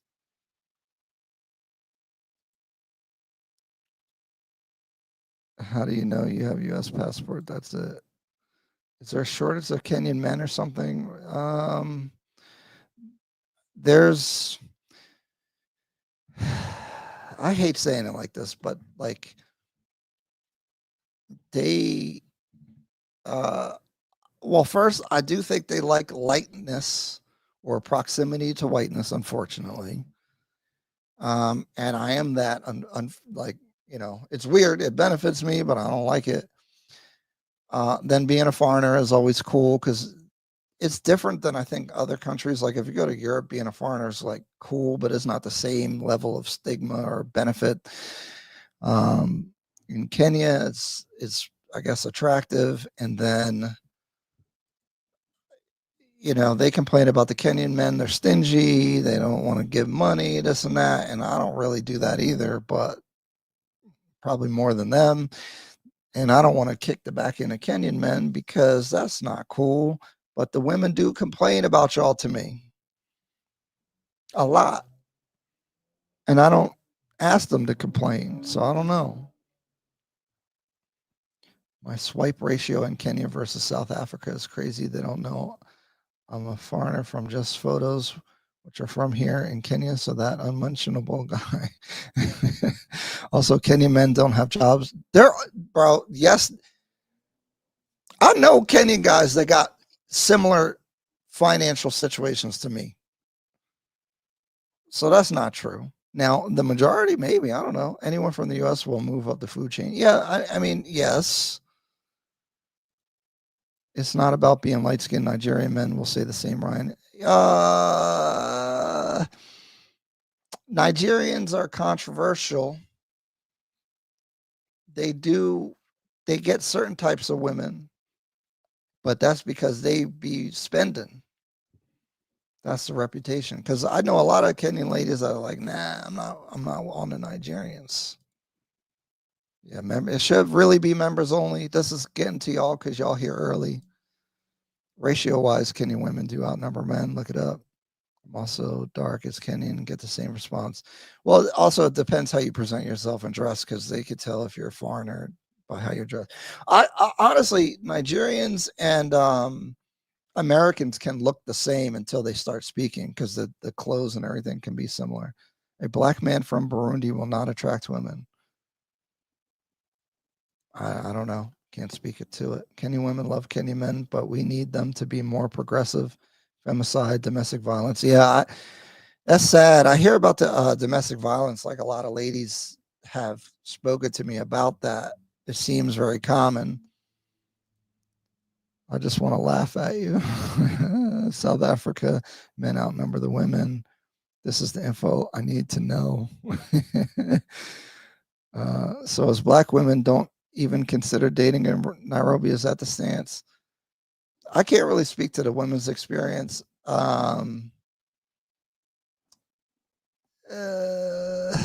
Depends what you're looking for. I really can't say, because they're more traditional. I don't know if they're putting up with all that loud talking a lot of times, and stuff like that. I'm not saying you're doing that, but that does seem to be a thing. Ryan, you see how that unmentionable guy is talking? I heard the same nonsense in Colombia. Money affects things. Tell us what the women tell you, Ryan. What about about what? The domestic violence? I don't want to create trends or anything. Most of the Kenyan women that I have spoken to have had a physical issue with a guy. I don't know how the ladies' experience will be. What women say about the men. Yeah, they're stingy, not romantic, and then those are the two big ones. They're not romantic and they're stingy. But that could have to do with the finances. Maybe they don't have the same type of money, Women just have barely any options while men are millions of options. Y'all got options. You have options. Don't get me into this dating.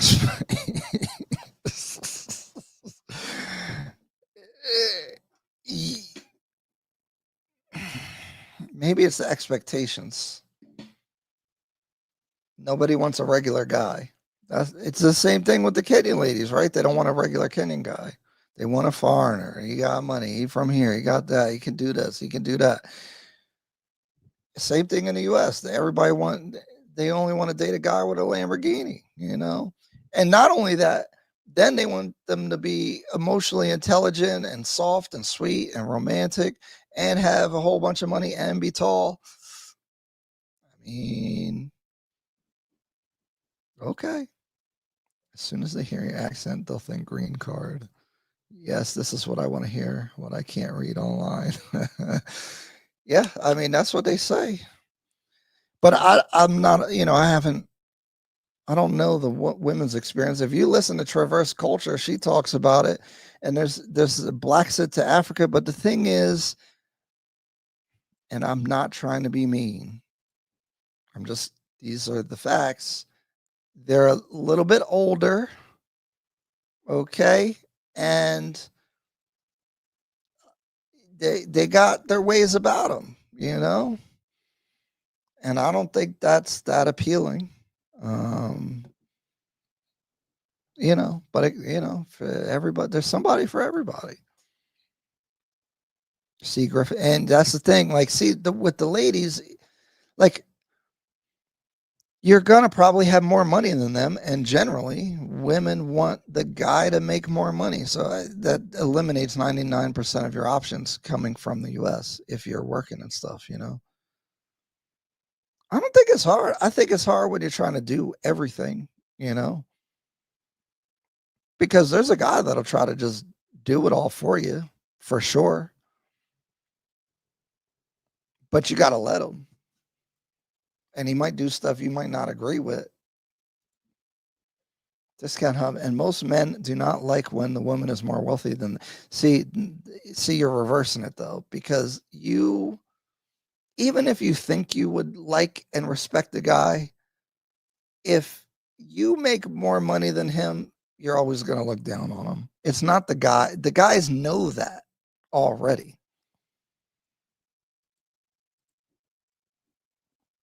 And the more money you make, it gets more hard. Not to harp on it, but Juan Odie is a great example of a good Kenyan man. He helps around the house and with the kids and his kind, but he's a returnee. Honestly, considering Kenya over Southeast Asia because my odds of marrying in the motherland seem higher. Depends. I don't know you guys. I think it has to do with y'all attitude, to be honest, and what you're looking for. If you're looking for a guy that makes more money, you got to stay in the U.S. or go to Europe. Okay, ladies, all right, let's just keep it real. I'm sorry. I was trying to get off 20 minutes ago, but let's just keep it real quick, okay? A rich Kenyan guy, okay? A rich Kenyan guy. Or a rich foreigner in Kenya has basically unlimited options. And this is the problem, is that for some reason, the ladies don't go,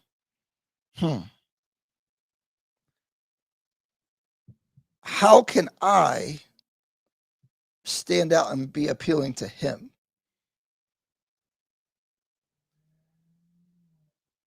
They go, you should like me for me. Okay. I don't think that, because guys live their whole lives, their young lives when they're younger, trying to impress women. But if you get to a certain status, it flips upside down. But you're used to the guy like having to stand on his head for you, but it don't work like that. Especially if you make a lot of money, then now, like, if you make a lot of money and now you need a rich guy, why don't he get the, I think you see where I'm going. So Traverse Culture and Blacks at Africa say dating is totally trash. But again, a little bit older, probably set in their ways a little bit, probably have an opinion about a lot of things.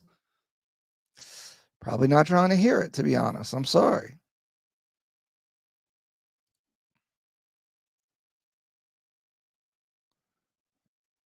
You never had a problem with women richer than you. Okay. I'm crying on the inside, just so freaking sad. I think this is the thing, if you really want to get a guy, you can, but some of y'all got some egos, y'all got some pride, y'all got all these standards. There's a lot of requirements, and it's bad to say what. I don't mean this bad, and it sounds sassy, and women shame men for this, but I'll tell you, a guy with options goes, what value is she bringing to my life? And it ain't money. Don't worry, guys. I can recommend a fantastic voodoo doctor to get the best ladies. How's it for a white guy going there? I think there's a lot of white worship. And so there's ladies that are specifically looking for white guys. That's the truth. And I don't like it. Go to the coast. You see 20-year-old, beautiful Kenyan lady with a 60-year-old guy look like Dookie. Don't even look like he take care of himself. Nasty. Sometimes they got mixed kids at the table. I've seen it. And I'm like, dang, I wonder if he got a secret Kenyan family on the coast and then he lives in Italy or something. This is real. This is a conversation we're gonna have in the members only. Y'all got to get in there because I got y'all scammed me into this conversation right now.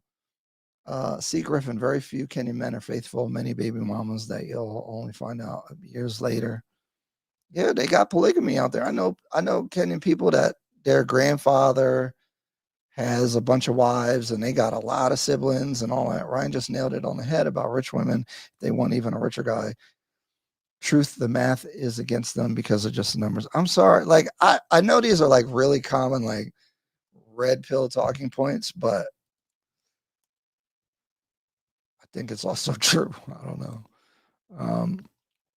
It's numbers, not that men don't like women who are richer, but if you are disrespectful because of it, we won't want you as a rich woman, even if you're poor. What men don't like is disrespect. Yeah, I think the respect thing is probably the biggest thing. You want your girl to big you up, make you feel like bigger than you are. Generally, I think most guys want that. And it's like, so if you're not looking up to your guy, then he's not going to feel that way, right? No middle-class Kenyan parent would accept a man like Austin Hoffman. Don't be shooting shots at. Oh my goodness! I do think Austin is realizing in his content. It's weird talking about people because I'll probably end up speaking to them. But they're younger, so like I get where they're coming from. What I realized. Oh, my battery. Hold on, let me change the battery real quick.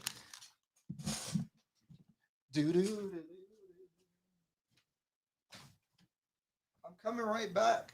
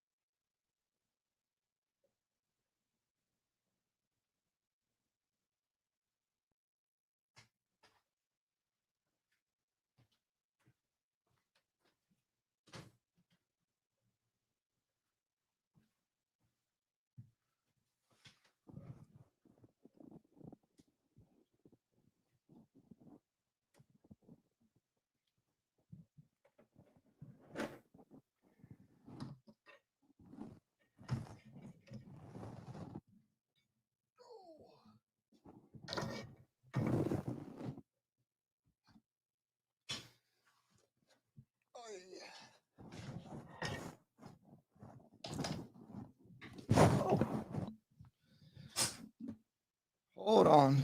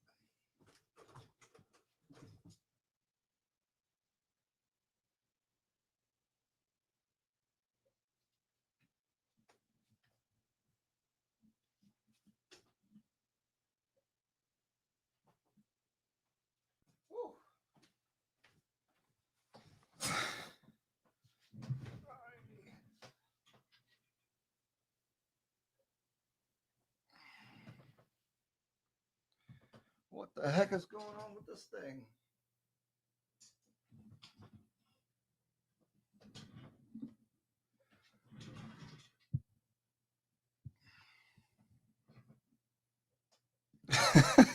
Okay, well, we'll have to rock with that for now.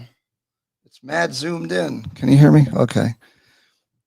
Let's fix this a little bit.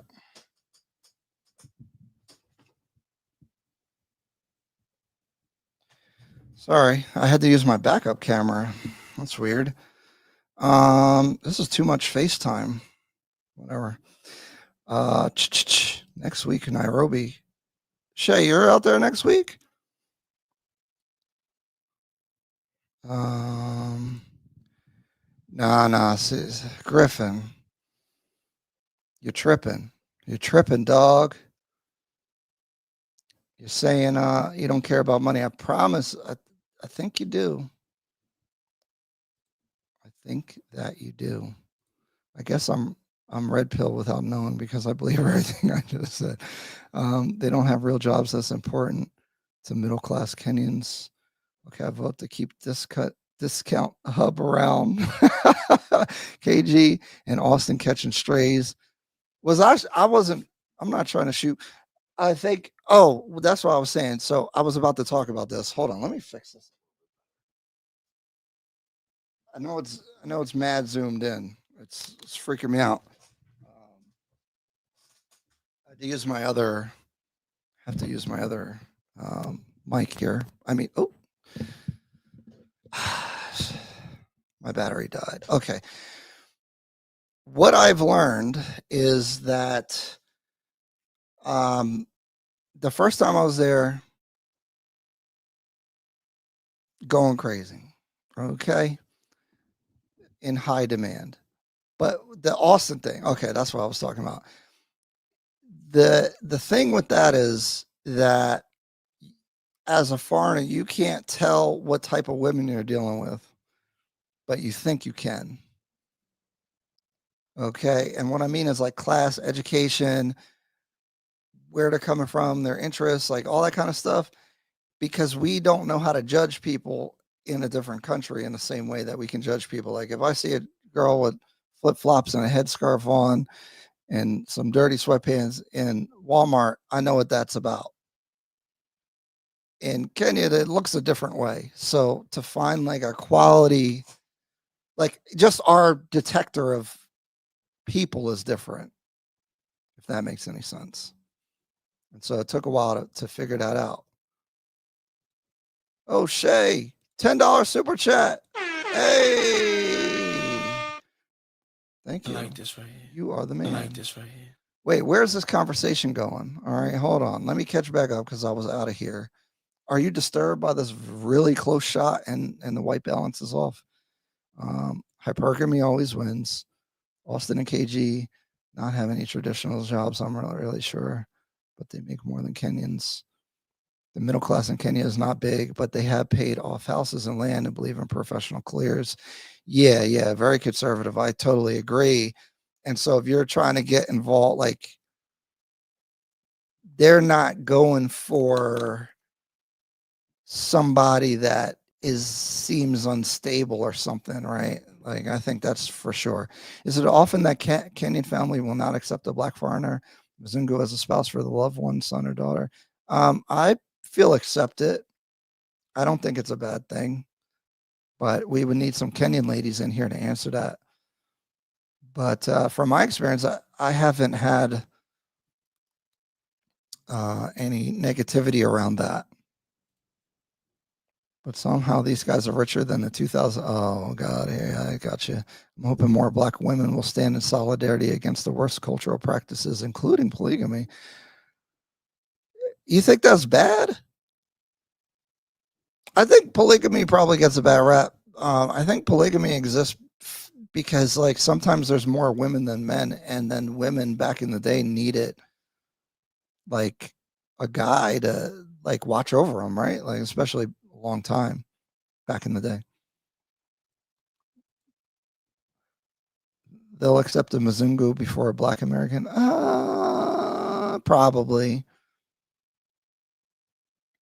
I do wonder, am I more appealing or a white in Kenya? I don't know how that difference goes. And these are generalities, guys. Like, I mean, all you need to do is find the right people for you. So even if it's like, you know, they prefer something, that don't mean it's not a possibility.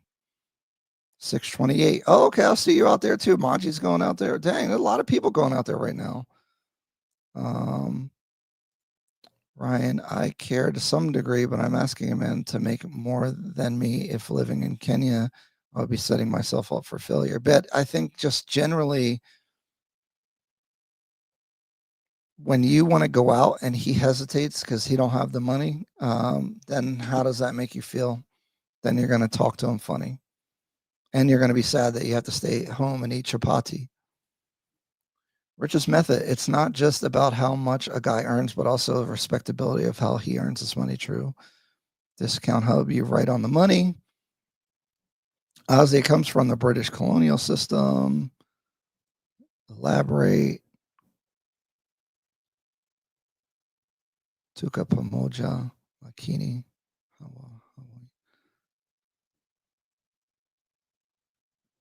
Tuko Pamoja. Something first? Yeah, they're catching strays. I'm sorry. Not really. They're just young guys. I really look up to what they've been doing, to be honest. I think it's dope. They're just learning young guy stuff, right? Like, and something I went through the same thing when I first got there. I'm like, oh, shit, it's crazy. But when they're trying to take people seriously, it's a little bit different. Is it weird seeing me this close? Is it weird? I don't know which screen is better. I see myself really big.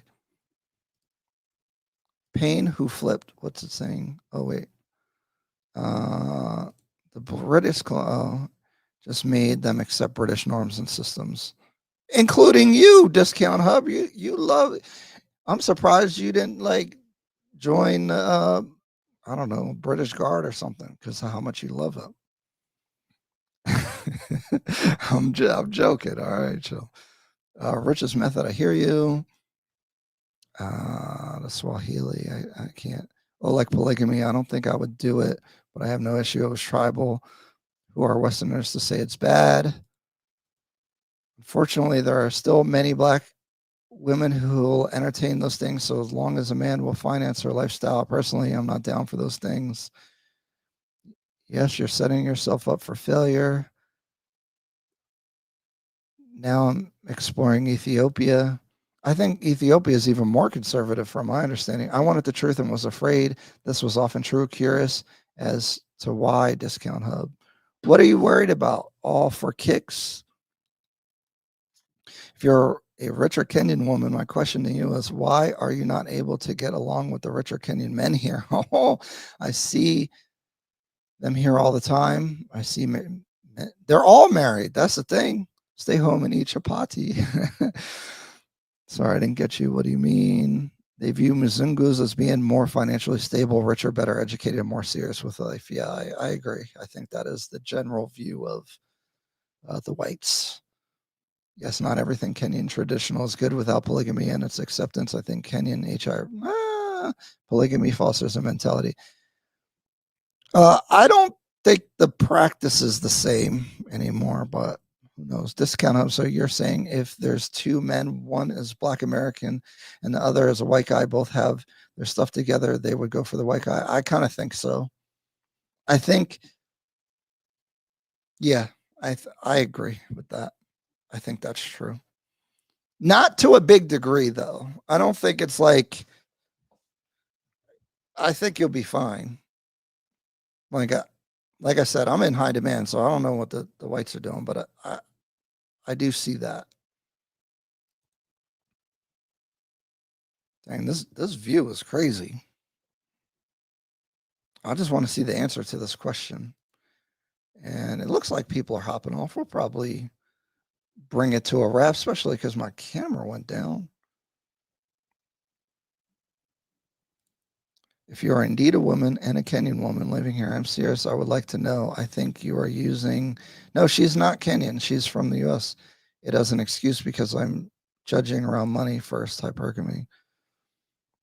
A whole conversation on that is needed. I agree. Some of those practices need to be left in the past. Interesting.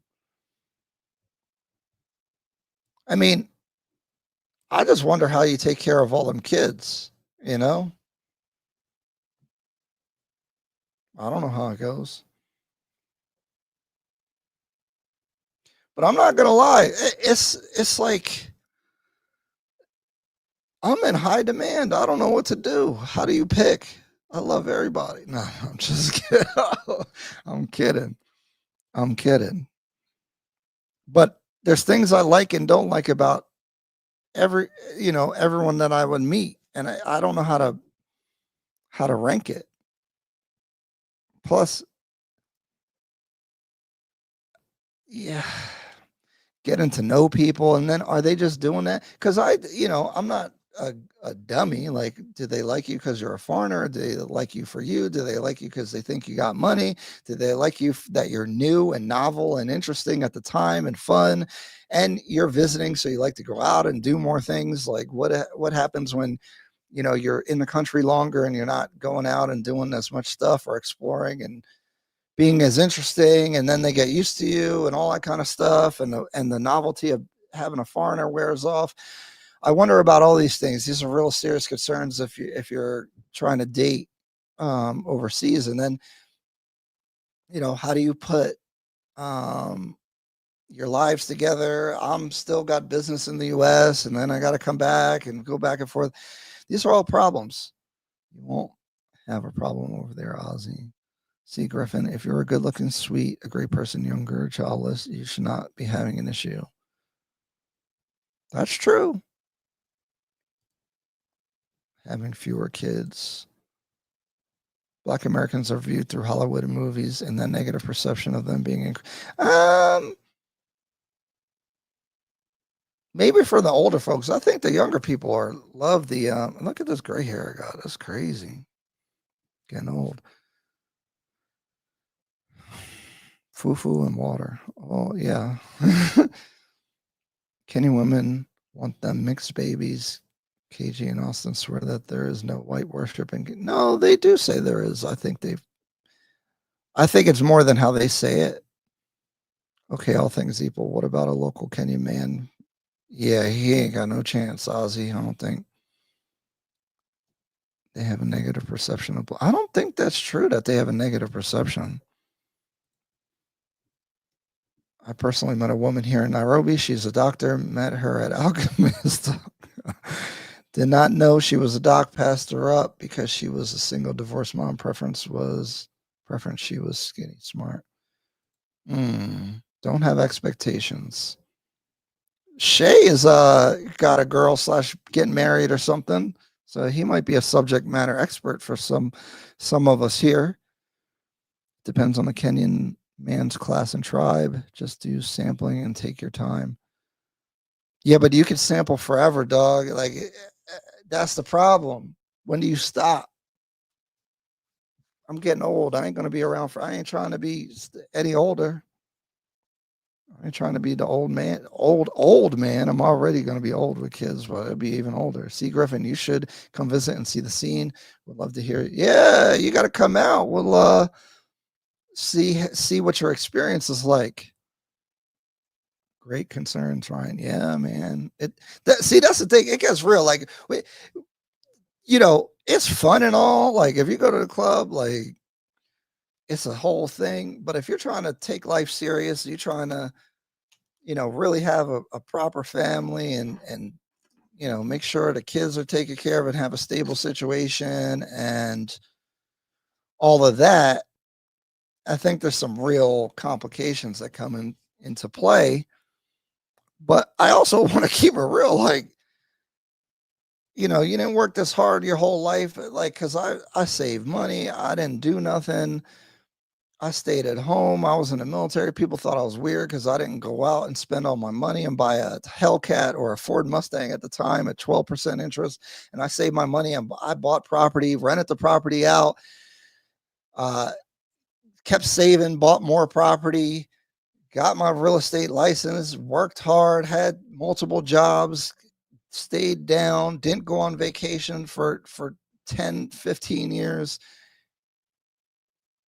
And not really like, I didn't have like trouble with women. I was in a relationship for a long period of time too. That's probably why I did so well, because I kind of wasn't out chasing women. And you work so hard to get to a point as a man, and then when you get there, they want you to not have fun. It's like, yo, like, you've been having fun, and I had to work to get here. I got to give it up now. I just got here. Shoot. At the same time, playing around with a whole bunch of women come with a whole bunch of problems as well. And if you want to have kids, you want to pick a woman with a good head on her shoulders and be there for the right reasons and all that. Ryan, are you looking at class? Do you want an urban middle class woman? Yes. So what I have been discovering is the class thing is important. It's not exactly education, but it's just like, this sounds bad, but I don't know of a better way to articulate it, is like quality of a person and character is really important. And so finding those is a little bit harder. And then there's just distractions, to be honest. I mean, it's nice to be sought after at such a way. That, I guess that sounds corny, right? But I mean, for real, again, like I'm saying, you bust your ass your whole life, and they're kind of not invisible, but it ain't happening the way it's happening now. Even in the US, I'm pretty good. And so, it's just hard to put those two things together. It's like you got the demon on your shoulder and then an angel, and you're like, oh, who do I listen to? My flight booked for late October. I'm traveling to Kenya, Ghana, and Dubai. Dang. Oh, so you'll be getting out there after I had done left. Okay. That's a good trip, though. I'm not into sampling anymore either. I have always had long relationships, but when I'm single, I'm single. While looking for serious, always been that way. First serious girlfriend at 19, she was 29. Yeah, but it's like, I don't know. And then Nairobi's a weird thing because there's a mix of modern and traditional women. So like this is really should be members only. My favorite. There's someone I really like, and we fall like, she basically is like an American chick, to be honest, but still I don't know. It's I can't speak because I'm holding back certain things I want to say. So I'm going to leave that for members only, but I'm just saying, what am I saying?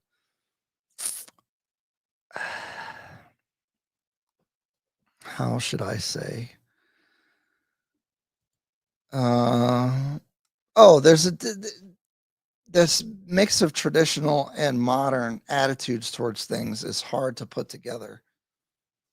Basically, that's exactly what did, Ryan. I'm just enjoying now. Yeah, but I do look at a woman's class been burned both when I did and did not look at class truth. I can't have a ghetto girl no matter what country I'm in. What tribe is she? Dang, I ain't trying to. Should I say? It might if they watching, they'll know. She's Kikuyu though. I'll just say that. See, y'all got me divulging all kinds of stuff. Y'all got to join the membership now. That's crazy.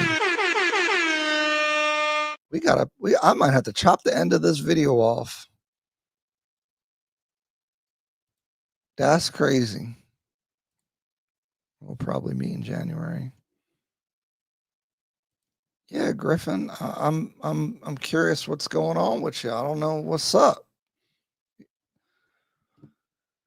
I'm really curious what your experience is going to be now. All right, guys. I went an hour over what I was trying to do. I will say I heard that's the money loving tribe. That's what they say. Yeah. So I'm going to get out of here. Open to suggestions for the next live. We'll figure out what's going on. Try to support the membership if you can. We want to get that up because we can have some fun conversations in there. If you need consultations, get on there. But I appreciate you guys. Always a cool conversation. Thanks for hanging out with me. I'm really excited for next month. I'm really excited for all the stuff we're going to do. It's going to be, I'm taking this more seriously, basically. So it's going to be more and better. And we're all going to learn together and be entertained and, help our finances and all that stuff. So I'll see you guys later. Have a good night, depending on where you are. See ya.